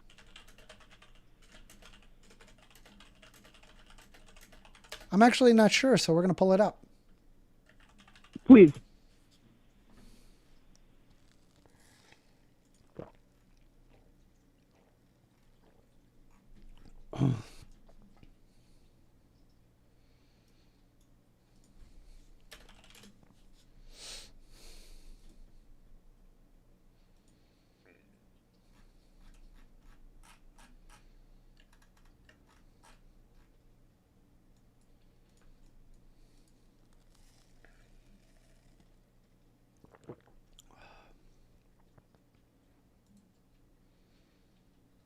Sorry, just give me a moment.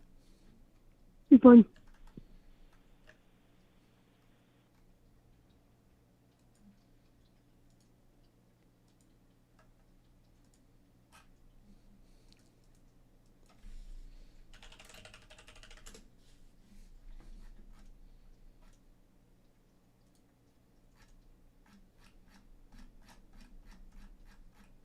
I'm looking for it.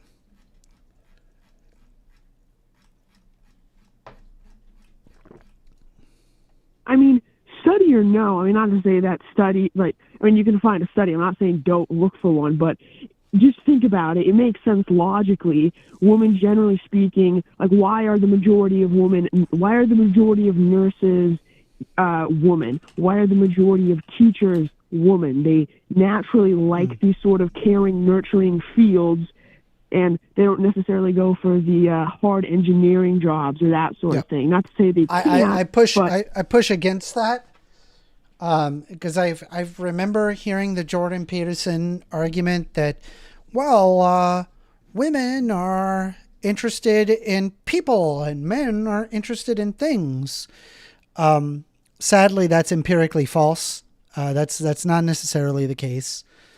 The reality is that take, for example, here I'll pull this stat I can find. Hold on. Hold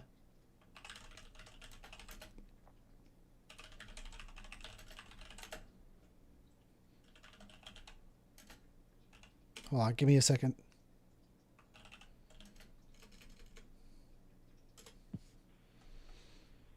I'm gonna look for it.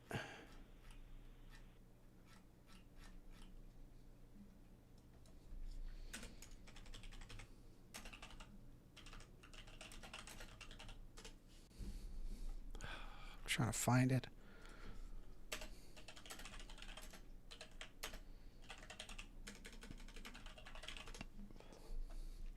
I'm trying to look for it. Hold on.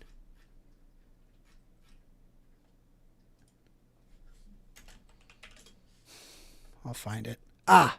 Yes. Found it. So here's this article here by NPR, where there was an investigation regarding women in tech. What the heck? Do I have to remove the paywall? Brother, say it with me now. Brother, Are you there? Oh, yeah, sorry, I'm still here. Oh, say it with me now. Brother, I like that brother, meme too. All right, here we go. Okay. So what I'm showing on the screen here is what happened to women in computer science. And you could see here that there were multiple fields of study that were largely relatively the same, where you can see medical school, law school, and the physical sciences, as well as computer science, all stayed roughly equal of men and women, percent of women in majors in these majors by field.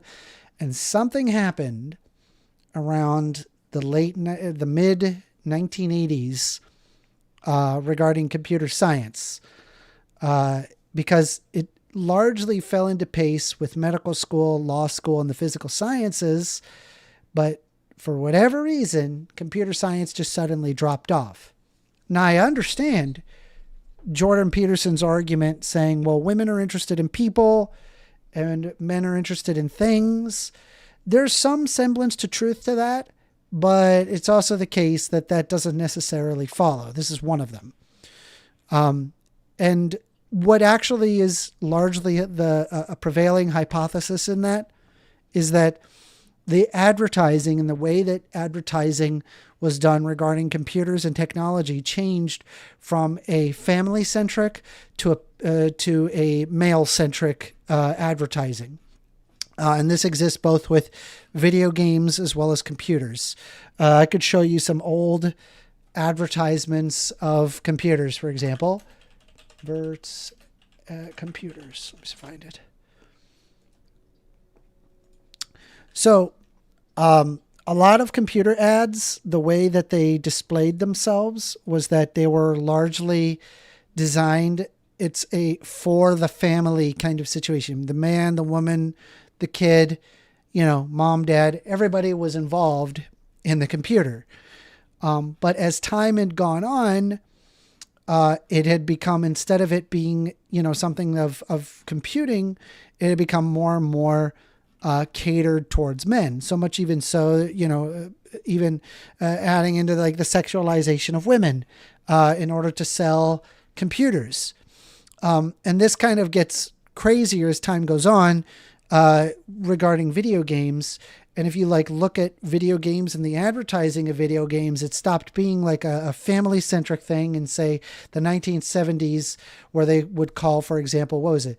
The family computer system, for example, is now changing with, Nintendo showing off the coolest thing and how it's very male-centric. You can observe this all across advertising throughout the early 90s to mid 90s. People in general tend to hang out with other people who are of the same, gender as well as race. It's just totally normal that people just subconsciously go in this direction. And so if you say, for example, have a lot of people in the computer field that are largely males, then they have a propensity to hiring only males. So this would be an example of a male privilege. Well, number one, that's very specific to a certain industry, which is the computer industry. But even if that is true, I'm not really entirely sure what the problem is, because the reason that they cater specifically to, or not cater even, but their advertising might be towards men, is because they understand a fact, which is that men oftentimes, they'll be more willing to pay for computers. And even when we look at the video gaming industry, the reason why, it's just a fact that men on average buy more video games, and number two, men because on it's average catered towards men. It's like a self-fulfilling prophecy. Well, yes and no. Think of it like this. So we can observe this with the difference between So why the sudden styles. shift? Why did it go from there's largely both representative among males and females, and then again in law, in medical, and in the physical science, they're roughly equal, more or less. But computer sciences, for whatever reason, just fell off in the 1970s and 80s. Why? Well, I am a bit of a gamer myself, and I would attribute that just to the simple fact that men are more interested in not only computers, but simply put, you can make more money. And that just changed off around of the men. 1970s and 80s? Yes. and it's just natural that happened exactly around the 19. That's evolutionarily. So our evolution changed somewhere in the 1970s and 80s. Is your thought? It's not evolution, First Amender. It's just the natural ebb and flow of not only the economy, but the market and what people are interested at a given time. If I had to guess, there was probably largely pushes in the marketing that then resulted in the increase in interest. So, again, even if that were true, what exactly is the problem with that more men Well, you are said that there involved wasn't with male computer privilege. Well, So so I'm here's giving the you thing, First Amender. I'm giving you an example of literal male privilege. Any woman can go out right now and get a computer science degree. There is I understand nothing that, but stopping have you her. ever? I mean, I've been in many. I'm specifically in the IT field. I have a bachelor's degree in management of information systems, and I've been in many different IT departments. And I got to tell you, man, it's very male centric, and oftentimes women are looked down on. Not because of their technical ability, but simply for being women. They will get chided and derided specifically because they are women, not because of any ability or lack thereof. Well, First Amender, that might be your experience. I haven't been in the same departments and offices that you've been, but I do know for a fact that within our law, there's quite literally nothing stopping them from getting any of these degrees. I didn't say anything Also, about law. if a woman is being harassed in any of these fields, she should go file a report and can probably get them fired because that's just how things work these days. I agree. I agree with you, but that doesn't stop the internal biases that exist. Well, I think it does because people will. It doesn't. I experience it all the time. Even if they still hold them with the threat of getting fired being more prevalent, they'll probably stop they'll probably stop harassing the woman at the workplace, and that in tow will make them just stop being the way they are. Simple as that.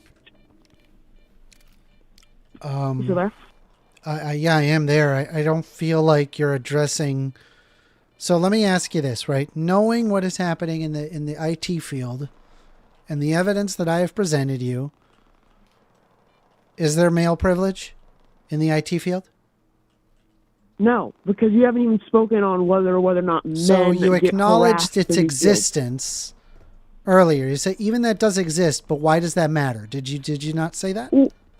Well, I said even if it did exist, I was engaging within the possibility and arguing from that viewpoint of me thinking it did exist. I was granting you, for the sake of argument, that it did. Okay, so that you doesn't didn't mean agree that that it existed or doesn't exist. So then why would it be a sudden shift in the interest around the 1970s and 80s?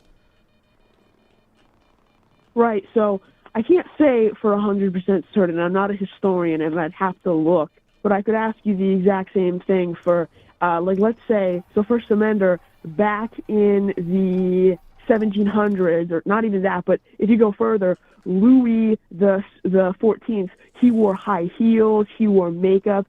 He essentially, he was considered a fashion icon, but hundreds of years later, high heels and makeup he was a man. And yet those features, that sort of style is often attributed specifically towards women. Why is it that changed? Because of French culture and fashion through the 1920s. Exactly. It's the same reason, most likely, for the reason why it changed with computers. It has to do with the culture of America. So the advertising. And the fact that, well, the advertising has a part to do with it too. Advertising. I'm saying is like just a way advertising to will get dictate money. like that will create a market based off Yeah, and if the entirely what they market print and provide. And so given the fact that if you create advertising that's male centric, more males will be interested in that field, which then results in the detraction of women in that field, often sometimes to the discrimination of women. Okay, so again, I'm not sure why you're pointing out anything about discrimination of women, seeing as all that stuff is illegal within the workplace. There's nothing that can be done if a person goes into the workplace and wants to be a dick to a woman. But the question is not whether or not that it. it's legal or illegal. That's not the discussion. The discussion is whether or not male privilege exists. And I gave you clear instances of male privilege. You gave me a single example in a single field that does not justify Video gaming the rest and of... computer science is that's a lot. There's a lot going on there. Right? And so like simply saying women are interested in people and men are interested in things, maybe to some extent there's some level of truth to that, but that's not really, it's a terrible argument, to be fair, given the fact that it just suddenly shifted in the 1970s and onward. Well, I got news for you. There's probably something more to that than just simply, men being interested in things and women being interested in people. So, first of all, I find it interesting that you'll laugh at someone, say a Rachel Wilson, because you claim she believes that Beyonce is promoting some satanic religion, but then you'll say that in the 1970s there was some secret organization that wanted to push women out of the computer industry. Is that the point you're making? So I don't know what you're trying to do, but I'm not entering this from a combative tone, and I'm not talking to you as if that I'm here to prove you wrong. I'm just providing you I'm providing you a very real instance of male privilege, and bringing up Rachel Wilson isn't really relevant to what I'm telling you. Well, no, you insinuated, you said, I think something else is going on, when you were referring to why women all of a sudden started leaving that field back in the 1970s, and I'm asking you, are you referring to some sort of coordinated group that wanted to push women out because they hated women or something? It was just marketing and successful marketing. They made money with successful marketing, and they propagated that further. Okay, so first of all, don't you think that if it's all about the marketing and advertising, if they could make more if they could make more money off of advertising to women more, they would have done it? Well, maybe, but obviously the problem with that is that when it comes to marketing, you have to actually cater to a specific demographic. Otherwise, you cater to no demographic. You've probably heard of that. If you cater to everybody, you cater to no one. Do you remember? No, it's true. Okay, so I they created agree. that specific demographic. Precisely. So with that in mind, why would they not cater to the specific demographic that's going to make them the most money? Well, they just did. It's incidental. I'm just pointing out the existence of that male privilege. Okay, so here's the thing. There are all kinds of things that women have privilege in society than men. I'm not saying that we're completely equal, but I'm pointing out the fact that men have things that we're good at and things we can do, and women have things that they're good at and they can do. I mean, if you're asking if whether or not that there's matriarchal systems where men are oppressed, I would agree with that. I think that's largely relevant in, say, the fashion industry.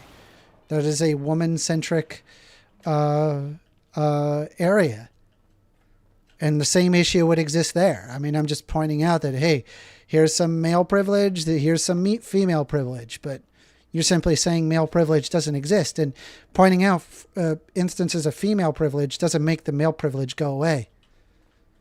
Well, so the thing is this, First Amender, when you say this concept of male privilege, it insinuates that men are more. Do you believe that men are more privileged than women? I'll ask you that. In certain instances, yes.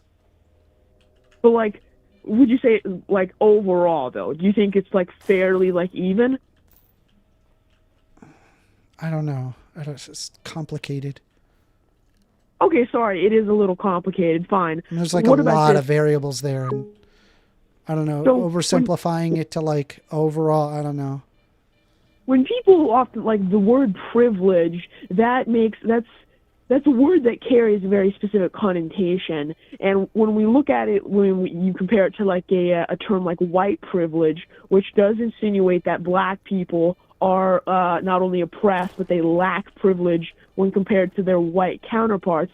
And that makes a division, and that inherently, like, it kind of stokes some sort of, like, makes it very confrontational, and, like, it creates an idea of an opposition, when in reality that's not the case. Are you saying that, like, you're saying that, like, it creates strife, and so we should avoid talking about things like male privilege or white privilege? Well, no, it's just that those terms are they're completely ideologically motivated and hijacked. If you were to say that it wouldn't be male privilege or female privilege, it'd be more like talking about, okay, what are the problems that men have? What are the problems that women have? It's nothing intrinsic to men or women, because not all men and not all women go through those problems. Not all women are, like, just dying to get into the IP industry, but they can't because of sexism. Not all men are just on their knees begging to get let into a fashion company, but they won't let them because they're not a woman. Not all men go through But there is that those inherent problems. bias. And also, I don't think, like, acknowledging it in and of itself leads to conflict. Also, the acknowledgement or not acknowledgement of it doesn't really make whether or not it exists go away, nor does that mean, okay, we should not be talking about it because it creates strife. If anything, that's something that should be out in the open and understood, so that way we can address it. And so it doesn't have to be something you have to fight about. Well, so here's the thing. It does, and I'll prove it to you. It's for the simple reason that humans naturally were tribal, okay? So whether, like you mentioned earlier, that people, it's totally natural, will want to group themselves with people based off of their sex and their gender. So white men will, like, more often than not, will have more friends that are white men, and the same goes for a black woman. She's more likely to have friends that are a black woman. And so, for the simple reason that we have this sort of tribalistic mentality, when you say that this group they have rights that you don't, and because of them, your life is worse off. Your people group is worse off. That inherently creates a very divisionist sort of mentality that, okay, these guys have rights that I don't, therefore that's their fault, that they're bad for that.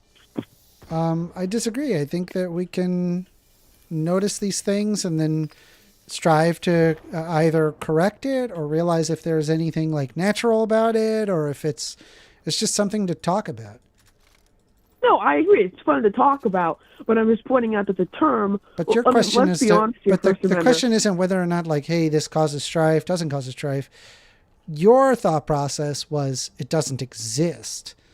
And it but doesn't now we're several steps ahead, where not only are you acknowledging its existence, you're addressing what are its impacts on society, which is good. I'm glad that you're doing that. I just wish that you would go one step further. Well, I mean, it's not even one step, 2 steps back, and just acknowledge that male privilege does exist. Well, so here's the thing, First Amender. So, first and foremost, the majority of people who believe in male privilege, they believe that it solely applies to men and that they have more privilege than women, and that they're the oppressors of women, number one. And number two, maybe there's a definition out there if you want to look it up, but the definition that I was going off of male privilege, maybe you can prove me wrong here, was that it's the belief and the understanding that men hold societal privilege over women, and that they put that in place so that way they can control women. That was my understanding of it. Did you want to look up a definition of male privilege? Mm-hmm. Thank you, please. Male privilege is the system of advantages or rights that are available to men on the basis of their sex. A man's access to these benefits may vary depending on how closely they match to their society's ideal masculine norm. Academic studies of male privilege were a focus on feminist scholarship during the 1970s. These studies began by examining barriers to equity between the sexes. In later decades, researchers began focusing on the intersectionality and overlapping nature of privileges relating to sex, race, social class, sexual orientation, other forms of social classification.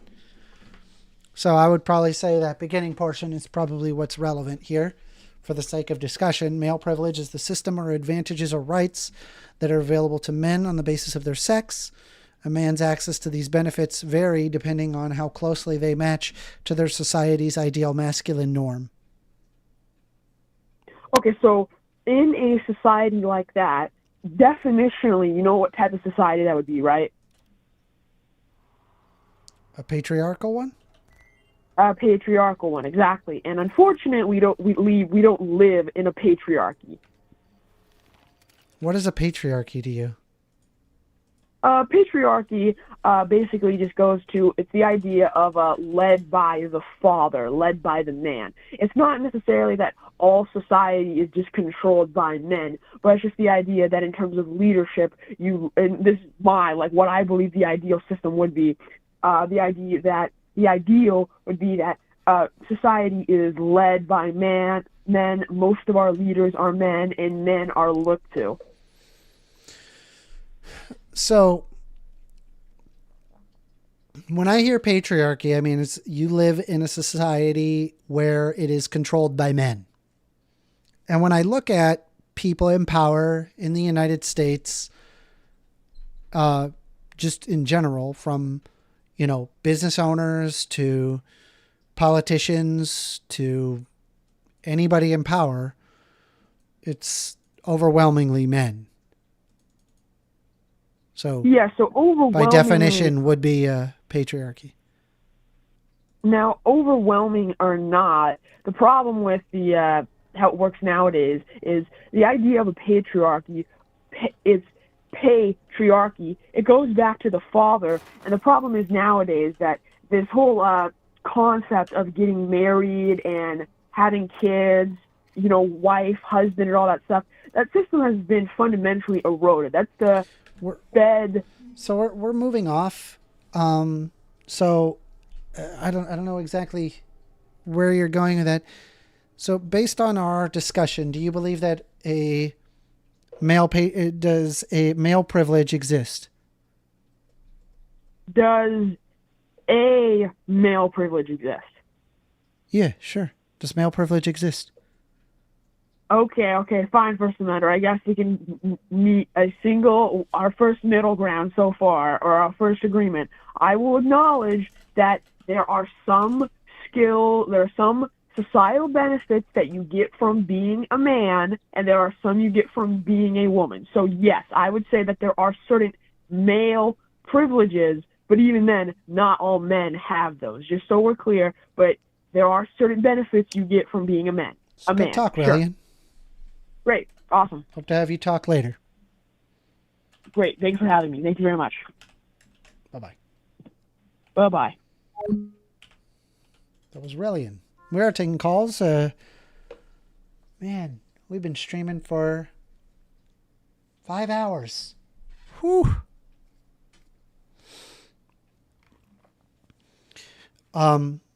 If you want to call in, 202-998-5218. I think I'm good for maybe one more call. One more call. I'm glad I could get Relion to move on the topic, so that makes me happy.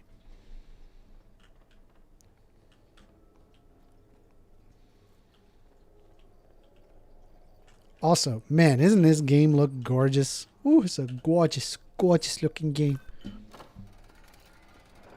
Rain says, caller, when did the women generally have privilege on having a bank account? Hot take. You're on the line with First Amender.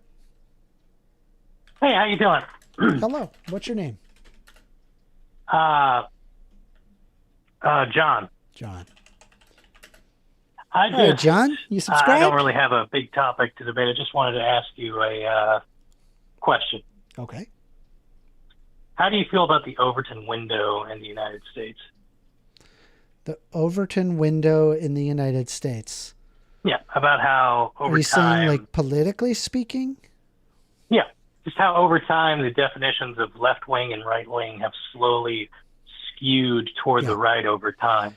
Yeah, I think the Overton window has shifted too much in the United States. Definitely shifted towards the right. And it's been very negative to, I think, not just our economics, but just our living conditions, our, just how we live our life is worse off than if it was not like that. And it's a shame, but that is how it is currently. And I'm hoping as time goes on, maybe we can get some more social policies that result in people's lives getting better. That's where I'm at with it anyway. Do you feel like the Democratic Party is still trying to be like the establishment liberal capitalism sort of stance is limiting its potential currently? Yes. You think it needs to move for more of a push towards maybe social democracy or democratic socialism? Yeah, I think it needs to be more progressive is probably the word that I would use. Mm-hmm. Do you find the term democratic socialism to be too much of a controversial buzzword?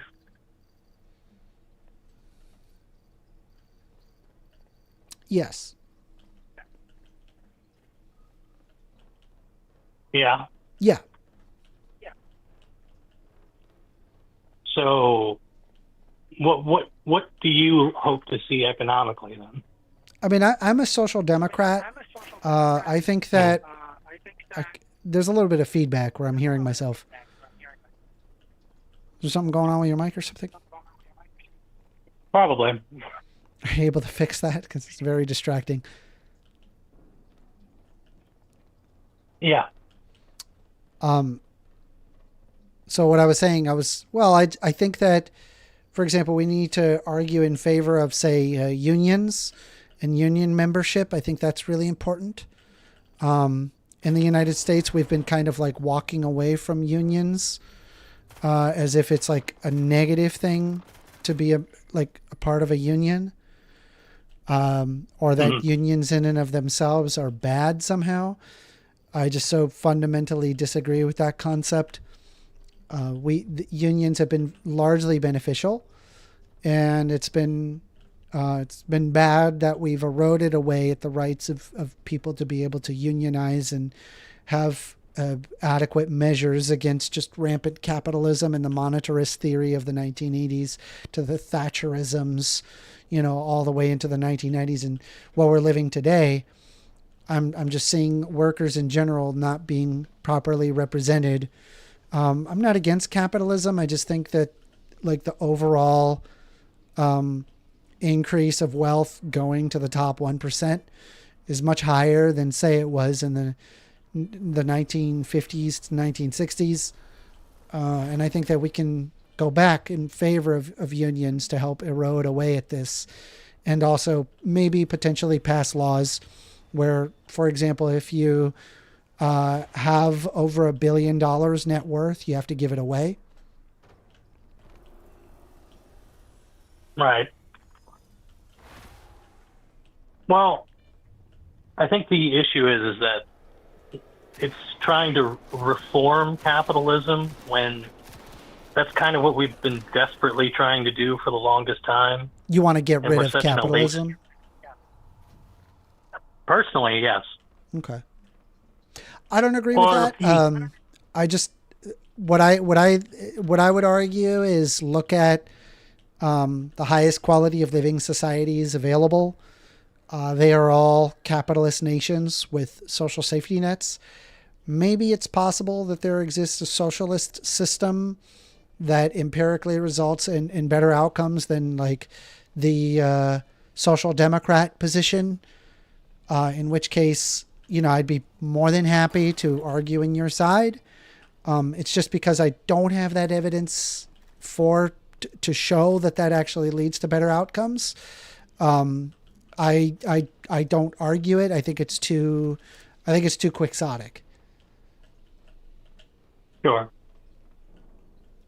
I mean, but I do feel like that the modern world today is just constantly trying to put patches on the issues of late stage capitalism. Mm-hmm.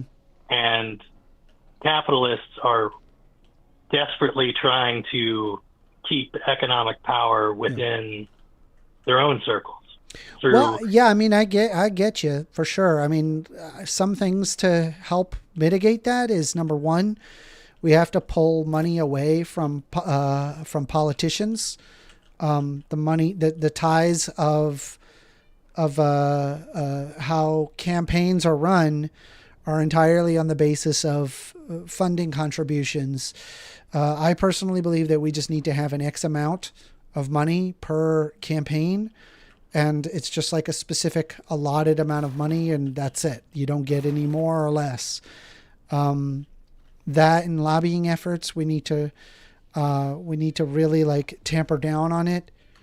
And I think then you will have likely politicians argue in favor of people and not, faceless corporations. That's my opinion anyway. Well, here's another question for you. What's your opinion on the entire idea of Project 2025 and this It's a nightmare. It makes me want to die. Well, yeah. I mean, it's essentially what I was talking about, where capitalists desperately try to seize power in an attempt to keep power. And when capitalism stops working, we have to pull money out of politics. No ifs, ands, or buts about it. We have to do it. And believe it or not, it may be more popular than you think. A lot of people, they think, well, these politicians are never going to vote against their own self-interest.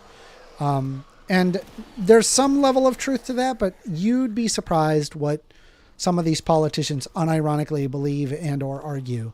One example is that there was a bill that was presented to block insider trading, and that failed the vote in Congress by 3 votes. Like, that's how close it was. It's like you literally could have gotten that passed with just getting some negotiation going on. Like a couple hours of negotiation would have likely have pushed that bill to pass.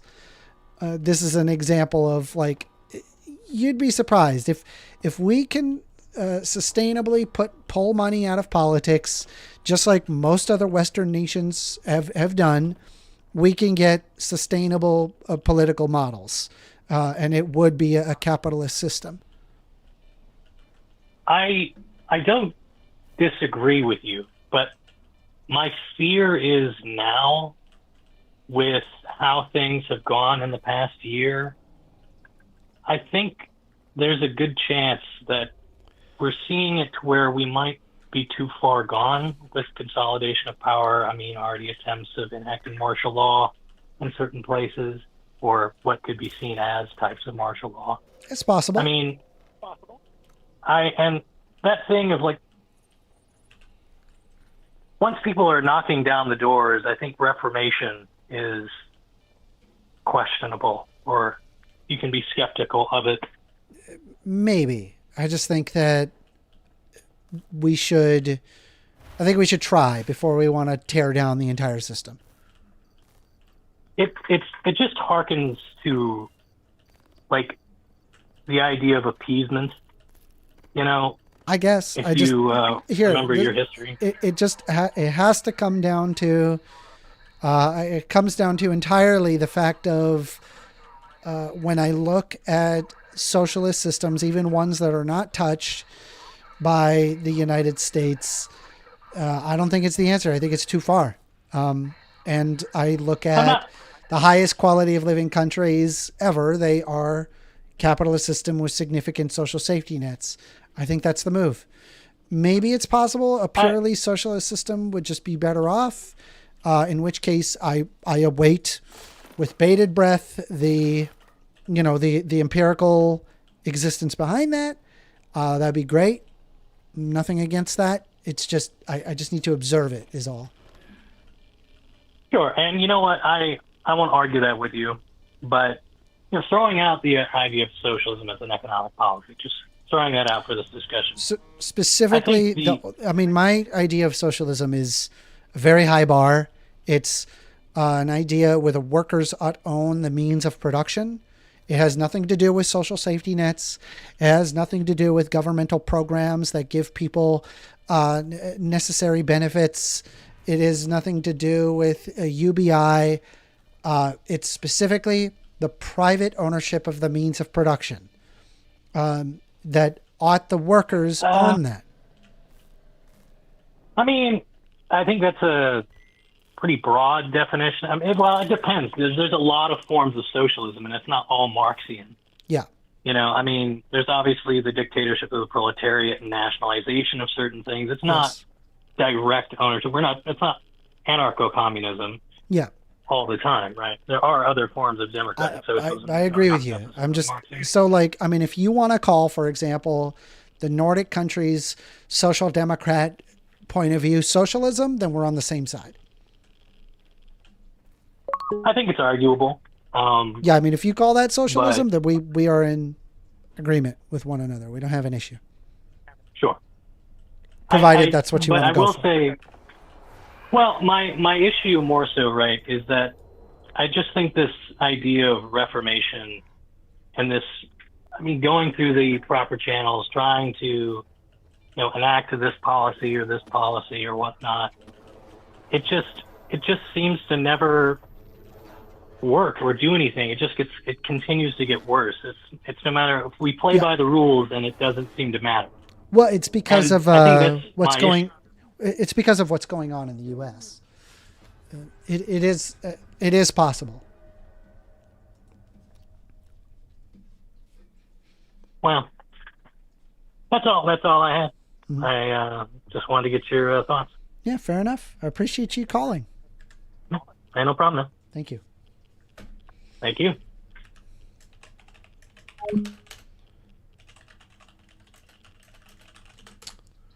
All right. Well, I've been streaming for about 5 hours. I think I want to take a break. I think I want to just chill with some friends. If you haven't joined the Discord, discord.gg/First Amender, I hang out there. That's what I do. I just like to chill there. Don't come in with any racism or anything like that. You're just going to get banned. If you want to hang out and just talk, we can do that. But I appreciate y'all very much for joining the stream today. I had a lot of fun. I hope y'all had fun. I had fun. We can have more discussions in the future. My name is First Amender. I want to see if I can try to, I don't know, just have more discussions instead of just, I don't know, combative debates. And I think this was quite interesting. So